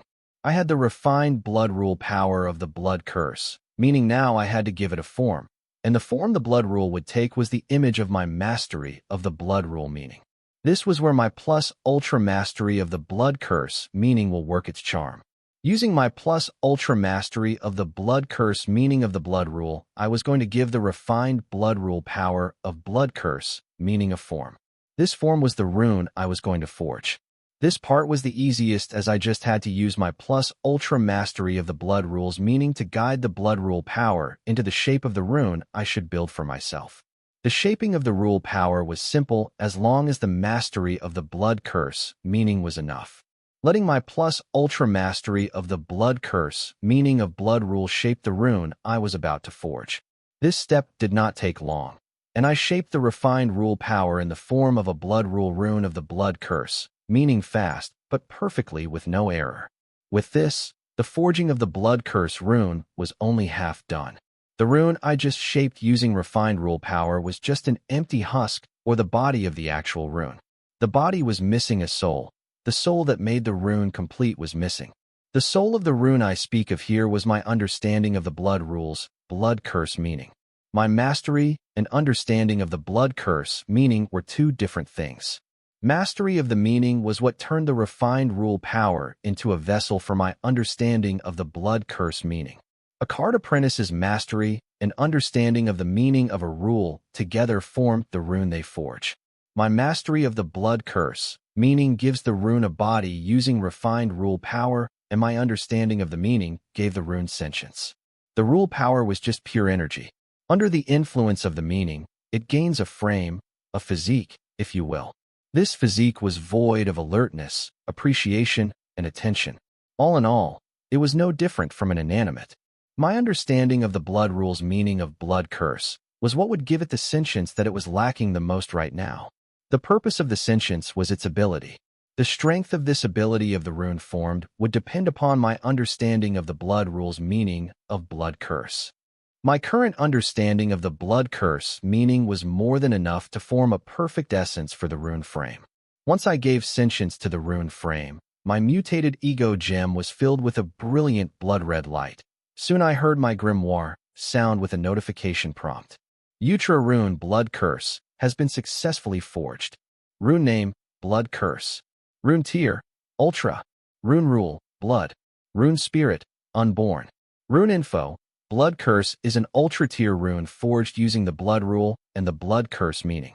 Blood Curse gives the host the ability to curse their enemies by using their blood or the host's blood for the blood, sacrificing them or oneself in a blood ritual to the rune. Requirements: Cursed blood, myriad blood curses, blood curse refining. Restriction: the authority of the rune's ability is restricted to the highest realm of the host's grimoire grade and the host's will. Cursed blood: the user's blood becomes a curse. It passively increases users' resistance toward curses and allows them to use their blood as a medium to curse their foes. Note: the user is immune to their curse. The user's resistance toward other curses increases with their will. The effect of the ability will vary with the difference in the host and enemy realms. Myriad blood curses: it is a collection of blood curses. Allows the user to use their or their enemy's blood to inflict various types of blood curses on their enemies. Examples are the Blood Substitution Curse, Blood Puppet Curse, Blood Explosion Curse, Blood Illusion Curse, Blood Charm Curse, Blood Petrification Curse, Bleeding Curse, Blood Poison Curse, Blood Replacement Curse, Blood Decay Curse, Blood Restriction Curse, Blood Clone Curse, etc. Note: the effect of the ability will vary with the difference in host and enemy's realm and the host's will. Blood Curse Refining: the user can use their cursed blood to refine other curses and add it to their myriad blood curses. Additional effect: Curse Eater. Note: the effect of the ability varies with the strength of the user's will. Curse Eater: the user's curse resistance will increase regardless of their realm based on the strength of the curse they refine. Note: the user is advised to use this skill with discretion as it might lead to the user falling prey to the curse they are trying to refine. After refining the blood, the Ultra-tier Blood Curse rune, the enlightenment I waited for never came. It seems I was wrong to accept that I will gain enlightenment every time I forge a rune. With this realization, I was disappointed, because, at my current comprehension speed, it would take me days or even weeks to advance my understanding and mastery of the Blood Curse, meaning to ultimate mastery. However, I had resolved myself that even if it was going to take me months, I would only leave when I had comprehended the Blood Curse, meaning to ultimate mastery, unlocked my third form, and become a card master. I needed to progress my strength as fast as possible, because once the three mischiefs achieve the peak of their strength as shown in Clown Mask's future vision, then I would have no place in this world left to hide. I need to achieve the demigod realm before that happens to not only protect me, but what I hold dear. How the heck will I be able to achieve the demigod realm in time if I am stuck in the card soldier realm for so long? Though massing a fortune and clearing my reputation took priority, my primary goal has always been to increase my strength. So even if I didn't gain enlightenment after forging the Blood Curse, meaning I hoped to, I didn't give up just because things didn't go as I planned. I decided to stick it out until I achieved what I set out to achieve. Before that, I wanted to go through the Blood Curse rune info more thoroughly, to understand the new abilities at my disposal, and also cheer myself up, showing that not everything turned out so disappointing. I already knew the basic use of the Blood Curse meaning, but the additional effects of the rune, Cursed Blood, Myriad Blood Curses, and Blood Curse Refining were eye-opening. Especially the Blood Curse Refining ability and its Curse Eater effect was the highlight of the Blood Curse rune. As I was contemplating the ways to use Blood Curse Refining and Curse Eater, I suddenly had a flash of epiphany. It was about using Blood Curse Refining to increase my comprehension of the Blood Curse meaning. I was wondering if using Blood Curse Refining to refine various curses would help me with my comprehension of the Blood Curse meaning. It was just a thought with no evidence to support that it would be possible to increase my comprehension of the Blood Curse meaning by refining various curses. I would not know for sure unless I tried it. Even if refining curses doesn't increase my comprehension of the Blood Curse, meaning I will still manage to increase my curse resistance. So it would not hurt to try. With my current snail pace of rule meaning comprehension, it would take weeks for me to achieve ultimate mastery of the Blood Curse meaning, so it did not matter if I took a break to test out my theory. Without any hesitation, I stopped comprehending the blood curse meaning, and my eyes opened to the pseudo-natural blood rule enlightenment array. Ignoring the array, I returned to the seed world. I then used the Demon Merchant Codex page to access the Internet Realm network to buy an A-rank curse, because I think with my current strength I would not have any problem refining it. There were a lot of curses in the Inter-Realm network. I was happy to see that curses had such a huge market in the Devil Merchant Code. Because by refining the curse, I not only gain curse resistance, but can also add the curse to myriad blood curses. This way I will be able to use the curse at will through the myriad blood curses ability. So I could not help but feel ecstatic seeing that the Devil Merchant Code had such a huge market for curses. There were many varieties of curses in the Inter-Realm network, but I was surprised to see that most of them were already part of my myriad blood curses except for the rare ones. Like the cursed body and cursed eyes, for example. I specifically pointed out these two types of curses of all curses up for sale, because these curses strengthen the user and allies' physical bodies and abilities. It was surprising to see curses being used as buff and enchantment instead of as a debuff. There were a variety of cursed body curses that increased the user's physical strength and speed and even enhanced their defense against debuffs. It was eye-opening to see that the curses could be used in such a way. Because of this, I saw the blood curse rune in a new light and was starting to think that the ability of myriad blood curses was not half bad either. For now, I decided to buy the A-rank curse, Curse Incarnation, for my experimentation. Curse Incarnation allowed the user to house curses in their body and strengthened their physical body to a very high degree. According to the description of this curse skill, the stronger the curse the user houses in their body, the stronger the boost their body gains. Well, if the user of the Curse Incarnation tries to chew more than she could, by housing a strong curse that their will can't handle, then there were very obvious and serious repercussions to it, including, but not limited to, death. The A-rank curse, Curse Incarnation, that I bought on the Inter-Realm network was not a skill, but a curse. What's the difference? Take my Myriad Devil Body card, for example. It was a curse-type skill. I can use it to curse myself using the Myriad Devil Transformation and curse others using the Myriad Devil Hex.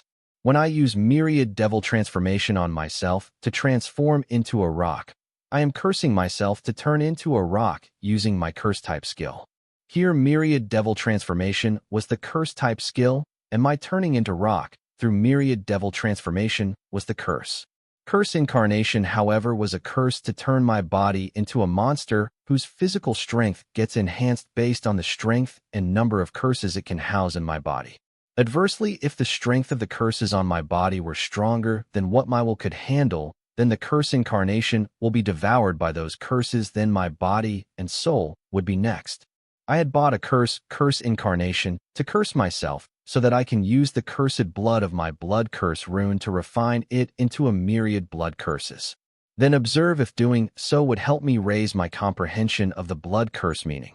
The blood curse refining only allowed me to refine curses, not curse-type skills. Since Curse Incarnation was not a debuff-type curse, but a buff-type curse, I thought I would meet little resistance when I used my cursed blood to refine it into one of my myriad blood curses. Inside the seed world, the VR slime card production was going on smoothly, so I did not disturb the mutated soul clone supervising it.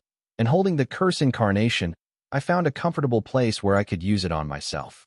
However, before using the Curse Incarnation on myself, I removed Anna's dummy ring from my finger and placed it selfly because it would automatically nullify any curse targeting. So there was no way I could curse myself with the Curse Incarnation curse with the dummy ring on me. I activated the Curse Blood skill before I cursed myself with the Curse Incarnation curse as a precautionary measure.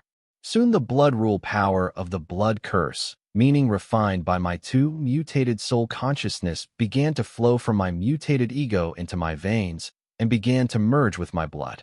Then I felt my blood ooze an ominous aura that I had felt from the blood rule stream of the blood curse, meaning in the spiritual plane, indicating that my blood had turned into cursed blood. With the cursed blood flowing through my veins, I felt no difference physically, but mentally, I felt my mood improve. It might sound weird, but it felt as if my body had gained resistance to the bad energy in my surroundings. This was assuring. Then, without any hesitation, I cursed myself with the Curse Incarnation curse. Soon my grimoire began to buzz with alert notifications. Warning, host has been cursed. Report, the curse resistance effect of cursed blood is activating. Report, the cursed blood has enhanced the curse incarnation curse affecting the host. Going through the notification, I learned that instead of resisting the cursed incarnation curse, the cursed blood had enhanced the curse incarnation curse. Having achieved plus ultra mastery in understanding and mastery of the blood curse, meaning I knew that cursed blood could enhance the buff type curse while resisting the debuff type curse. This meant if I used myriad devil body and cursed blood in combination, the effect of the resulting combination skill would be flawless. But now the question was, if the curse incarnation curse was enhanced, would I still be able to refine it using the blood curse refining effect of the blood curse rune? I could only try to refine the curse to learn the answer. Hopefully, it was in my favor. Resolving my mind, I began to sacrifice my cursed blood to the blood curse rune, using its blood ritual to refine the cursed incarnation curse affecting my body. The blood curse began to swallow my cursed blood like a whale swallowing water. Within a second, it had already swallowed 2 liters of my cursed blood, and I started to feel lightheaded. Considering that the human body had nearly 5 liters of blood, by another second the blood curse rune would suck me dry, so I immediately used my reconstruction skill to replenish my blood cells and turn them into cursed blood. If the blood curse was any faster, I was worried that my reconstruction skill's cursed blood production rate could not keep up with the blood curse rune's cursed blood consumption rate. It turns out that buff-type curses do not put up a lot of resistance against the blood curse refining of the blood curse rune, but they consume a lot of cursed blood to be refined as one of the myriad blood curses. After swallowing nearly 68 liters of cursed blood, the blood curse rune had finally refined the curse incarnation curse into the blood curse incarnation curse of the myriad blood curses. And the enlightenment that I had waited for earlier was presented to me now. Though it was a pity that I wasn't inside the inter-realm city and pseudo-natural blood rule enlightenment array to increase the duration and the effect of my sudden enlightenment, I made the most of what I was given. Hopefully, it was enough for me to advance my plus ultra understanding and mastery of the blood curse, meaning to ultimate understanding and mastery, achieving a complete comprehension of the blood curse meaning of the blood rule. Under the effect of the sudden enlightenment, I found my spiritual body in the womb of the card world's will in the spiritual plane, standing in front of the rushing blood rule stream of the blood curse meaning. One had to know, I wasn't in the one with the world state, yet somehow I not only managed to enter my spiritual body into the spiritual plane, but also arrived so deep in the card world's will. The ways and effects of the enlightenment were as miraculous as they were mysterious. Seeing the blood rule stream of the blood curse, meaning charging at me, I did not feel frightened or panic, instead opened my arms wide, awaiting it to swallow me and reveal its mysteries to me. Inside the assuring womb of the card world's will in the spiritual plane, I felt safe and invincible, just like a child in the warm embrace of their mother. Therefore, the speeding blood rule stream of the blood curse, meaning, did not frighten me. Instead, made me look forward to comprehending its ways and unveiling its mysteries. Soon the blood rule stream of the blood curse, meaning, washed over me.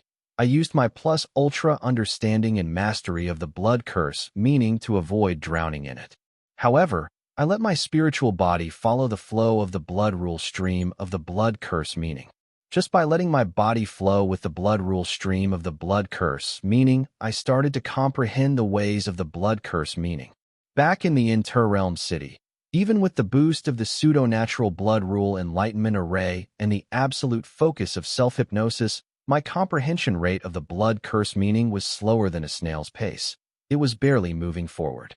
However, right now, thanks to the sudden enlightenment, I did not even need to try, yet I was comprehending the blood curse meaning.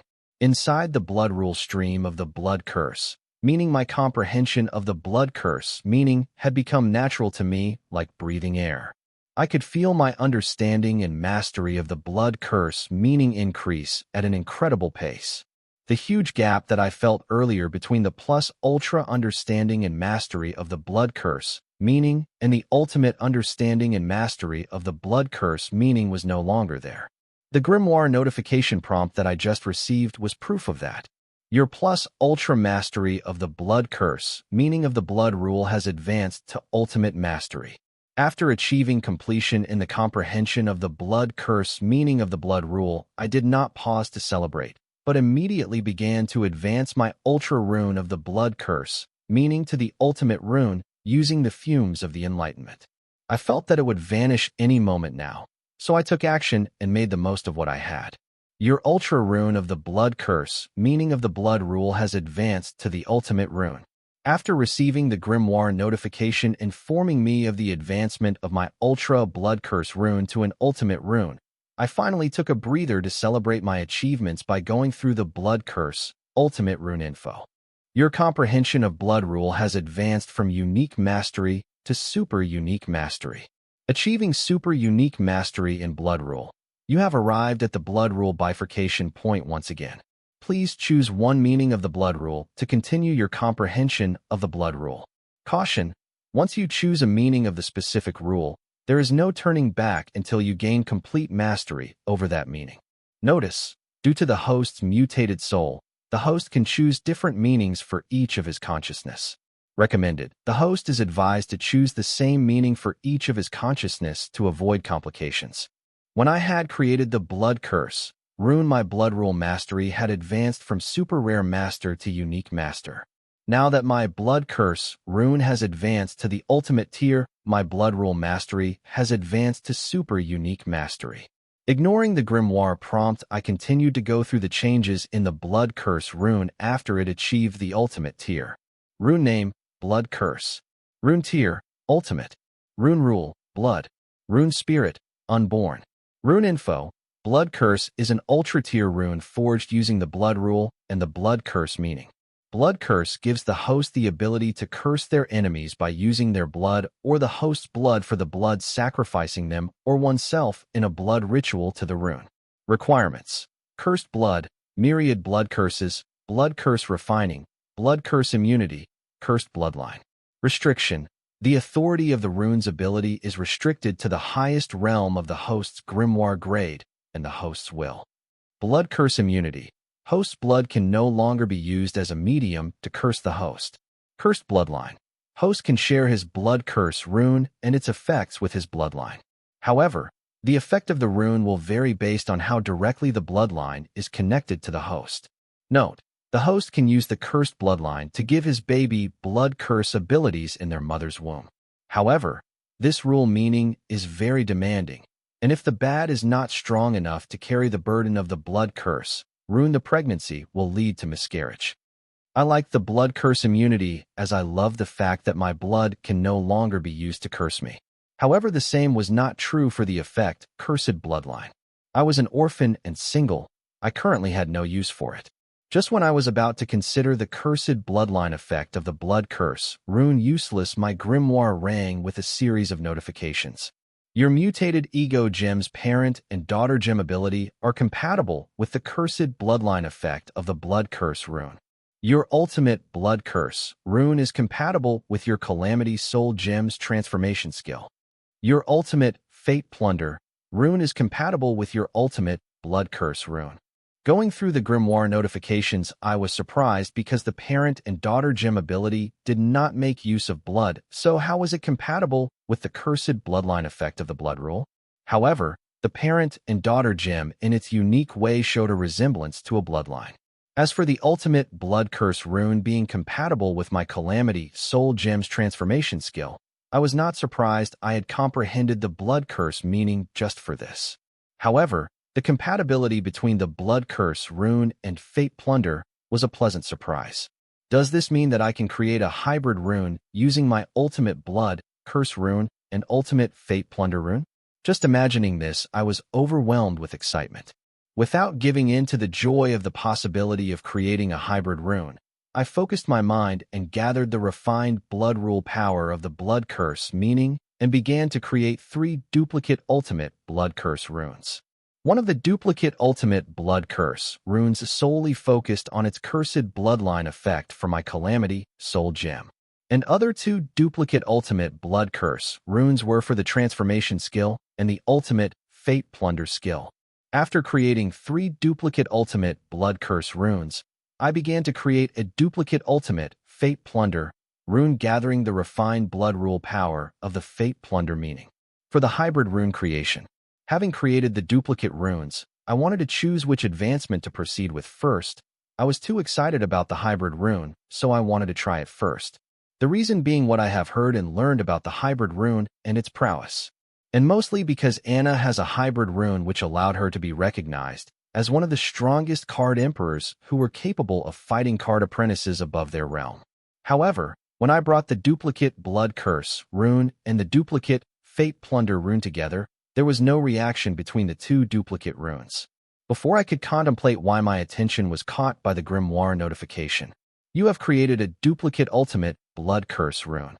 Calamity Soul Gem is asking permission to fuse its parent and daughter gem ability with the duplicate ultimate Blood Curse rune. Allow/deny. Even without the reminder of the grimoire notification, I could feel my Calamity Soul Gem's longing for the duplicate ultimate Blood Curse rune, unlike the case with the duplicate ultimate Fate Plunder rune. So I gave it my permission without a second thought. Allow. Your Calamity Soul Gem is undergoing an advancement. Calamity Soul Gem advancement complete. All Calamity Daughter gems can use the ultimate Blood Curse rune's abilities, Cursed Blood, and Blood Curse immunity. Note: Calamity Daughter gem can now identify the Blood Curse meaning at the Blood Rule bifurcation point. They have to comprehend Blood Curse, meaning to use all abilities of the host's ultimate Blood Curse rune. Reading the grimoire notification, I nodded in satisfaction. Then as I was about to proceed with unlocking the third transformation of my Calamity Soul Gem. Having watched my Calamity Soul Gem advance using the duplicate ultimate Blood Curse rune, I once again tried my luck with the creation of the hybrid rune using the duplicate ultimate Fate Plunder rune and the duplicate ultimate Blood Curse rune. However, both runes did not react to each other. If not for the grimoire notification, I would not think that the ultimate Fate Plunder rune and the ultimate Blood Curse rune could be used to create a hybrid rune. Maybe I was missing something here. Does the creation of a hybrid rune require something I do not know of? I need someone to guide me through this. With Anna grounded by her grandaunt, and should be the best option for me to learn what I am missing to forge a hybrid rune. Putting aside the hybrid rune forging, I focused on unlocking the third form of my Calamity Soul Gem's transformation skill. Transformations. This ability allows the host to transform to higher evolutions. Base form: Calamity Human Core Form. Form 1. Variant Viltronian. A Viltronian physique enhanced by mutated souls, refined soul energy, and a variant human core. Form 2. Kaiju Form. Viltronian Titan. Form 3. Locked. Conditions not met. Unlock Form 3 for further transformations. Conditions to unlock Calamity Soul Gem's transformation skill third form. 1. Evolutionary ingredients. Unsatisfied. 2. 10,000 soul jades for construction of the third form. Satisfied. 3. Explore by self. Ultimate Blood Curse rune. Unsatisfied. I had already satisfied the second condition of unlocking the third form of the Calamity Soul Gem's transformation skill, which allowed my Calamity Daughter gems to unlock their transformation skill second form. Now I was going to use the duplicate ultimate Blood Curse rune to satisfy the third condition of unlocking the third form of the Calamity Soul Gem's transformation skill. 3. Explore by self. Ultimate Blood Curse rune. Satisfied.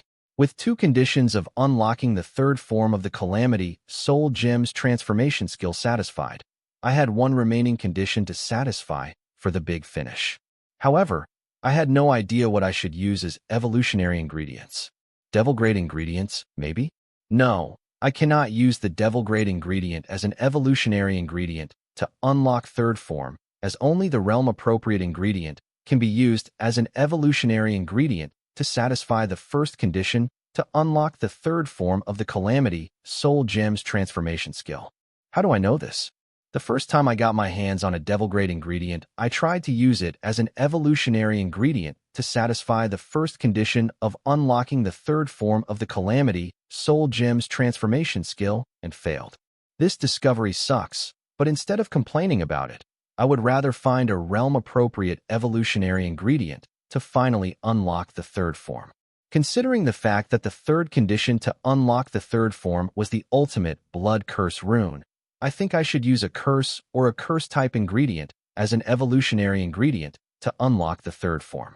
The evolutionary ingredient for the third form can be anything, but I lean toward a curse-type ingredient because the hidden condition was the ultimate blood curse rune.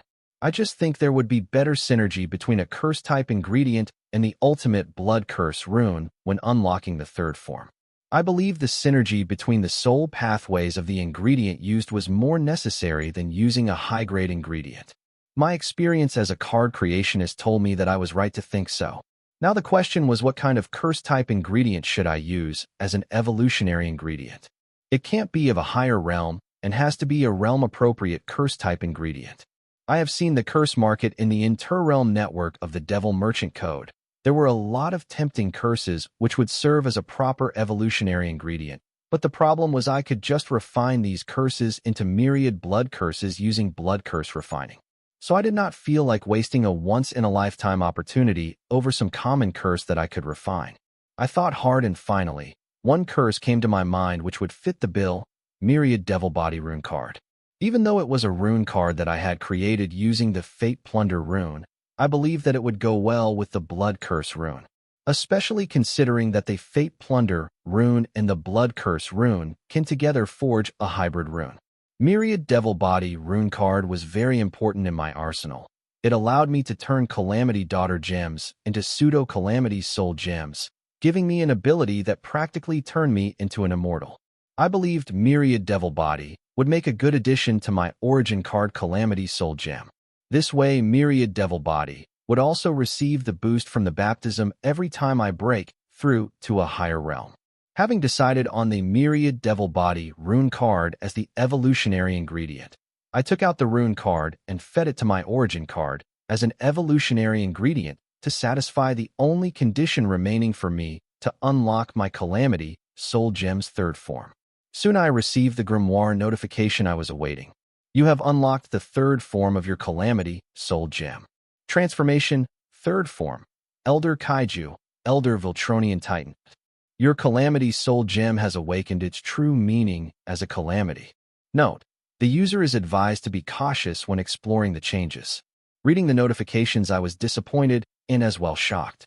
Considering that the third form of the dungeon Calamity Seed was Elder Treant, I was not surprised to learn that the Calamity Soul Gem's third form was Elder Kaiju, Elder Voltronian Titan, which can be considered the evolutionary form of Kaiju, Voltronian Titan, the second form. What got my heart pumping was the notification claiming that my Calamity Soul Gem had awakened to its true meaning as a calamity. Though not much information was given on this, I could not help but get excited seeing that the grimoire notification could not determine the scope of this change and what it meant. It also asked me to explore it with caution. I opened my origin card's card info to check the changes. Other than the conditions to unlock the fourth form of the Calamity Soul Gem, I saw no new changes to it. I did not give this much thought since I had achieved my goal to unlock the third form of my Clarity Soul Gem. Now, I could finally break through to the Card Master realm. Without further ado, as preparation for my breakthrough to the Card Master realm, I set up a soul energy gathering array and dumped a few thousand median soul jades in it to power the array and gather pure soul energy. I could have just gone to the inter-realm city sector number ES0012, which had abundant soul energy, but I did not because I had made a chilling discovery when I had forged my Ultra Blood Curse rune of the Blood Curse meaning of the Blood Rule in there.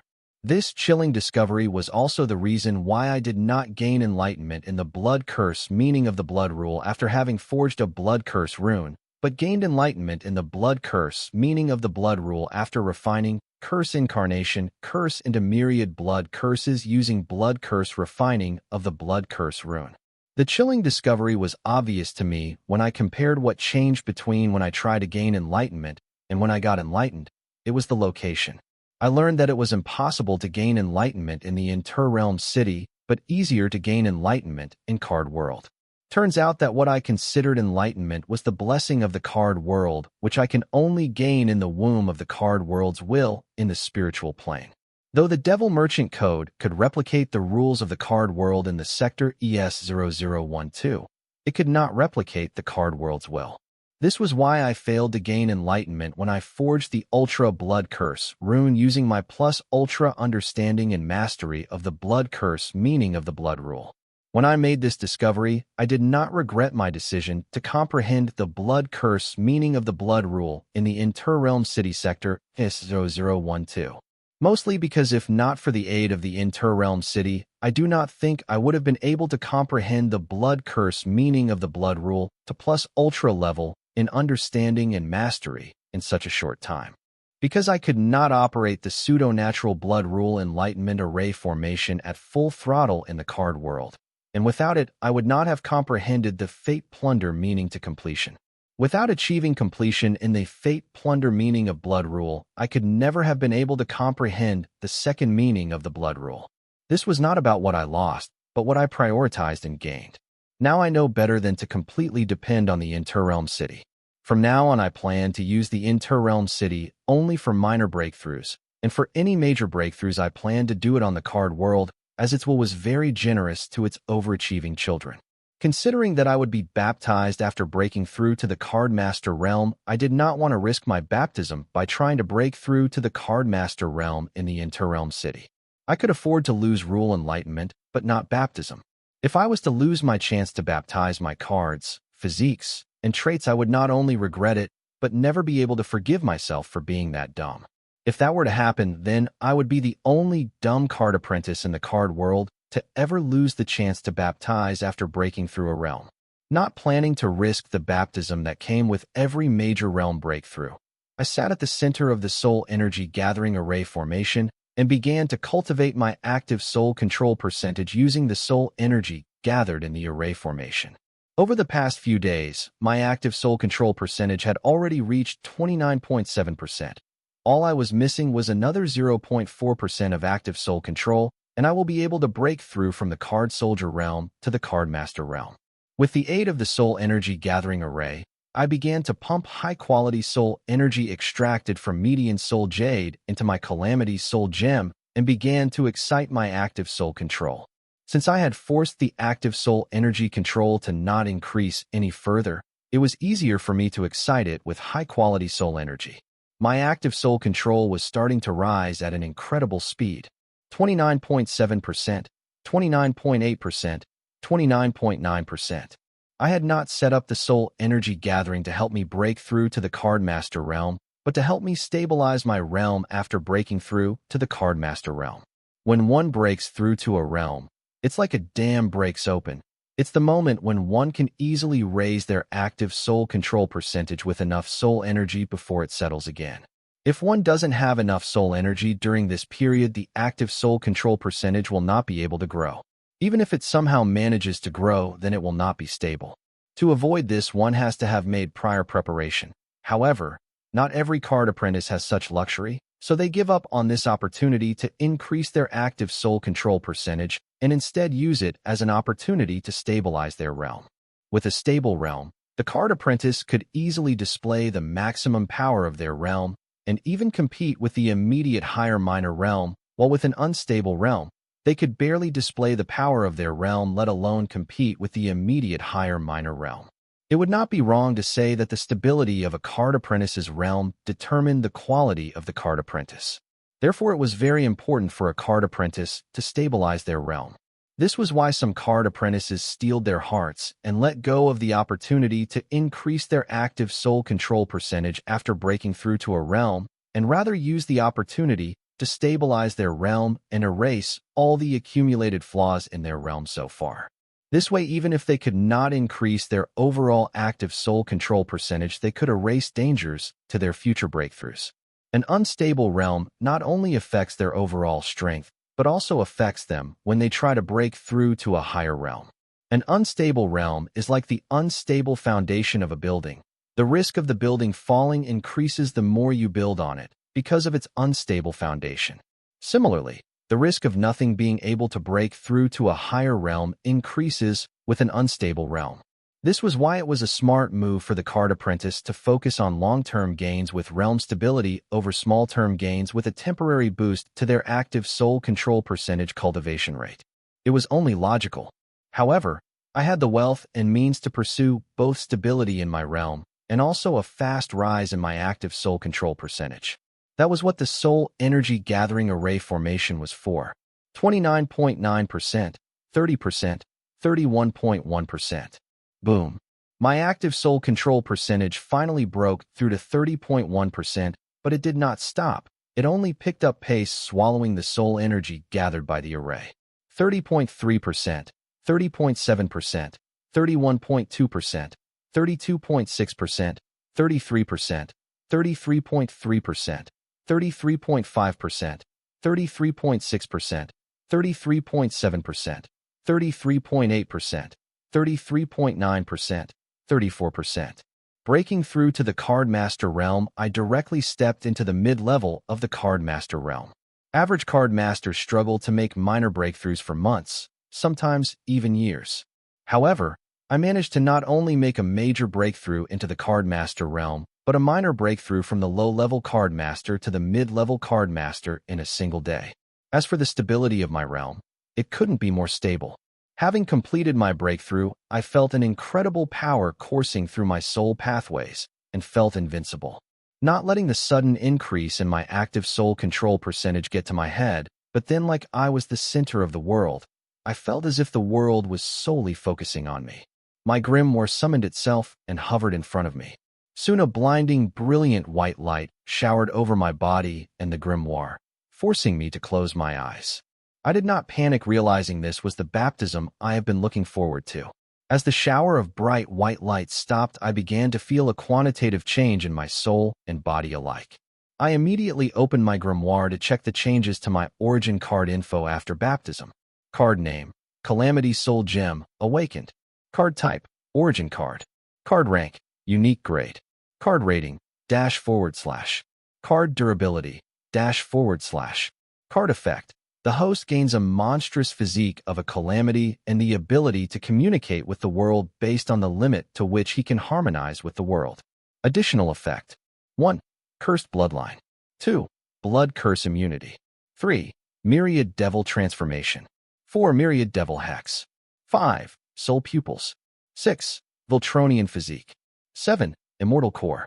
8. Body restructure. 9. Transformation, 4th form, locked. 10. Parent/daughter soul gem. 11. Calamity daughter gem, 3rd form, locked. 12. Hive AI. 13. Mutated soul. 14. Soul echolocation. 15. Soul energy manipulation. 16. One with the world. Synchronization rate: 95%. Note: higher the resynchronization rate, longer and deeper you can communicate with the world. Calamity Soul Gem protects the host's mutated soul. Physique name: Myriad Devil Physique. Physique type: Origin card. Physique rank: Acquired grade. Physique description: this physique allows the user to transform into any inanimate or animate object or being. Note: user needs to sacrifice a part of the said inanimate or animate object or being to the origin card Calamity Soul Gem to morph into them. Physique name: Calamity Soul Gem, Awakened. Physique type: Origin card. Physique rank: Acquired grade. Physique description: the physique has awakened to the true meaning of calamity. Note: the host needs to explore the physique with caution. Physique name: Mutated soul. Physique type: Origin card. Physique rank: Acquired grade. Physique description: the host's soul mutates and multiplies itself every time the host breaks through to the upper realm. Card Master: Mutated soul with 12 consciousness. Note: current multiplying factor is triple, but can be increased. Trait name: Multiple consciousness. Trait type: Origin card. Trait rank: Acquired grade. Trait description: host currently has 12 consciousness. Note: the number of consciousness is directly proportional to the soul mutation. Trait name: Mutated soul energy. Trait type: Origin card. Trait rank: Acquired grade. Trait description: the host currently has 12 consciousness, so the host's soul energy will be refined 12 times, making it 12 times purer and stronger than normal soul energy. Note: the host's soul energy will get stronger and purer with an increase in the number of the host's consciousness. Going through the changes that have occurred to my origin card, physiques, and traits. I was surprised to see that after baptism, my number of consciousnesses has multiplied from 4 to 12 instead of 8. The reason being that the baptism was the way to increase the multiplying factor of my mutated soul. So every time my soul mutates, its multiplying factor increases. This discovery was the MVP of my baptism. Learning the secret to increasing the multiplying factor of my mutated soul was baptism. I was overwhelmed by joy because I knew what this meant. Right now I might have 12 consciousnesses, but in the future when I advance to higher realms, I will have hundreds of thousands of consciousnesses at my disposal. At that time I will be able to create an army of my clones. Not to forget that multiple consciousnesses signify that my soul energy will be refined multiple times and be multiple times purer than the regular card apprentice in the same realm as me. This means that when I reach the card emperor or demigod realm, my soul energy will be at least a few thousand times more refined and purer than the soul energy of the other card emperors and demigods. With such strong soul energy coursing through my body, I do not think that component card emperors and card demigods will be my match, let alone the regular ones. The joy brought by the change to my mutated soul was so much that it did not bother me that there wasn't much quantitative change to the other original skills of my Calamity Soul Gem. Also because there was other good news too, that the Calamity Soul Gem had added 4 new skills and 1 physique, namely, Cursed Bloodline, Blood Curse Immunity, Myriad Devil Transformation, Myriad Devil Hex, and the physique Myriad Devil Body. I guess most of my baptism was consumed with making this happen. The best part about this was that my Calamity Daughter gems inherited the Myriad Devil Body physique and the skills excluding Myriad Devil Hex. It was a bummer that Calamity Daughter gems did not inherit the Myriad Devil Hex skill, but I was satisfied with what they inherited. All in all, I had achieved my goal to grow stronger. Right now I was a lot stronger than when I was in the Card Soldier realm. Not to mention now, I had more survival skills up my sleeve compared to before.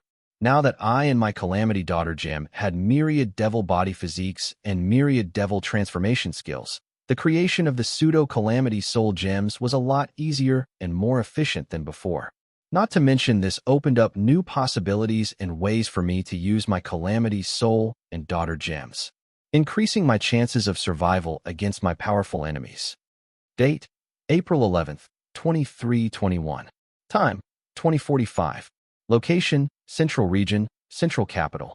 In the 7th basement of a central government secure site, a card semi-demigod patiently kneeled on one knee with his head down before a locked gray metal door. Thick hot red blood could be seen escaping through the bottom of the metal door. Seeing the blood, the semi-demigod did not flinch but respectfully waited in front of the door. The semi-demigod did not have to wait long, as soon an androgynous voice sounded from the other side of the door addressing the card semi-demigod. "Come in." The semi-demigod got up and headed toward the metal door, which automatically opened. Waking into the room, the semi-demigod saw a row of human-sized incubators, each containing a teenage female body with their face covered by a devil mask.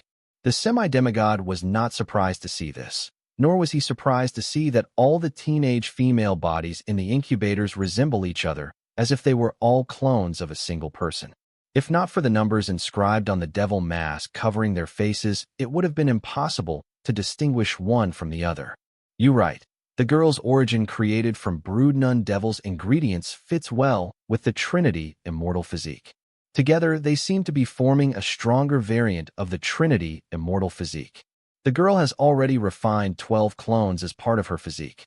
If not for her mental strength limiting her origin card, she could have refined thousands of clones as part of her physique by now. Still, she is the greatest success of this project since Agent Yuri. You have adopted a good daughter." The androgynous voice praised the semi-demigod for having adopted a capable daughter. The girls in the incubators were none other than Ada Davis and her clones. The semi-demigod was none other than her adoptive father and Agent Yuri's handler. And for the androgynous voice belonged to their revered master controlling their fates from behind the scenes. "I am happy that my adoptive daughter could be of use to you, master." The semi-demigod was not able to find the source of the androgynous voice even after entering the room, and he did not try to. He just respectfully kept his head down and spoke when spoken to. Ignoring the semi-demigod's flattery, the androgynous voice warned, This time you better have found everything about the boy this time. Yes, master. I did. I know more about Dalton Wyatt than he, himself, does.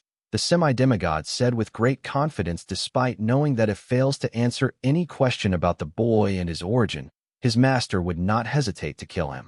Is he the original creator of the VR slime card which had the soul energy digestion effect? Asked the being addressed as master by the semi-demigod. Yes, master.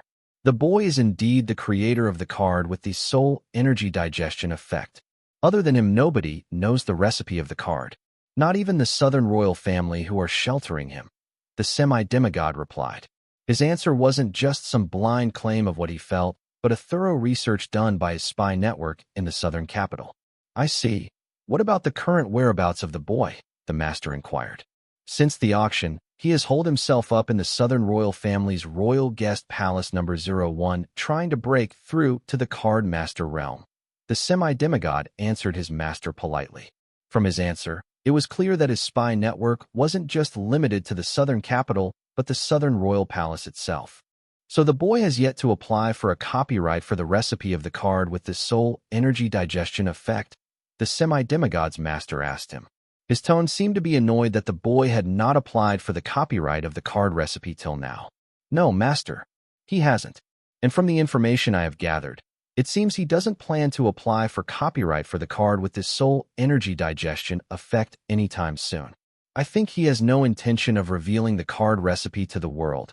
The semi-demigod's voice was shaky as he said this, knowing that his master did not take bad news well. So what if he doesn't plan to disclose the card recipe to the world? We force him to do so. Where are we on declaring the card with soul energy digestion as a public domain for the greater good of the people? Learning that the boy was not planning to reveal the card recipe of the card with this soul energy digestion effect by applying copyright, semi-demigod's master decided to force the boy to reveal the card recipe by using the law.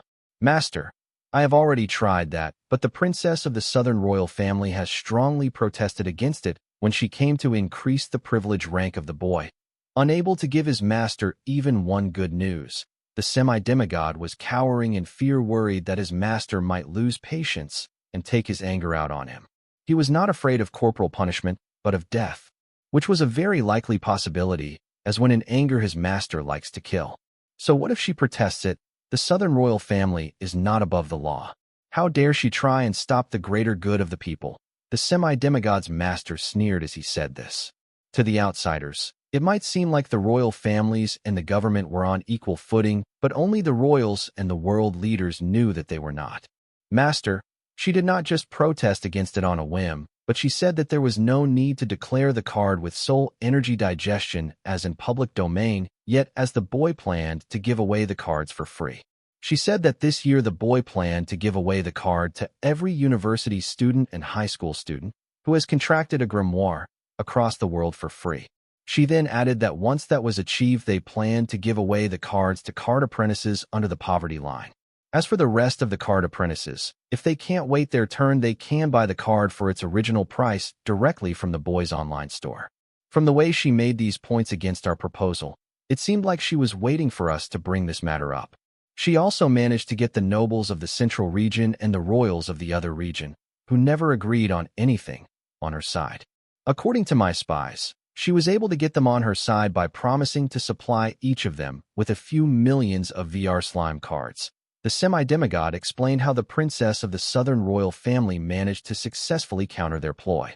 Right now, there was a race among the world leaders, the royals, and the nobles. The race to equip their family members and subordinates with the soul energy digestion cards before their rivals. So when Anna's mother offered them a hand at this moment, they did not hesitate to side with her.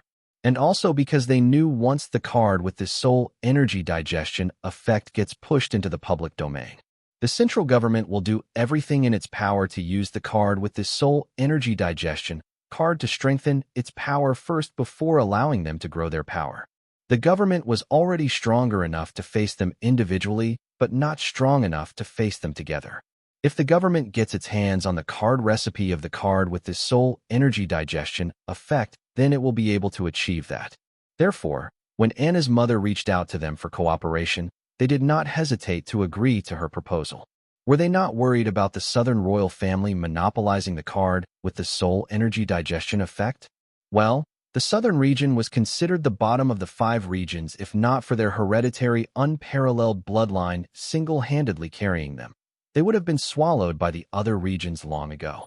So even with the card with the soul energy digestion effect, the other regions' royals and nobles did not consider them a threat. Also because Anna's mother made enough compromises to assure them of mutual growth for their cooperation against the central government.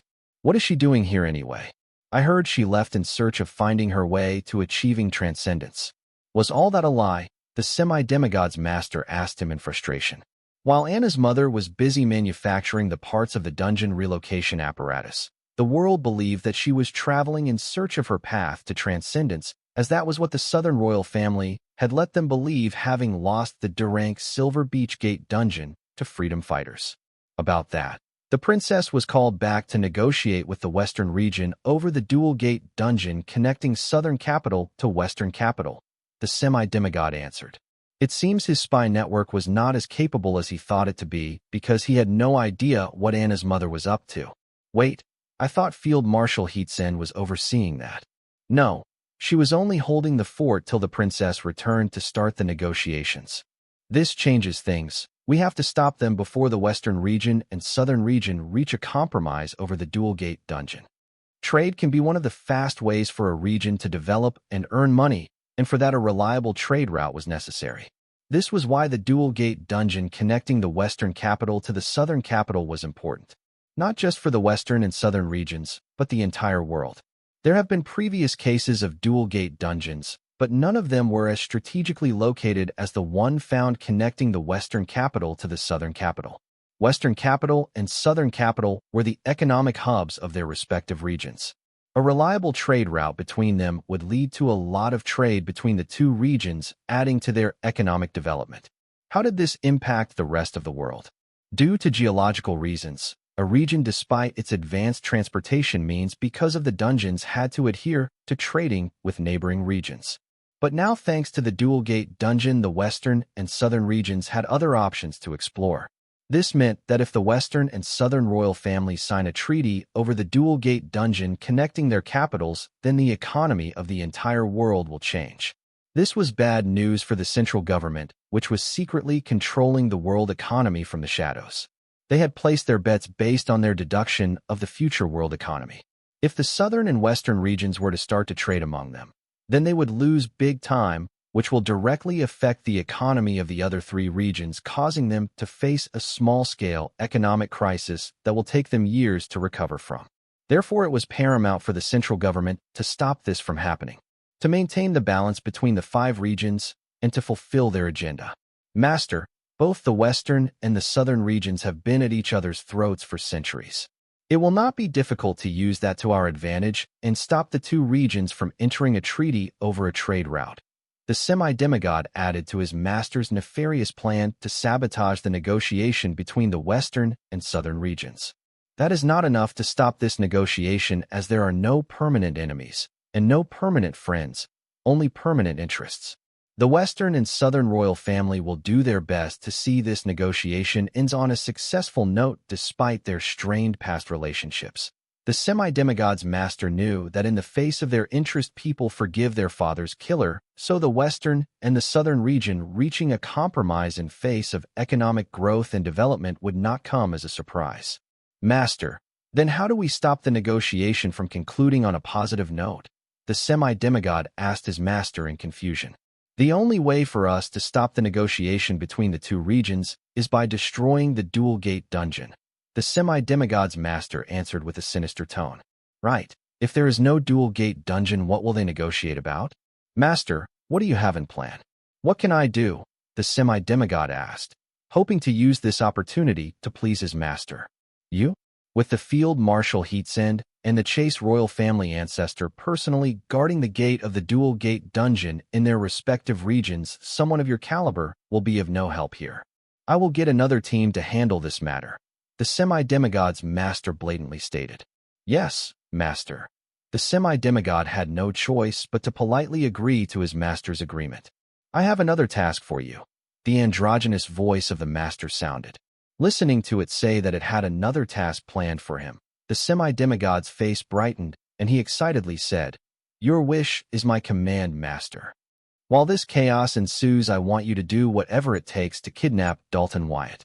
I want that boy alive," the semi-demigod's master instructed and then added, "The discoverer of the silver milk powder and creator of the card with the soul energy digestion effect. It's about time I met this rumored genius. Master, I will do as you command." The semi-demigod showed hesitation, then quickly masking it, he reluctantly agreed to his master's orders. The hesitation in the semi-demigod's voice was because he knew it was impossible to kidnap the boy since he was always holed up in the southern royal palace.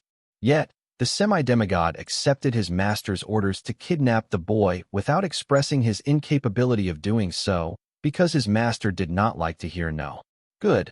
With Henrix coming out as a traitor, now 2 field marshal spots are empty. If you manage to pull this off, one of those spots is yours. The voice enticed the semi-demigod with the field marshal position into doing its bidding. "Thank you, Master. Please, do not worry, I will not disappoint you," the semi-demigod exclaimed.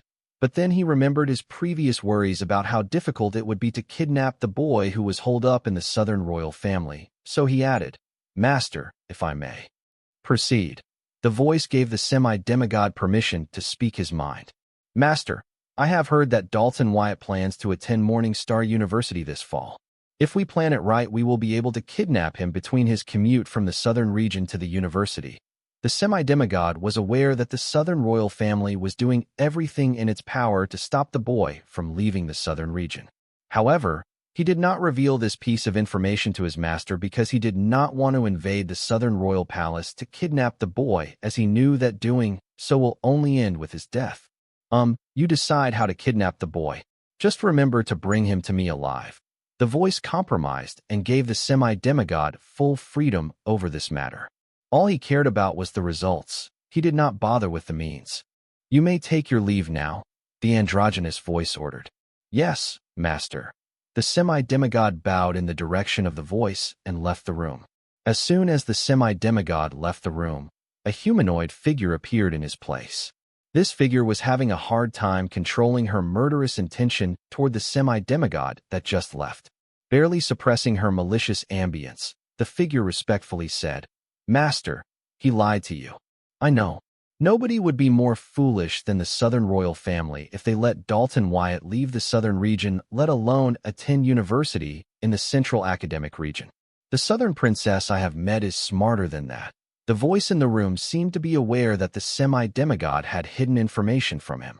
"Master, if you knew, then why did you stop me from killing that insect? How dare he lie to you?" The humanoid figure seemed to be unable to control her emotions. "Come now, my disciple. He did not lie to me. He just omitted some important information because he wanted to complete the task I assigned to him in his way. There is nothing wrong with that as long as he gets the job done. That is why I gave him full control over this mission. We need people like him to take the blame when things do not go as planned." The androgynous voice addressed the humanoid figure as his disciple and seemed to care about her as he took the time to explain himself to her. "If you say so, Master. However, will he be able to complete the task? Especially when the 2 groups are after Dalton Wyatt's life." The humanoid figure reluctantly agreed to her master's thoughts, but also voiced out her concerns. "You mean Carl's Circle and the secret assassination group that is terrorizing the central capital? What did the secret assassination group call themselves again? The Paw Clan?" The androgynous voice asked its disciple. "Yes, Master. I am worried they will get to Dalton Wyatt before him. Then we will never know what the boy did to Agent Lois Forger." The disciple finally spoke about the real reason why her master wanted to meet the boy in person. The rest of the world cared about the silver milk powder and the card with the soul energy digestion effect, as it was a way for them to improve their strength, but the central government saw the silver milk powder and the card with the soul energy digestion effect as a threat to their regime. Unlike the other world leaders, they were already the strongest in the world and controlled most of it. They did not need to get strong. They just needed to weaken their competition. This strategy of theirs has been working out for them for a millennium now, and they had no plans to change it. This was why they were not that bothered by the fact that freedom fighters took the D-rank Silver Beach Gate dungeon, the only known source of silver milk, to another world. Instead, They took their time to patiently rally the Allied forces to retrieve the dungeon. Who's to guarantee that the dungeon will not be destroyed during the process of retrieval? I have talked to Carl. His organization, the Circle, will leave the boy alone. As for the Paw clan, that traitor Henrix has been covering for them. This is why we have been unable to uncover the real leader of the Paw clan yet. We believed it to be the disgraced General Baylor's wife, but for some reason, she killed herself when Henrix broke into the secured facility to save her. Seeing how the Paw clan is still operating after her death, we were wrong. From the looks of it, Freedom Fighters and Paw clan are somehow related. However, the Freedom Fighters have plans to recruit Dalton Wyatt, but the Paw clan wants him dead since they keep trying to assassinate him. This is where things get confusing. That bastard Henrix was able to kill his master who recruited him into our organization. He not only escaped all the suspicion for his stupid master's death, but used it to climb the ranks of our organization, all while he founded and ran a rebel faction against our organization. Since I am facing an individual capable of something like that, it's bound to get confusing. Finally, a worthy opponent. This is going to be fun. Let us see if he manages to escape my hunt, the androgynous voice said in excitement, finally displaying an emotion other than pure malice. Master, you are giving that traitor too much credit. I think he just got lucky.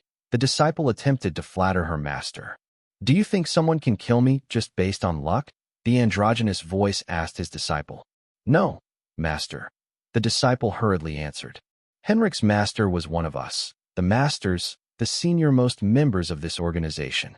Even though Henrix's master was stupid enough to die at the hands of his disciple, his strength was without doubt on par with mine and the rest of the masters. Henrix was able to kill someone of that caliber, so he is not to be underestimated. Got it? The voice cautioned his disciples from underestimating Henrix. Yes, master. The disciple nodded her head in a daze as she was still trying to wrap her mind around the fact that there were card apprentices strong enough to make her master feel threatened. This was mind-bending for her, who believed her master was invincible in this world. Besides, you and your team will be leaving for the southern capital today. If you think you can, then you try to kidnap the boy. But remember, your primary mission is to destroy the dual gate dungeon. That takes priority. Once you are done with that, you and your team are free to let loose. The voice seemed to be very confident that his disciple and her team would be able to destroy the dual gate dungeon. Thank you, master. The humanoid figure's mood improved a little. And take this girl with you. Even though she is just a mere card lord, she now has the unlimited immortal physique, the upgraded version of the Trinity Immortal. Her physique will be helpful in this mission. Show her the ropes and groom her to fill the gap that has formed with Agent Yuri's death. The row of 13 human-sized incubators opened at the command of the androgynous voice, and the 13 identical teenage girls with devil masks covering their faces climbed out of the incubators and lined up in ascending order of the numbers inscribed on their masks. Soon the numbers 1 to 12 vanished, leaving only number 0, or the original, behind. How are you feeling, child? The voice asked Ada Davis. Master, I feel invincible. I can now see that revenge is within my grasp, Ada Davis answered respectfully, and then added, Master, I could have refined more clones. You are right. With the help of your origin card, you could refine more clones as a part of your new physique, but the refined clone would be flawed because your mental strength is not enough to sustain all of them.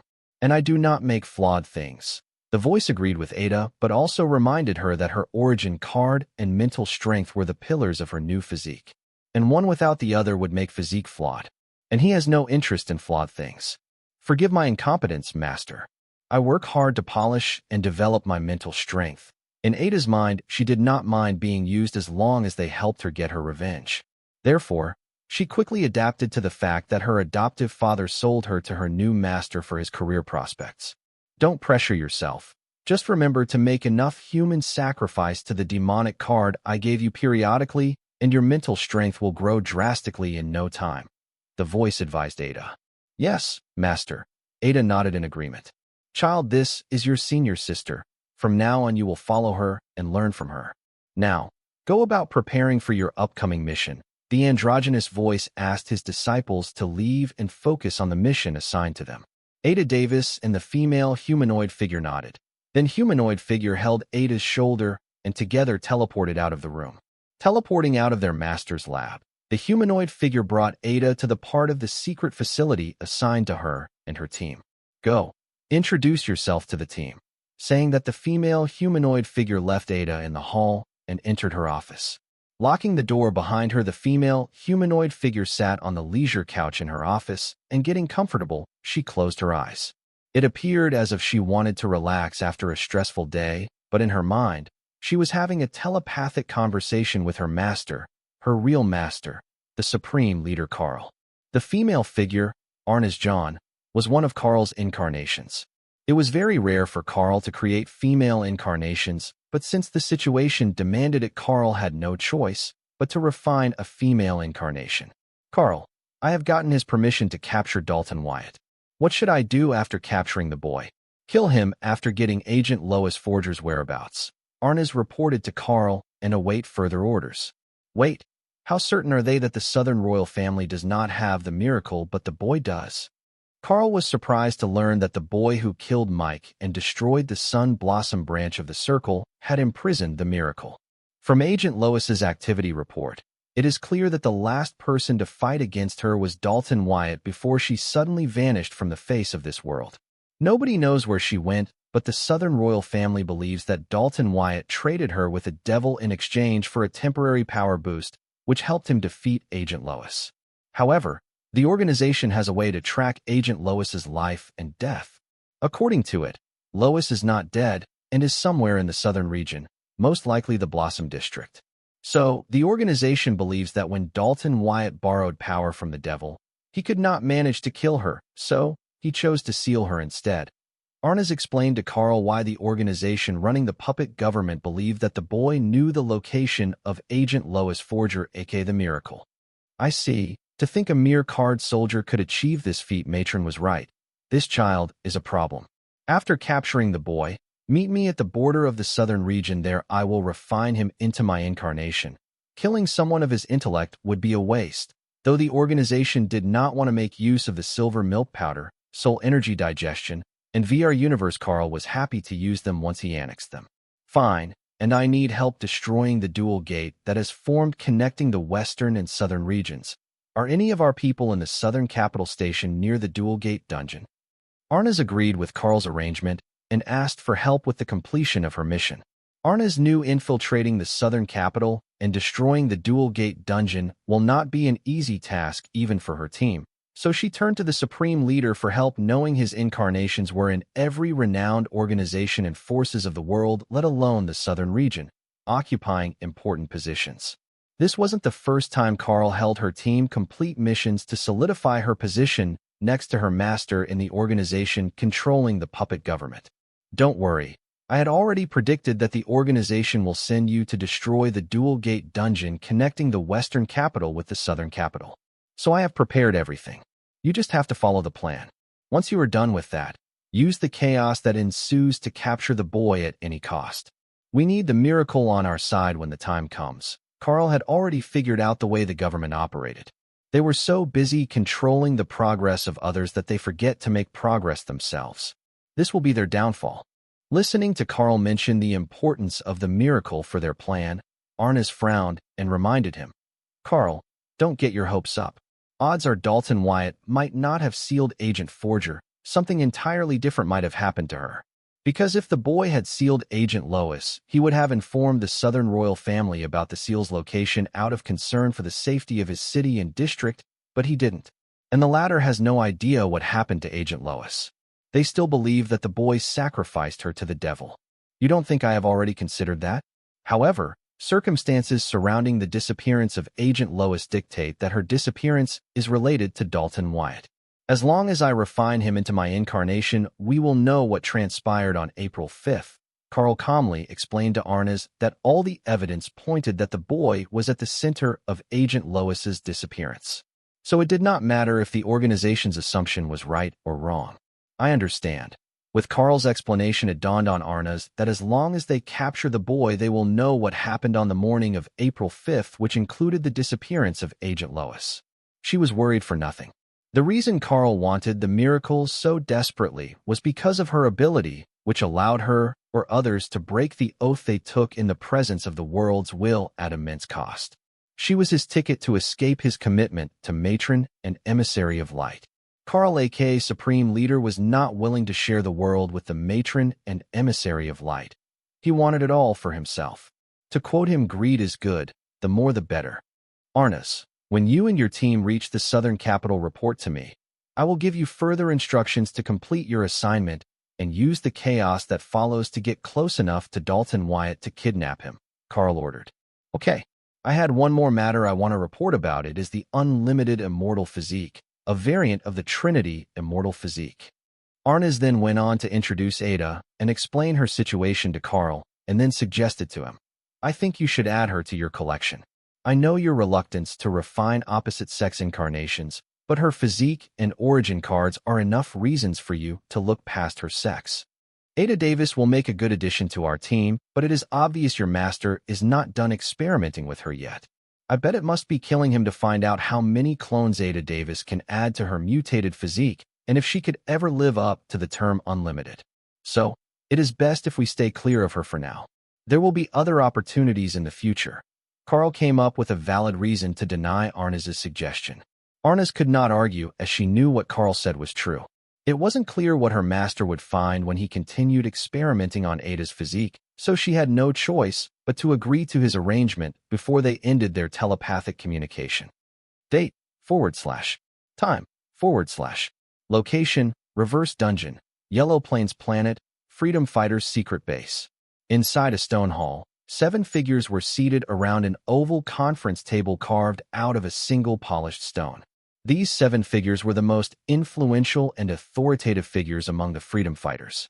Among the 7 were the leader of Freedom Fighters Henrix, one of the commanders of Freedom Fighters Demigod Baylor, and the chief of research and development of the Freedom Fighters Luna Lorne.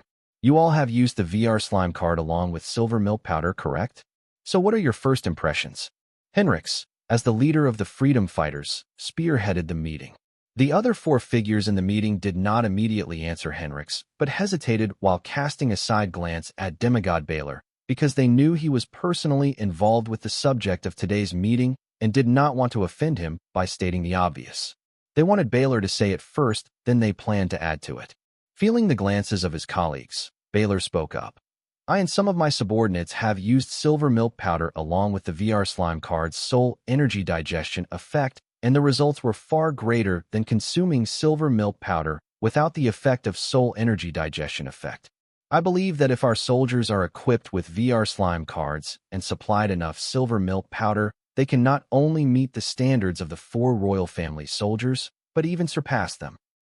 The other 4 figures on the oval table nodded their heads in agreement with Baylor's conclusion. He had said everything honestly, there was nothing left for them to add to it. So all of you agree with what Commander Baylor said. Does anyone have anything to add to what he said? Henrix was surprised to see his disciple did not let his history with Ellen influence his judgment. After all, her orphaned son was at the center of it all. I believe they all agree with me. Now let us just skip the small talk and discuss the real reason why we are all here. Do not be shy. I know you all want to get your hands on an immense amount of VR slime cards for your family and subordinates, and so does the entire card world. But we can't because only one person knows how to create them, and we pissed him off by stealing his property. However, it would be a different story if we kidnap him and force him to work for us, Baylor declared, surprising everyone in the hall. FCK, I never thought I would hear you say those words. Luna commented, listening to Baylor demand them that they kidnap the boy and force him to work for them. Baylor, is that you who is saying those words? Or did your wife finally get to you? Luna mocked Baylor and his failure to notice his wife's secret during their decades-long marriage. Listening to Luna bring up his wife, Demigod Baylor's face turned ashen.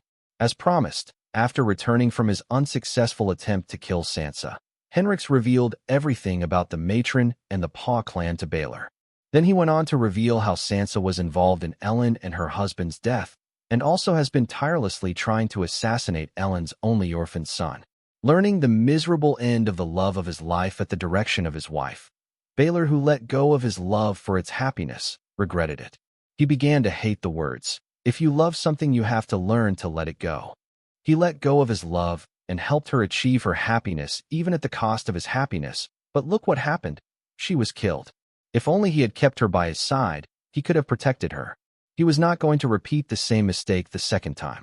The reason Baylor felt that Ellen's orphaned son will be safe at the Southern Royal Palace was because he saw a similar love that he had for Ellen in the eyes of Anna Heat-Sand when she jumped head first to save the boy regardless of the risk to her life. But now, knowing Ellen's true and uncut fate after she left the capital, it pained his heart, and he wondered why he did not force her to marry him and live a long and comfortable life. He regrets it all now. Therefore, this time around, in Ellen's son's case, he did not plan to give the boy the happiness and freedom he seemed to want, but to give him a safe and caring environment where he can grow without having to be worried about being assassinated. During this whole ordeal, Demigod Baylor did not seem to care about Sansa or take revenge on her for what she did to Ellen. He felt guilty for not doing what was needed. He blamed himself for ever letting go of Ellen. Had I known things would end up like this, I would have never let her go. This thought kept playing in Demigod Baylor's head over and over. His thoughts were occupied by guilt for him to spare any thought for revenge.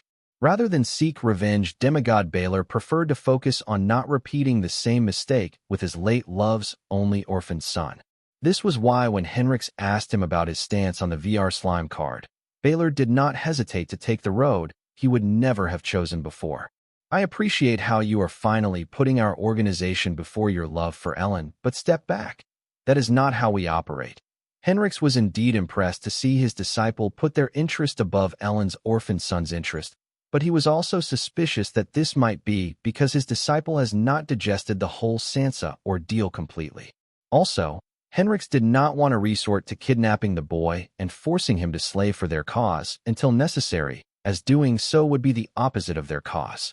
Therefore, turning to the other 4 demigods on the table, he asked, "So, do any of you have anything else to add?" "Leader, why are we still discussing this? Baylor is right. I bet the government is already after him. So let us not waste further time on small talk and start discussing how to kidnap the boy from within the Southern Royal Palace. Luna, you know the Southern Royal Palace better than anyone here. So do you think we can infiltrate the palace and capture the boy without alerting the royal guards?" One of the demigods sitting on the oval table proposed. Baylor and the other 3 demigods seemed to agree with him and waited for Luna's response. "I know a few secret routes we can use to infiltrate the Southern Royal Place and capture Dalton Wyatt, but I do not recommend that, because if we are discovered we will have no chance of retreat. It will turn into a fight till our death. It will be best if we stake out in the southern capital and wait for the boy to leave the palace." Luna advised her colleagues to give up on the idea to kidnap the boy from within the Southern Royal Palace, because that would mean them walking into a death trap. With the popularity of the VR slime card, I doubt the Southern Royal family will ever let the boy out of the Royal Guest Palace. You sure staking out of the Royal Palace is our only option? The demigod from earlier did not seem to like Luna's advice, because conducting a mission in enemy territory was already risky, but staking out in the heart of enemy territory for days and weeks was just suicide. Or we can wait. In 3 months the boy will be leaving for the Central Academic Region to attend Morningstar University. We capture him during his commute, Luna proposed, since her colleagues did not seem to like her other idea. Here I am saying that the Southern Royal family will not let the boy leave the Royal Guest Palace. What makes you think that they will let him attend Morningstar University? I know that the Central Academic Region has strict rules and regulations in place to ensure the total safety of their students. But there is no way in hell that the Southern Royal family would be stupid enough to let the boy attend the university there instead of just sending him to one of the Southern region's top universities or just homeschool him. The demigods did not believe that Southern Royal family would ever let the boy go to the Central Academic Region to attend the Morningstar University. Dalton Wyatt will attend Morningstar University, and there is nothing that the Southern Royal family can do to stop him from doing so, Luna announced with great confidence when the demigods repeatedly said that the Southern Royal family would not allow the boy to leave the Southern region. "What makes you say that?" the demigod asked. They all, including Henrix and Baylor, believed that the Southern Royal family would not allow the boy to leave the premises of the Southern capital, let alone the Southern region. "You guys don't know Dalton Wyatt like I do. Otherwise, you will not be underestimating him constantly. Let me tell you something. If Dalton Wyatt puts his mind to something, he will achieve it." Dalton Wyatt was able to defeat the miracle despite being a card soldier. That should be enough proof of that. "Henrix, You know the strength of the miracle. Tell me, can any card soldier pull off what Dalton Wyatt did? Luna's eyes shone a crazy brilliance as she spoke about the boy's name and his achievement as if they were her achievements. It could be seen that was becoming very possessive of the boy. No average teenage card soldier can pull off what he did. I don't believe even I would be able to do that now, let alone at his age. Henrik's words shocked the demigods in the room. They did not expect Henrix to sing praises of a teenage card apprentice. It was clear to all that knew of the Battle of April 5th that the boy borrowed the devil's power to defeat the miracle. However, nobody knew how the boy managed to borrow the devil's power without any consequences. Henrix believed he could not do something like that even with his current power and wisdom. Then he added, "Yes, the boy is not to be underestimated in any way, but I too believe that the Southern royal family never let the boy leave the Southern capital, let alone pursue higher studies in a foreign region. Luna, you know your aunt better than me. She will never let something like that happen." Ugh, seeing each of her ideas being shot down, Luna was irritated, but she would not argue further because Hernix was correct about Anna's mother. She will never allow the boy to leave the Southern capital. Maybe it was she who planted the idea of kidnapping the boy and forcefully bringing him to the royal palace in Colleen's mind. Anna's mother had a way of getting her way without becoming the bad guy or her enemy realizing it. Therefore, after a lot of thinking, she proposed, "I still have a few loyal subordinates active in the palace. We can just wait for them to signal us when Dalton Wyatt leaves the royal palace grounds, but our people will have to hide near the Southern capital to act as soon as possible. This is the best plan I can think of. If you guys don't like your odds, then forget about kidnapping Dalton Wyatt." None of the demigods immediately agreed to Luna's plan and began to contemplate if the risk was worth it. After all, the boy would have demigod bodyguards guarding him 24/7, so a few of them will have to tag along on the mission to see it through, which meant they would be risking their lives to kidnap a teenage card soldier. Considering that the boy was one-of-a-kind genius, it would be worth it, but before either of them can volunteer for the mission, Hernix spoke up, "No need to send in a team. I will personally attend to this assignment. The security of the Southern capital and its surrounding area has increased by 100-fold ever since the discovery of the Dual Gate dungeon, making it very risky even for a small group of demigods to hide there." Thinking of this, Henrix decided to take action himself. Besides, his origin card was perfect for his assignment. Learning that Henrix would personally be taking action, the group of demigods cheered up, not because they felt it would be easier to complete the assignment with his origin card, but because they were so confident about Henrix. As their leader and friend, he has never let them down. They believed if it was Henrix, he would complete the mission regardless of any development. Just learning that Henrix would be taking over the assignment, they all felt rest assured as if it was a done deal. That was the amount of faith and trust they had in Henrix. Even Luna, who had only known Henrix's identity a few days ago, felt that way. "Since you are personally taking action, it saves us a lot of trouble and manpower. With the building of the silver milk powder production chain and supply chain, we are shorthanded not only in terms of manpower, but capital too. If we do not tend to these issues immediately, then we will have to halt all our activities just to sustain the organization." One of the demigods overseeing the finances of the freedom fighters spoke up. While saying this, the demigod eyed Luna because every year the R&D department takes a huge chunk of their budget, but so far they have yet to see any results in the empty space research being led by Luna. The demigod believed that if they were to temporarily shut down the R&D department, financially the organization could sustain itself for another 2 or 3 months, which was enough time for them to start selling silver milk powder in the black market and solve their money problems once and for all. However, the demigod was too afraid of Luna to say that. Yes, a reputed and influential demigod was afraid of Luna, a card emperor. Luna did not get a place on the oval table, which was filled with powerful demigods, for nothing. Anyone who underestimated her has come to regret it. Luna was as ruthless as they come. Have things gotten that desperate? Hendrix asked the demigod with a grave expression. Though most of the people in the freedom fighters were not in it for the money as their leader, it was up to him to see that they were all well fed and equipped. "Good that you brought the finances. I have a good investment plan just for us.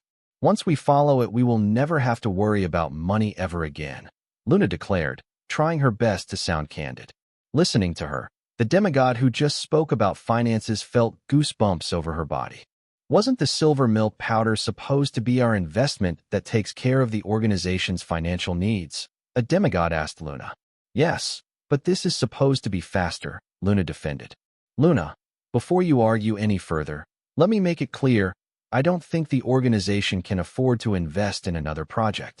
Honestly, I was hoping to pull the funding from your R&D department and use it to sustain the organization till we get the silver milk powder out in the black market.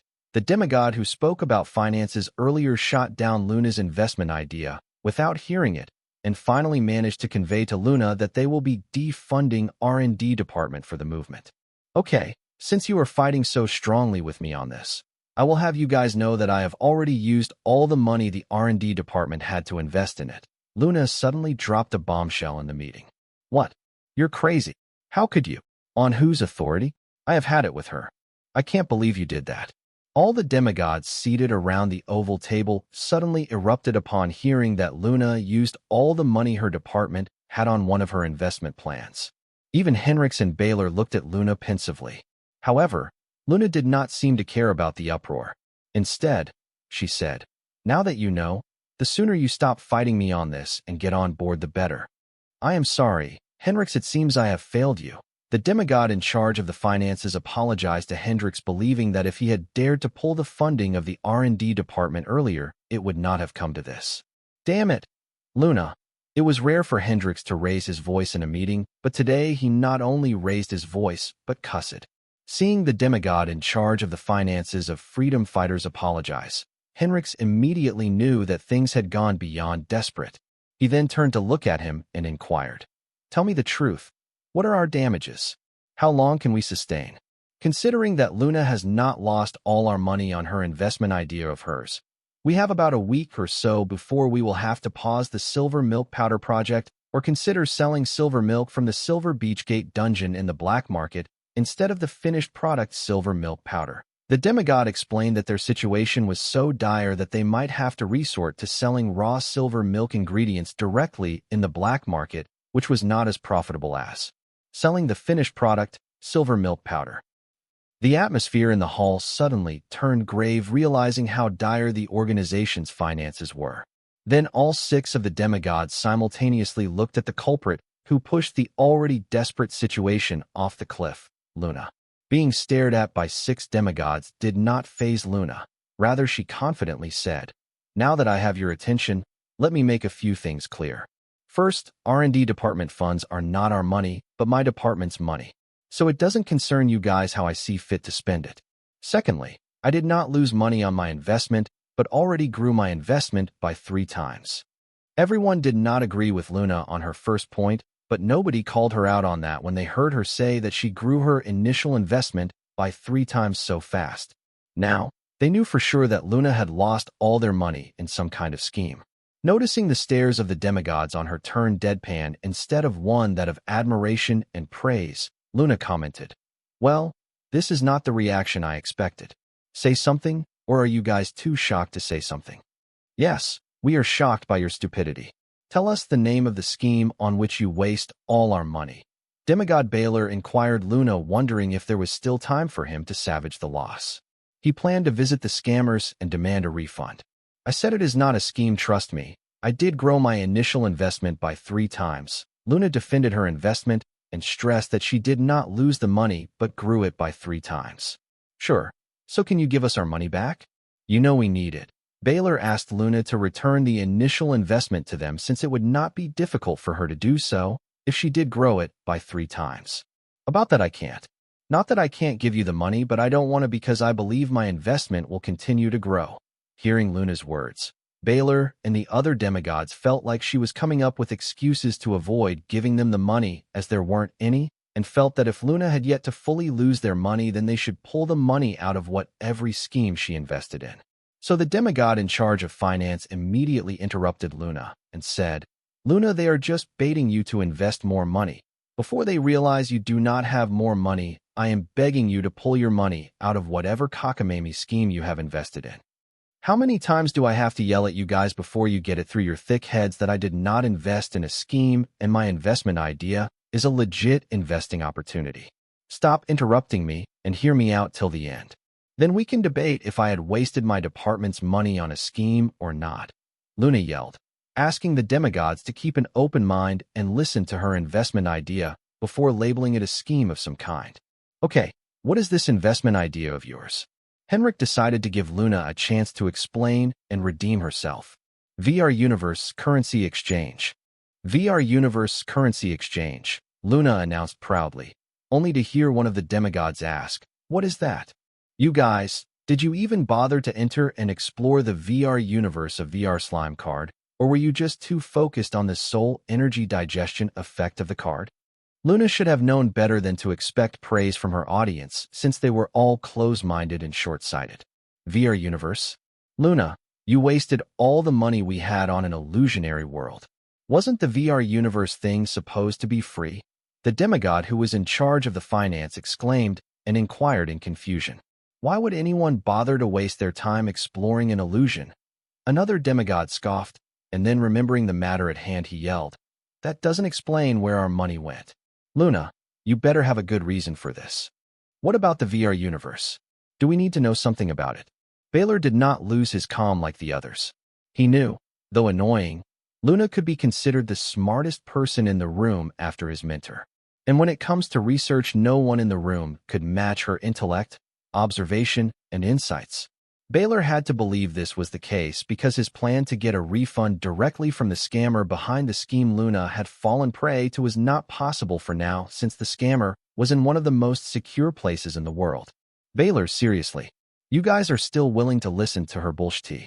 How can an illusion be an investment opportunity which can grow your initial investment by 3 times? The demigod from earlier yelled in irritation, seeing Baylor and Henriks were still willing to entertain Luna and her idiosyncrasy.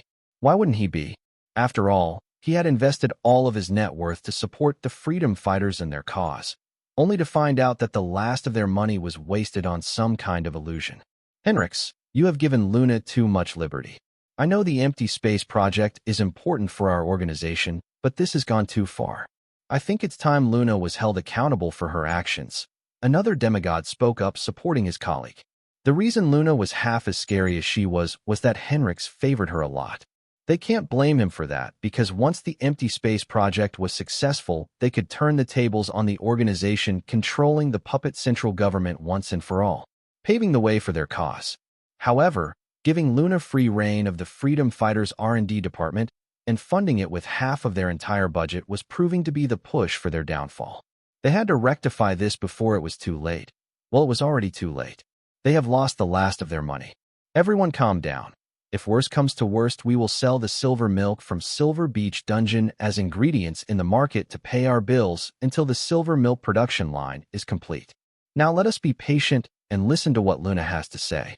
She is right. We were all too focused on the soul energy digestion effect of the card that we forgot the real reason why Dalton Wyatt created the VR Slime card, VR Universe. He could have sold the effects VR Universe and soul energy digestion separately, but he chose to stack them in a single card. I believe Luna is onto something we failed to see. Though Henriks defended Luna, in his mind, he was hoping Luna would come through, otherwise he would have no choice but to hold her accountable for her actions. Yeah, guys, relax. All our money is with Dalton Wyatt. Once Henriks captures him, we can just have him cough out our money with a hefty interest. The demigod in charge of Freedom Fighters' finances chimed in, claiming that the answer to all their financial problems was the boy who created VR Universe, in which Luna invested the last of their money. I like the sound of that. I can get on board with that. Looks like the answer to all our problems is Dalton Wyatt. The sooner we capture Dalton Wyatt, the better. Listening to the point made by demigod in charge of finances, the mood in the hall lightened and finally improved for the better. Guys, aren't you underestimating Wyatt too much? Do I have to remind you people that to escape his card emperor and semi-demigod assassins, he has managed to successfully fake his death numerous times? Capturing him will not be an easy task, especially with the Southern Royal Guards at his disposal. Luna's brows frowned, seeing the demigods underestimate the boy and treat him like an overflowing piggy bank waiting to be broken open. In her eyes, her demigod colleagues started to look like a bunch of lowlife pirates and bandits. Even if he is dead for real, I will bring his mangled remains to raise him from the dead to cough out our money. A demigod who dabbled in monster necromancy and chimera creation vowed, causing Baylor to frown. Ahem, seeing the meeting was going out hand, Henrix cleared his throat and brought them back to the topic at hand.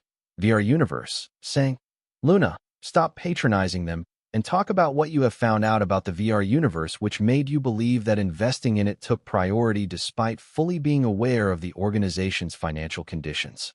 Fine. Luna stared hard at the demigods before sighing and letting out the breath of frustration and said, Honestly, I can't blame you guys for not noticing the importance of the VR universe. After all, that is what Wyatt wanted to achieve by stacking the VR slime card with VR universe and the soul energy digestion effect. You guys were so preoccupied with the possibilities of the soul energy digestion effect that you guys ignored the possibilities of the VR universe. Wyatt is peddling a way for him to dominate the world right under your noses, but you guys failed to notice that because you were distracted by the distraction he purposefully planted, the soul energy digestion effect of the card. You illiterates fell for his distraction as he accepted you and the other world leaders too. If not for me, it would have been too late before you guys even realized what he was up to, just like the central government, royal families, and the central region nobles. Luna, what did I just say? Stop patronizing us and get to the point, Henrix yelled. The hall had 6 demigods and none of them felt good being looked down by the only card emperor in the hall. Geez, leader. I am getting to it. Don't rush me, Luna complained, then paused to soak in the frustrated look on the faces of the 6 powerful and influential demigods in the freedom fighters. Thinking to herself, and these guys want to control Wyatt. He will have a field with these suckers. I have shared an article to each of your grimoires. Go through it and tell me what your thoughts are about it, Luna said after she summoned her grimoire and shared an article titled, I created the Dragon Mocha from VR Universe, to all 6 of them. Luna, just tell us already. And Demigod pleaded with Luna to stop with the props and get to the point. You guys will have to work for the information I have gathered, otherwise you will not appreciate it.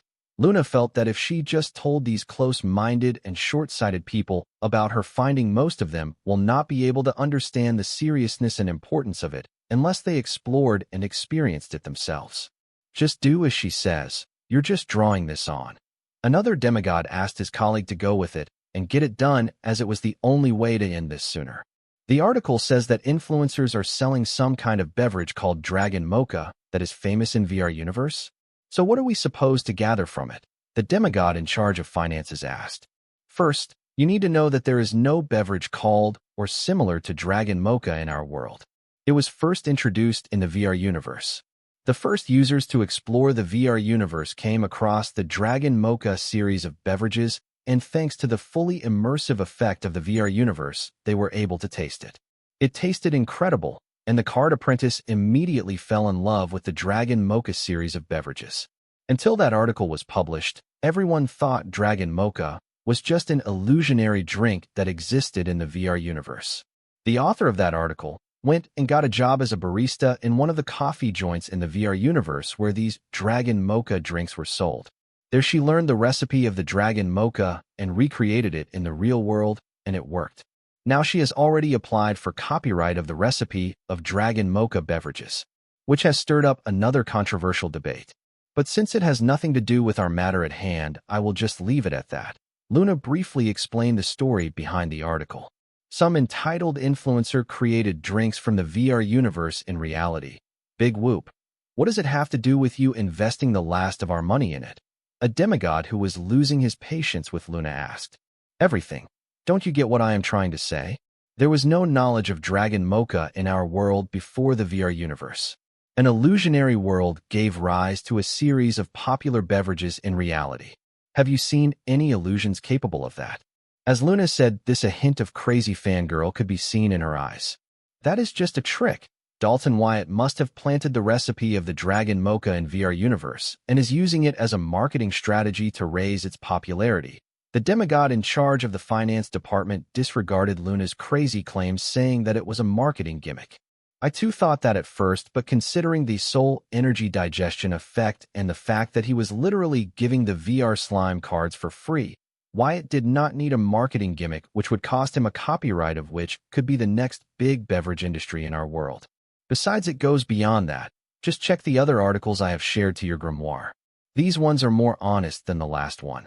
Luna defended that the VR universe was more than just an illusion. I learned how to cook an Azura fin fish monster in VR universe. I learned how to make different flavors of ice cream in the VR universe. I learned how to cook diamond-shelled crawfish in the VR universe. I am attending a monster processing college for free in VR universe. I learned how to kill a horned tiger monster in 3 moves in VR universe. The demigods were skeptical about Luna's claims and believed she had fallen prey to some kind of marketing trick. But once they began to go through the numerous articles and videos about how the card apprentice learned different kinds of knowledge in VR universe, which wasn't available in the card world, they started to understand where Luna was coming from. As it was impossible for anyone to deny the sheer number of evidence. It was plausible to believe that one can implant 1 or 2 new knowledge in their illusion, but it was impossible for anyone to create an illusion like the VR universe filled with knowledge and civilization that wasn't even present in the world. Luna, how many of these articles are true? Henrix asked Luna with a deadpan face, realizing that Luna wasn't lying. The VR universe wasn't just another high-level illusion. I have personally spent my department's manpower to investigate the truth to all of these articles, and turns out all of them are true, and there is no falsehood to any of these articles. Luna's tone was serious and grave, to imply the solemnity of this discovery. All of them are true. And Demigod asked Luna for confirmation in utter disbelief. Yes, all of them are true, Luna affirmed. I had to take a huge loan to learn monster processing in a mediocre college. I remember being in debt for decades to pay off my student loans. And here they are learning monster processing for free. The demigod who dabbled in monster necromancy and chimera creation complained, having read the article, "I am attending a monster processing college for free in VR universe." The monster corpse processing and meat harvesting process shown here in the videos are simple but advanced, most importantly unique. These are not our world's techniques.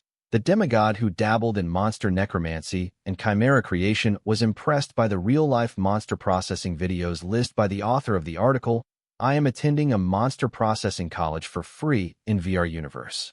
You sure these monster meat processing techniques don't come from some rural part of this world? Baylor asked the demigod who dabbled in monster necromancy and chimera creation, feeling illusions couldn't have their civilization and knowledge, which was absurd as illusions were not real.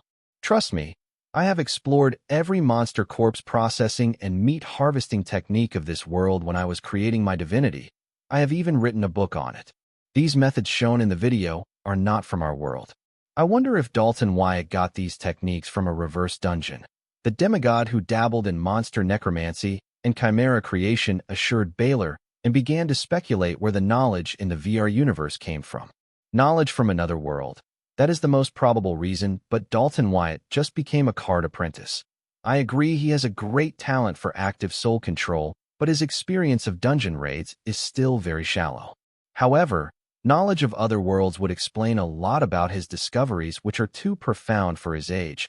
When Henrix, he had no idea how close he was to the truth about the secret behind the boy's sudden genius. Henrix, you better not be trying to imply that Wyatt is a fake genius and his discoveries are all knowledge from another world. Luna was pissed hearing Henrix's speculation that the boy's intellect was nothing but otherworld knowledge. Luna had personally taught the boy about ego gem, rules, rule meanings, array formations, etc., and witnessed how quickly the boy understood the knowledge imparted to him and how he adapted it to fit his understanding and needs, allowing him to come up with brilliant ideas which escaped the eyes of other observers. Yes, the boy lacked a lot of basic knowledge about the card world, but that was mostly because of his lack of experience and this world's strict regulations over the knowledge. However, this worked in his favor because he filled this gap in his knowledge by making use of the mortal alchemy. A/N. Science. The boy's understanding of mortal alchemy was far more advanced and better than the royal mortal alchemists. He used mortal alchemy to create many advanced cards that put the conventional card arts to shame. He could be considered a visionary for successfully applying the field of mortal alchemy to card creation. The Iron Flesh origin card the boy created for Pax Godson Whitebun was the perfect example of this. Not to forget his line of megamorpher cards which could give a card apprentice power, far suppressing their realms. In the limited time Luna had spent with the boy, she had come to learn that compared to these 6 demigods in front of her, he was very open-minded. Where people saw problems, he saw unique and revolutionary solutions. The perfect example of this was card apprentice Lucy Robert, whose mental development was very slow compared to her physical development. The medical cards of this world had no more for Lucy Robert, but the boy was able to cure her of the mental illness that plagued her entire life in a few hours. Using advanced mortal alchemy, he developed hand in hand with his limited array mastery. Luna, calm down. I was just making an assumption. There is no need for you to get so worked up over it. Besides, there is no way the boy would have survived a reverse dungeon alone. So it is more likely he got the other knowledge through other means. His parents maybe. They have been in many interesting dungeons searching for false relics and whatnot. Still, there is no way just otherworld knowledge would be enough for him to gain our Luna's respect and admiration. Henrix loudly contemplated. Wow, that's an interesting way to admit that you were wrong. Luna sneered, listening to Henrix conclude that the boy might be a genius after all, which wasn't a debate to begin with. Guys, you will have to continue the meeting without me. Something urgent just came up, saying that the demigod who dabbled in monster necromancy and chimera creation summoned his diamond-grade grimoire and activated VR slime card to enter the VR universe. Under everyone's surprised stare, suddenly a slimy liquid started to cover the demigod who dabbled in monster necromancy and chimera creation's entire body before condensing into a crystal. When he said he had something urgent to attend to, I did not think he would enter the VR universe. What did he see in these videos that prompted him to ditch the meeting and enter the illusionary world created by a card soldier? The demigod in charge of finances was in disbelief watching her colleague's rude behavior. The expression on the remaining demigods in the hall had turned grave. They could not stand the idea that they were missing out and that they failed to uncover something that their demigod colleague did. Even though they were all from the same organization and stood together for the same cause, they were all very competitive card apprentices, which was why they were able to make it to the top of the world's power level when the 99.99% could not make it. When are you guys going to stop underestimating the boy and cease looking at the VR universe as just an average high-level illusion? VR universe is more than that. It is a living illusion that keeps progressing with time, just like the real world. Now that is the highest form of illusion I have ever seen in my life. I had the opportunity to learn from many talented illusionists achieving the highest form of praise in their field, but none have been able to create something similar to VR universe. Luna lectured the demigods while sending them articles on VR universe posted by renowned illusionists across the world. These articles are exaggerated. The demigod in charge of freedom fighters' finance immediately denied the legitimacy of the articles shared by Luna and added the reason why he thought so. They are claiming that the illusionary beings inside the VR universe are alive and have built a civilization which is as advanced and capable as ours. Now that is just absurd. As for the other 4 demigods, their faces were serious. Should they have read these articles from renowned illusionists before Luna showed them articles where card apprentices were learning new knowledge which was unique to VR universe and cannot be found in this world? They too would have disregarded these articles as ludicrous and irrational, just like the rest of the world did. However, now that they have seen firsthand that the card apprentices who have explored VR universe were gaining unique knowledge that did not belong to the card world, they too started to lead toward the claims made by renowned illusionists in their articles. But they will not conclude anything about the VR universe until they have experienced it themselves and verified the claims made in the articles by the influencers and the illusionists. Come on, you guys don't tell me you believe these articles. Baylor, you too? The demigod in charge of freedom fighters' finance was dumbfounded to see his colleagues lean toward the claims made in the ludicrous articles. I can't say until I have experienced the VR universe myself, Baylor said. In his mind, he was very proud that Ellen's son was the one-of-a-kind this world has ever seen. Luna, what did you find? Henrix noticed that so far Luna has only been sharing the articles on what other card apprentices have found and shared with the card world, but not what she found. Listening to Henrix's question, the demigod's focus landed on Luna, and this time they patiently waited for Luna to impart her observations of the VR universe.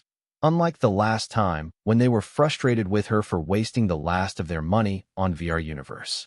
Now that we all are on almost the same page, I will stop with the introduction and start the real class. Luna's eyes shone brightly, as she was too excited to share her findings with her colleagues. When I learned that the card apprentices were able to use the unique methods of monster corpse processing, monster meat harvesting, and monster culinary that they learned in the VR universe in the real world, I set out to see if that was true for another form of such knowledge. So I learned the item crafting and martial arts unique to VR universe and tried them out in the real world. And guess what? I was able to create cards using the item recipe and martial arts I learned in VR universe, proving that the knowledge of the civilization in the world of VR universe wasn't just unique but real.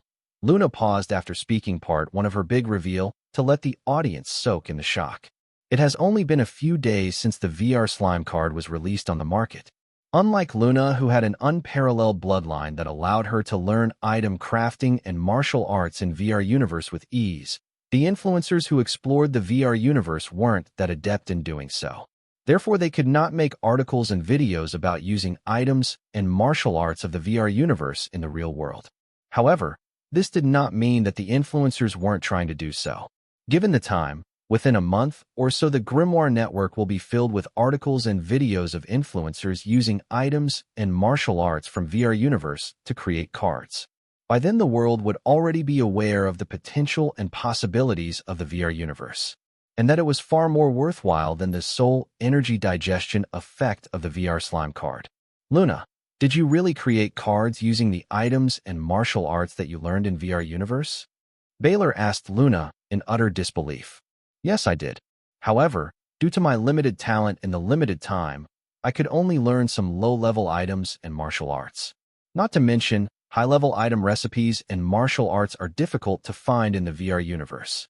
I guess I will have to spend a lot of time exploring the VR universe to find high-level items and martial arts, Luna said as she shared the documents on her findings with the 5 demigods. While unconsciously, she was looking forward to her next visit to the VR universe. This only proves that the knowledge in the VR universe is real and not the illusions in the VR universe are real and living. The demigod in charge of Freedom Fighters Finance argued only because he could not see Luna escape accountability for her actions again. Listen to the remark of her demigod colleague. Luna raised her left eyebrow, and then letting out a sneer, she said, "After confirming that knowledge imparted in VR universe is real, I began to test the claims made by illusionists by interacting with the illusionary beings in the VR universe. Just like the illusionists mentioned in their articles, these beings were highly interactive, emotional, and felt very real. However, my research did not end there. I found an illusionary being that can be considered a corrupt bureaucrat in that particular world of the VR universe and killed it just to see what impact it will have on the VR universe and other illusionary beings. The result was surprisingly very similar to what would have happened in reality. They held a funeral for the dead while his friends and family cried, and so on. Life of various illusionary beings was influenced because of this incident in various ways. Therefore, I concluded that these illusionary beings were real and living in their way. They had a different definition of reality and way of life fitting their illusionary world. And it was not right to express their reality and way of life using our definition of reality and living beings. Therefore, instead of calling them illusions, I termed them as illusionary beings, meaning living beings made of illusion. During this incident, I also learned of the karma system of the VR universe. If a card apprentice does anything bad in the VR universe, they gain negative karma, but if they do something good, they gain good karma. What is the use of karma, you ask? It will determine the card apprentice's affinity with the illusionary beings of the VR universe. If you have negative karma, the illusionary beings will be hostile toward you, and if you have positive karma, the illusionary beings will be friendly with you. And over time, both negative and positive karma began to decrease at a slow pace. So to maintain good karma, you have to regularly keep doing good things in the VR universe. You can also choose to have a neutral karma.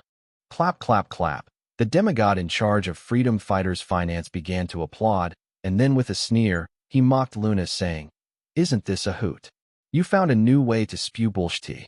You could not prove that the illusions in the VR universe are living beings, so you came up with a neat way to con us into believing that those illusions are living beings by saying that they have their definition of reality and living beings, and we would not look at them with our definition of reality and living beings. Bravo, Luna. Only you can sell such bullshit." If the illusions are living beings from their definition, then what are we according to their definition? Illusions maybe. According to their definition, when we're in our world, we're aliens to them, unknown beings from another world. But once we enter their world, VR universe, we are the same as them, as then we fit their definition of living beings. Luna was prepared to meet resistance from the demigods to her defining the illusions in VR universe as living beings. So she was not surprised by her demigod colleague's question and immediately answered his qualms. Luna, you are saying VR universe is a realm and the illusionary beings you speak of are natives of that realm, just like how demons are natives of the dark realm. Is that right? Baylor asked Luna if he understood correctly. Luna was happy to see that Henrix and Baylor had followed through with her explanation and understood what she was saying. So with a gentle smile on her face, she further explained, yes, you're correct if you consider the VR universe as a single realm. However, the VR universe isn't one realm, but a cluster of realms. When card apprentices enter the VR universe, they land in a city of one of the realms of the VR universe, where the native illusionary beings are very similar to card apprentices' humanoid spiritual bodies. Here is where it gets interesting. If a card apprentice wants to leave the city they landed in and explore the rest of the world, they will have to buy a subscription that will permit them to explore other cities of that world for a limited time. The same is true if you want to explore other realms of the VR universe, though you will have to buy the costlier subscription for that. As I said, VR universe is a cluster of illusionary realms, and each of these realms has a unique, fully functioning illusionary civilization. If you want to leave your designated city and explore these places, you will have to buy subscriptions. These subscriptions are not cheap. Not to mention, card apprentices who want to use public transportation or eat virtual food or use other facilities of the VR universe city they were landed in will have to pay for it using the VR universe centralized currency VR coins. At the launch of VR universe, one VR coin was valued at 1 cent of our world, but as more and more card apprentices kept entering the VR universe and exchanging our dollars for VR coins, the value of VR coins has increased. Now 1 VR coin is worth 60 cents. I think this value will only increase with more card apprentices entering the VR universe. This is inevitable considering that the VR universe is a treasure trove of otherworld knowledge, item recipes, and martial arts. This was why I invested all of my department's funds into the VR universe currency exchange.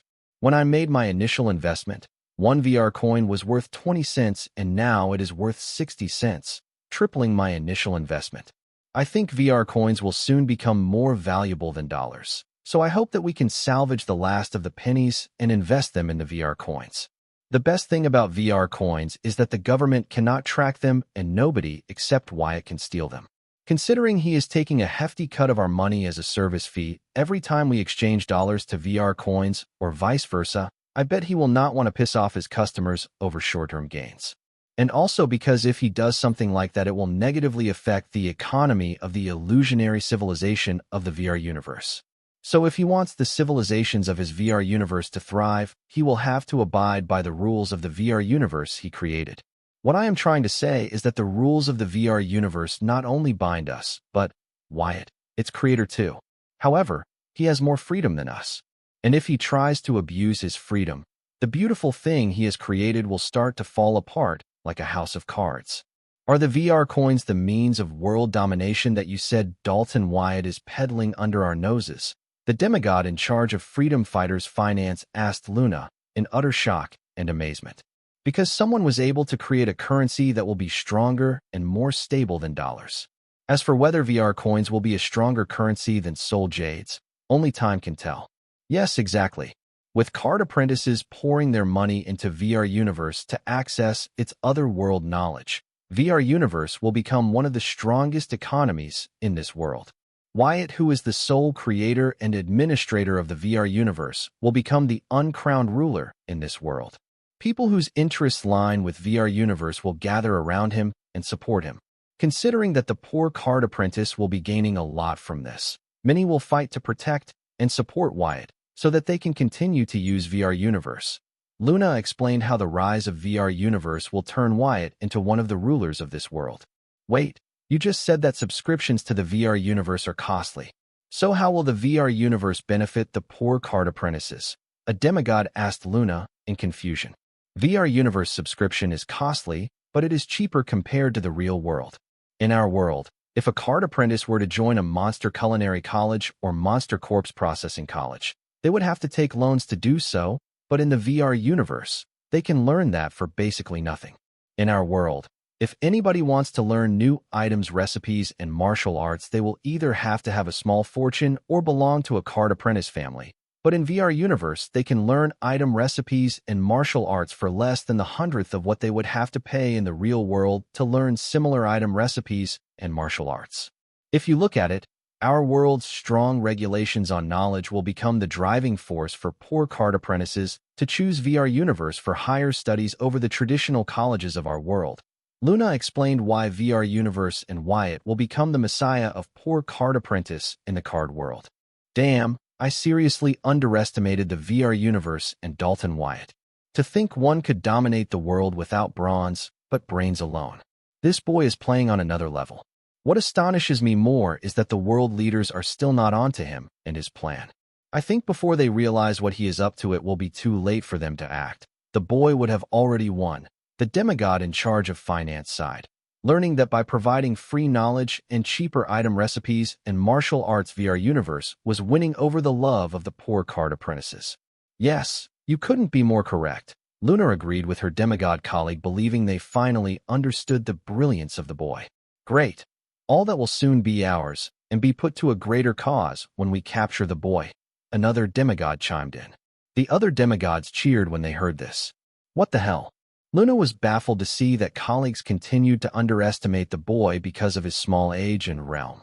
How could they continue to underestimate the boy who has created a way for him to become a ruler without the land, natural resources, and strength?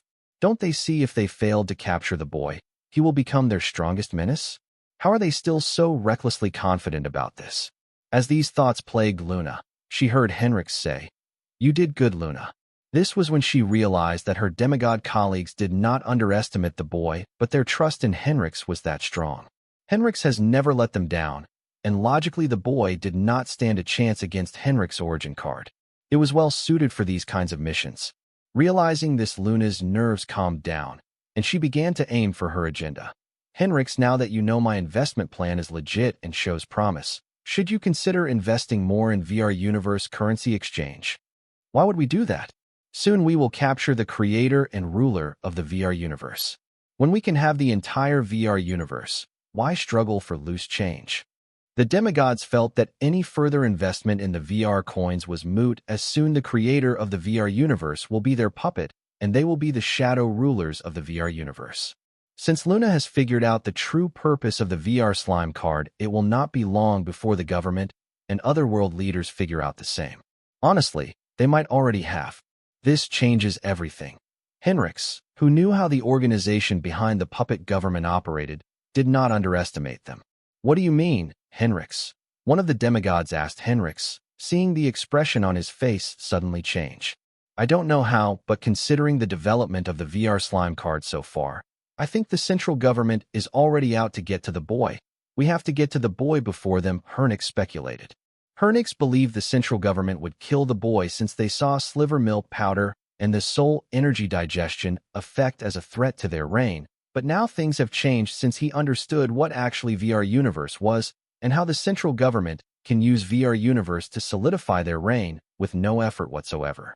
The boy had created a perfect means for one to become a world power without waging a war, and something like that would definitely interest the central government or any other world leader. Listening to Henrix's words, the meeting hall suddenly fell silent, realizing the issue was not whether they could capture the boy, but whether they could capture the boy before the other world leaders, especially the central government. Damn it! One of the demigods yelled in anger and slammed the oval stone table in frustration. Luna, check with your people and see if there is a way for us to act now.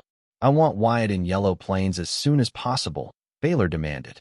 He was no longer as calm compared to when he took pride in what Ellen's son was capable of and had achieved.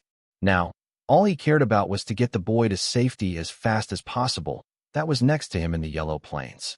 You don't need to remind me, I am doing just that. Luna snapped back. She became moody, realizing that the boy might be captured by the central government, and she will never get to see him. robbing the world and her of his great intellect forever. So what did they say? A demigod asked Luna impatiently. They trusted Henrix to do the impossible, but when it comes to facing the central government, they believed it was best if they proceed with caution. Geez, I just contacted them. Give them a moment to gather the required information, will you? Luna and the demigods were on edge as the boy was the answer to most of their problems. Having the boy on their side would help them achieve their cause faster. Especially since the boy was the key to owning the VR universe, a weapon to dominate the world without waging wars and causing unnecessary genocide. What do you mean? They haven't gathered the information already? The demigod snapped back at Luna. How can they already gather the information when I just asked them to gather the information? Luna yelled while giving the demigod a look as if said, You dumb, or what? You. Did you not let your people monitor the boy once you knew what his VR universe was capable of?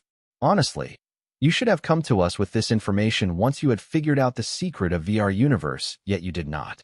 If the boy gets captured by the central government, I am blaming you. The demigod blamed Luna for being willful, and her willfulness costing the freedom fighters big time.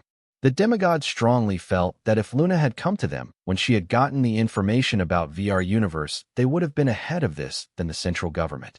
However, he failed to realize that it has not been that long since the VR universe was released to the world.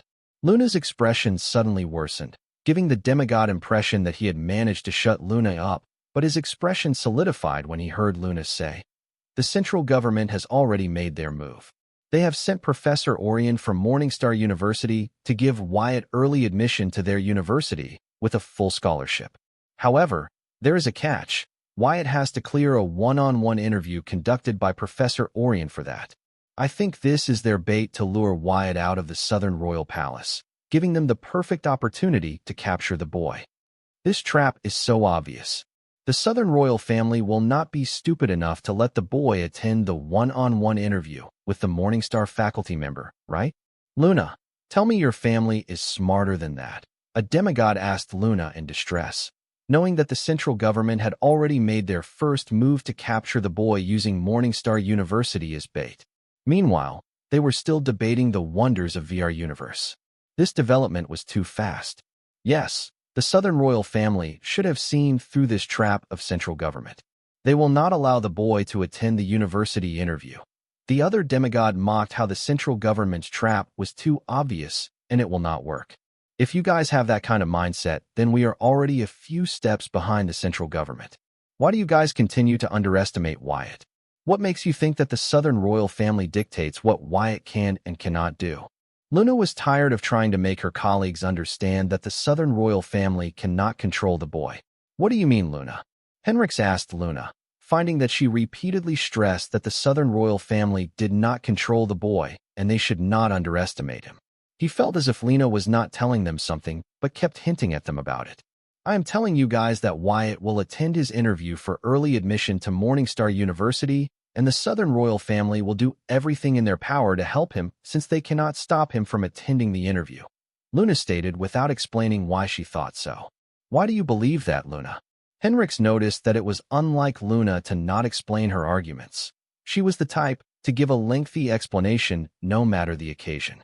Henrix, the relationship between the Southern Royal family and Wyatt is deeper than you guys can imagine. The Southern Royal family already considers Wyatt a part of their family. Why do you think the Southern Royal family did not ask or force him to hand over the recipe for the VR slime card? Luna continued to hint at her colleague that the relationship between the boy and the Southern family was complicated and messy but strong, just like family members. There was something Luna was trying to avoid mentioning to her colleagues, the one-sided soul contract between Anna and the boy. Because once the world leaders know the contents of the soul contract between the two, they can use the boy's life to turn Anna into their puppet. Turning Anna, the successor of the Southern throne, into a puppet would mean turning the entire Southern region into their puppet. Though Luna did betray the Southern Royal family, she could betray Anna and the boy. Therefore, without revealing information about the soul contract between them, Luna was trying her best to make her colleagues understand the relationship dynamics between the boy and the Southern Royal family, which was proving to be hard since her demigod colleagues kept underestimating the boy. Got it. So let us build our plan based on the assumption that the boy will attend Morningstar University. Luna, ask your people to keep monitoring every move of the boy. I need to be informed once the boy leaves the Southern Royal Palace for the university interview. I will kidnap him immediately regardless of the risk, because no matter what, we cannot let the boy fall into the hands of the central government. If they get their hands on VR Universe, then it will be a huge blow to our cause, and the lead we have gained by stealing the only source of silver milk powder will be gone. Henrix did not ask for a further explanation from Luna. Henrix understood that Luna was asking them to forego the conclusion that the Southern royal family will not allow the boy to attend the university interview, because he will. Sounds good, but something is off, Baylor said, and then expressed his suspicion about the collaboration between Morningstar University and the central government, saying, I have graduated from Morningstar University and worked for the central government. From my experience with these two organizations, I can tell that these two do not get along. Despite the neutrality in their relationship, they are more of an enemy than friends. Therefore, their collaboration doesn't make sense. The hostility between the top 10 universities and the government was not a new story, as the government has always been known to secretly break the rules specifically designed by the top universities to protect their students in the central academic region. The government doesn't yet dare to openly break the rules, since they were very dependent on the research and projects of the top 10 universities. It is not uncommon for the top 10 universities to collaborate with the government, as there are no permanent enemies but permanent interests. I finally know how the central government knew information about what VR Universe was truly capable of. It must have been one of the top 10 universities, or Morningstar University, to be exact. These sons of itches. I bet those bastard illusionists of Morningstar University could no longer hold their curiosity about how to create living illusions such as the ones found in the VR universe. So they leaked the information to the central government by arriving at some kind of compromise. In the collaboration between them, I am guessing that Morningstar University will gain knowledge about how to create VR universe and illusionary living beings in them, while the central government will gain Wyatt and the VR universe.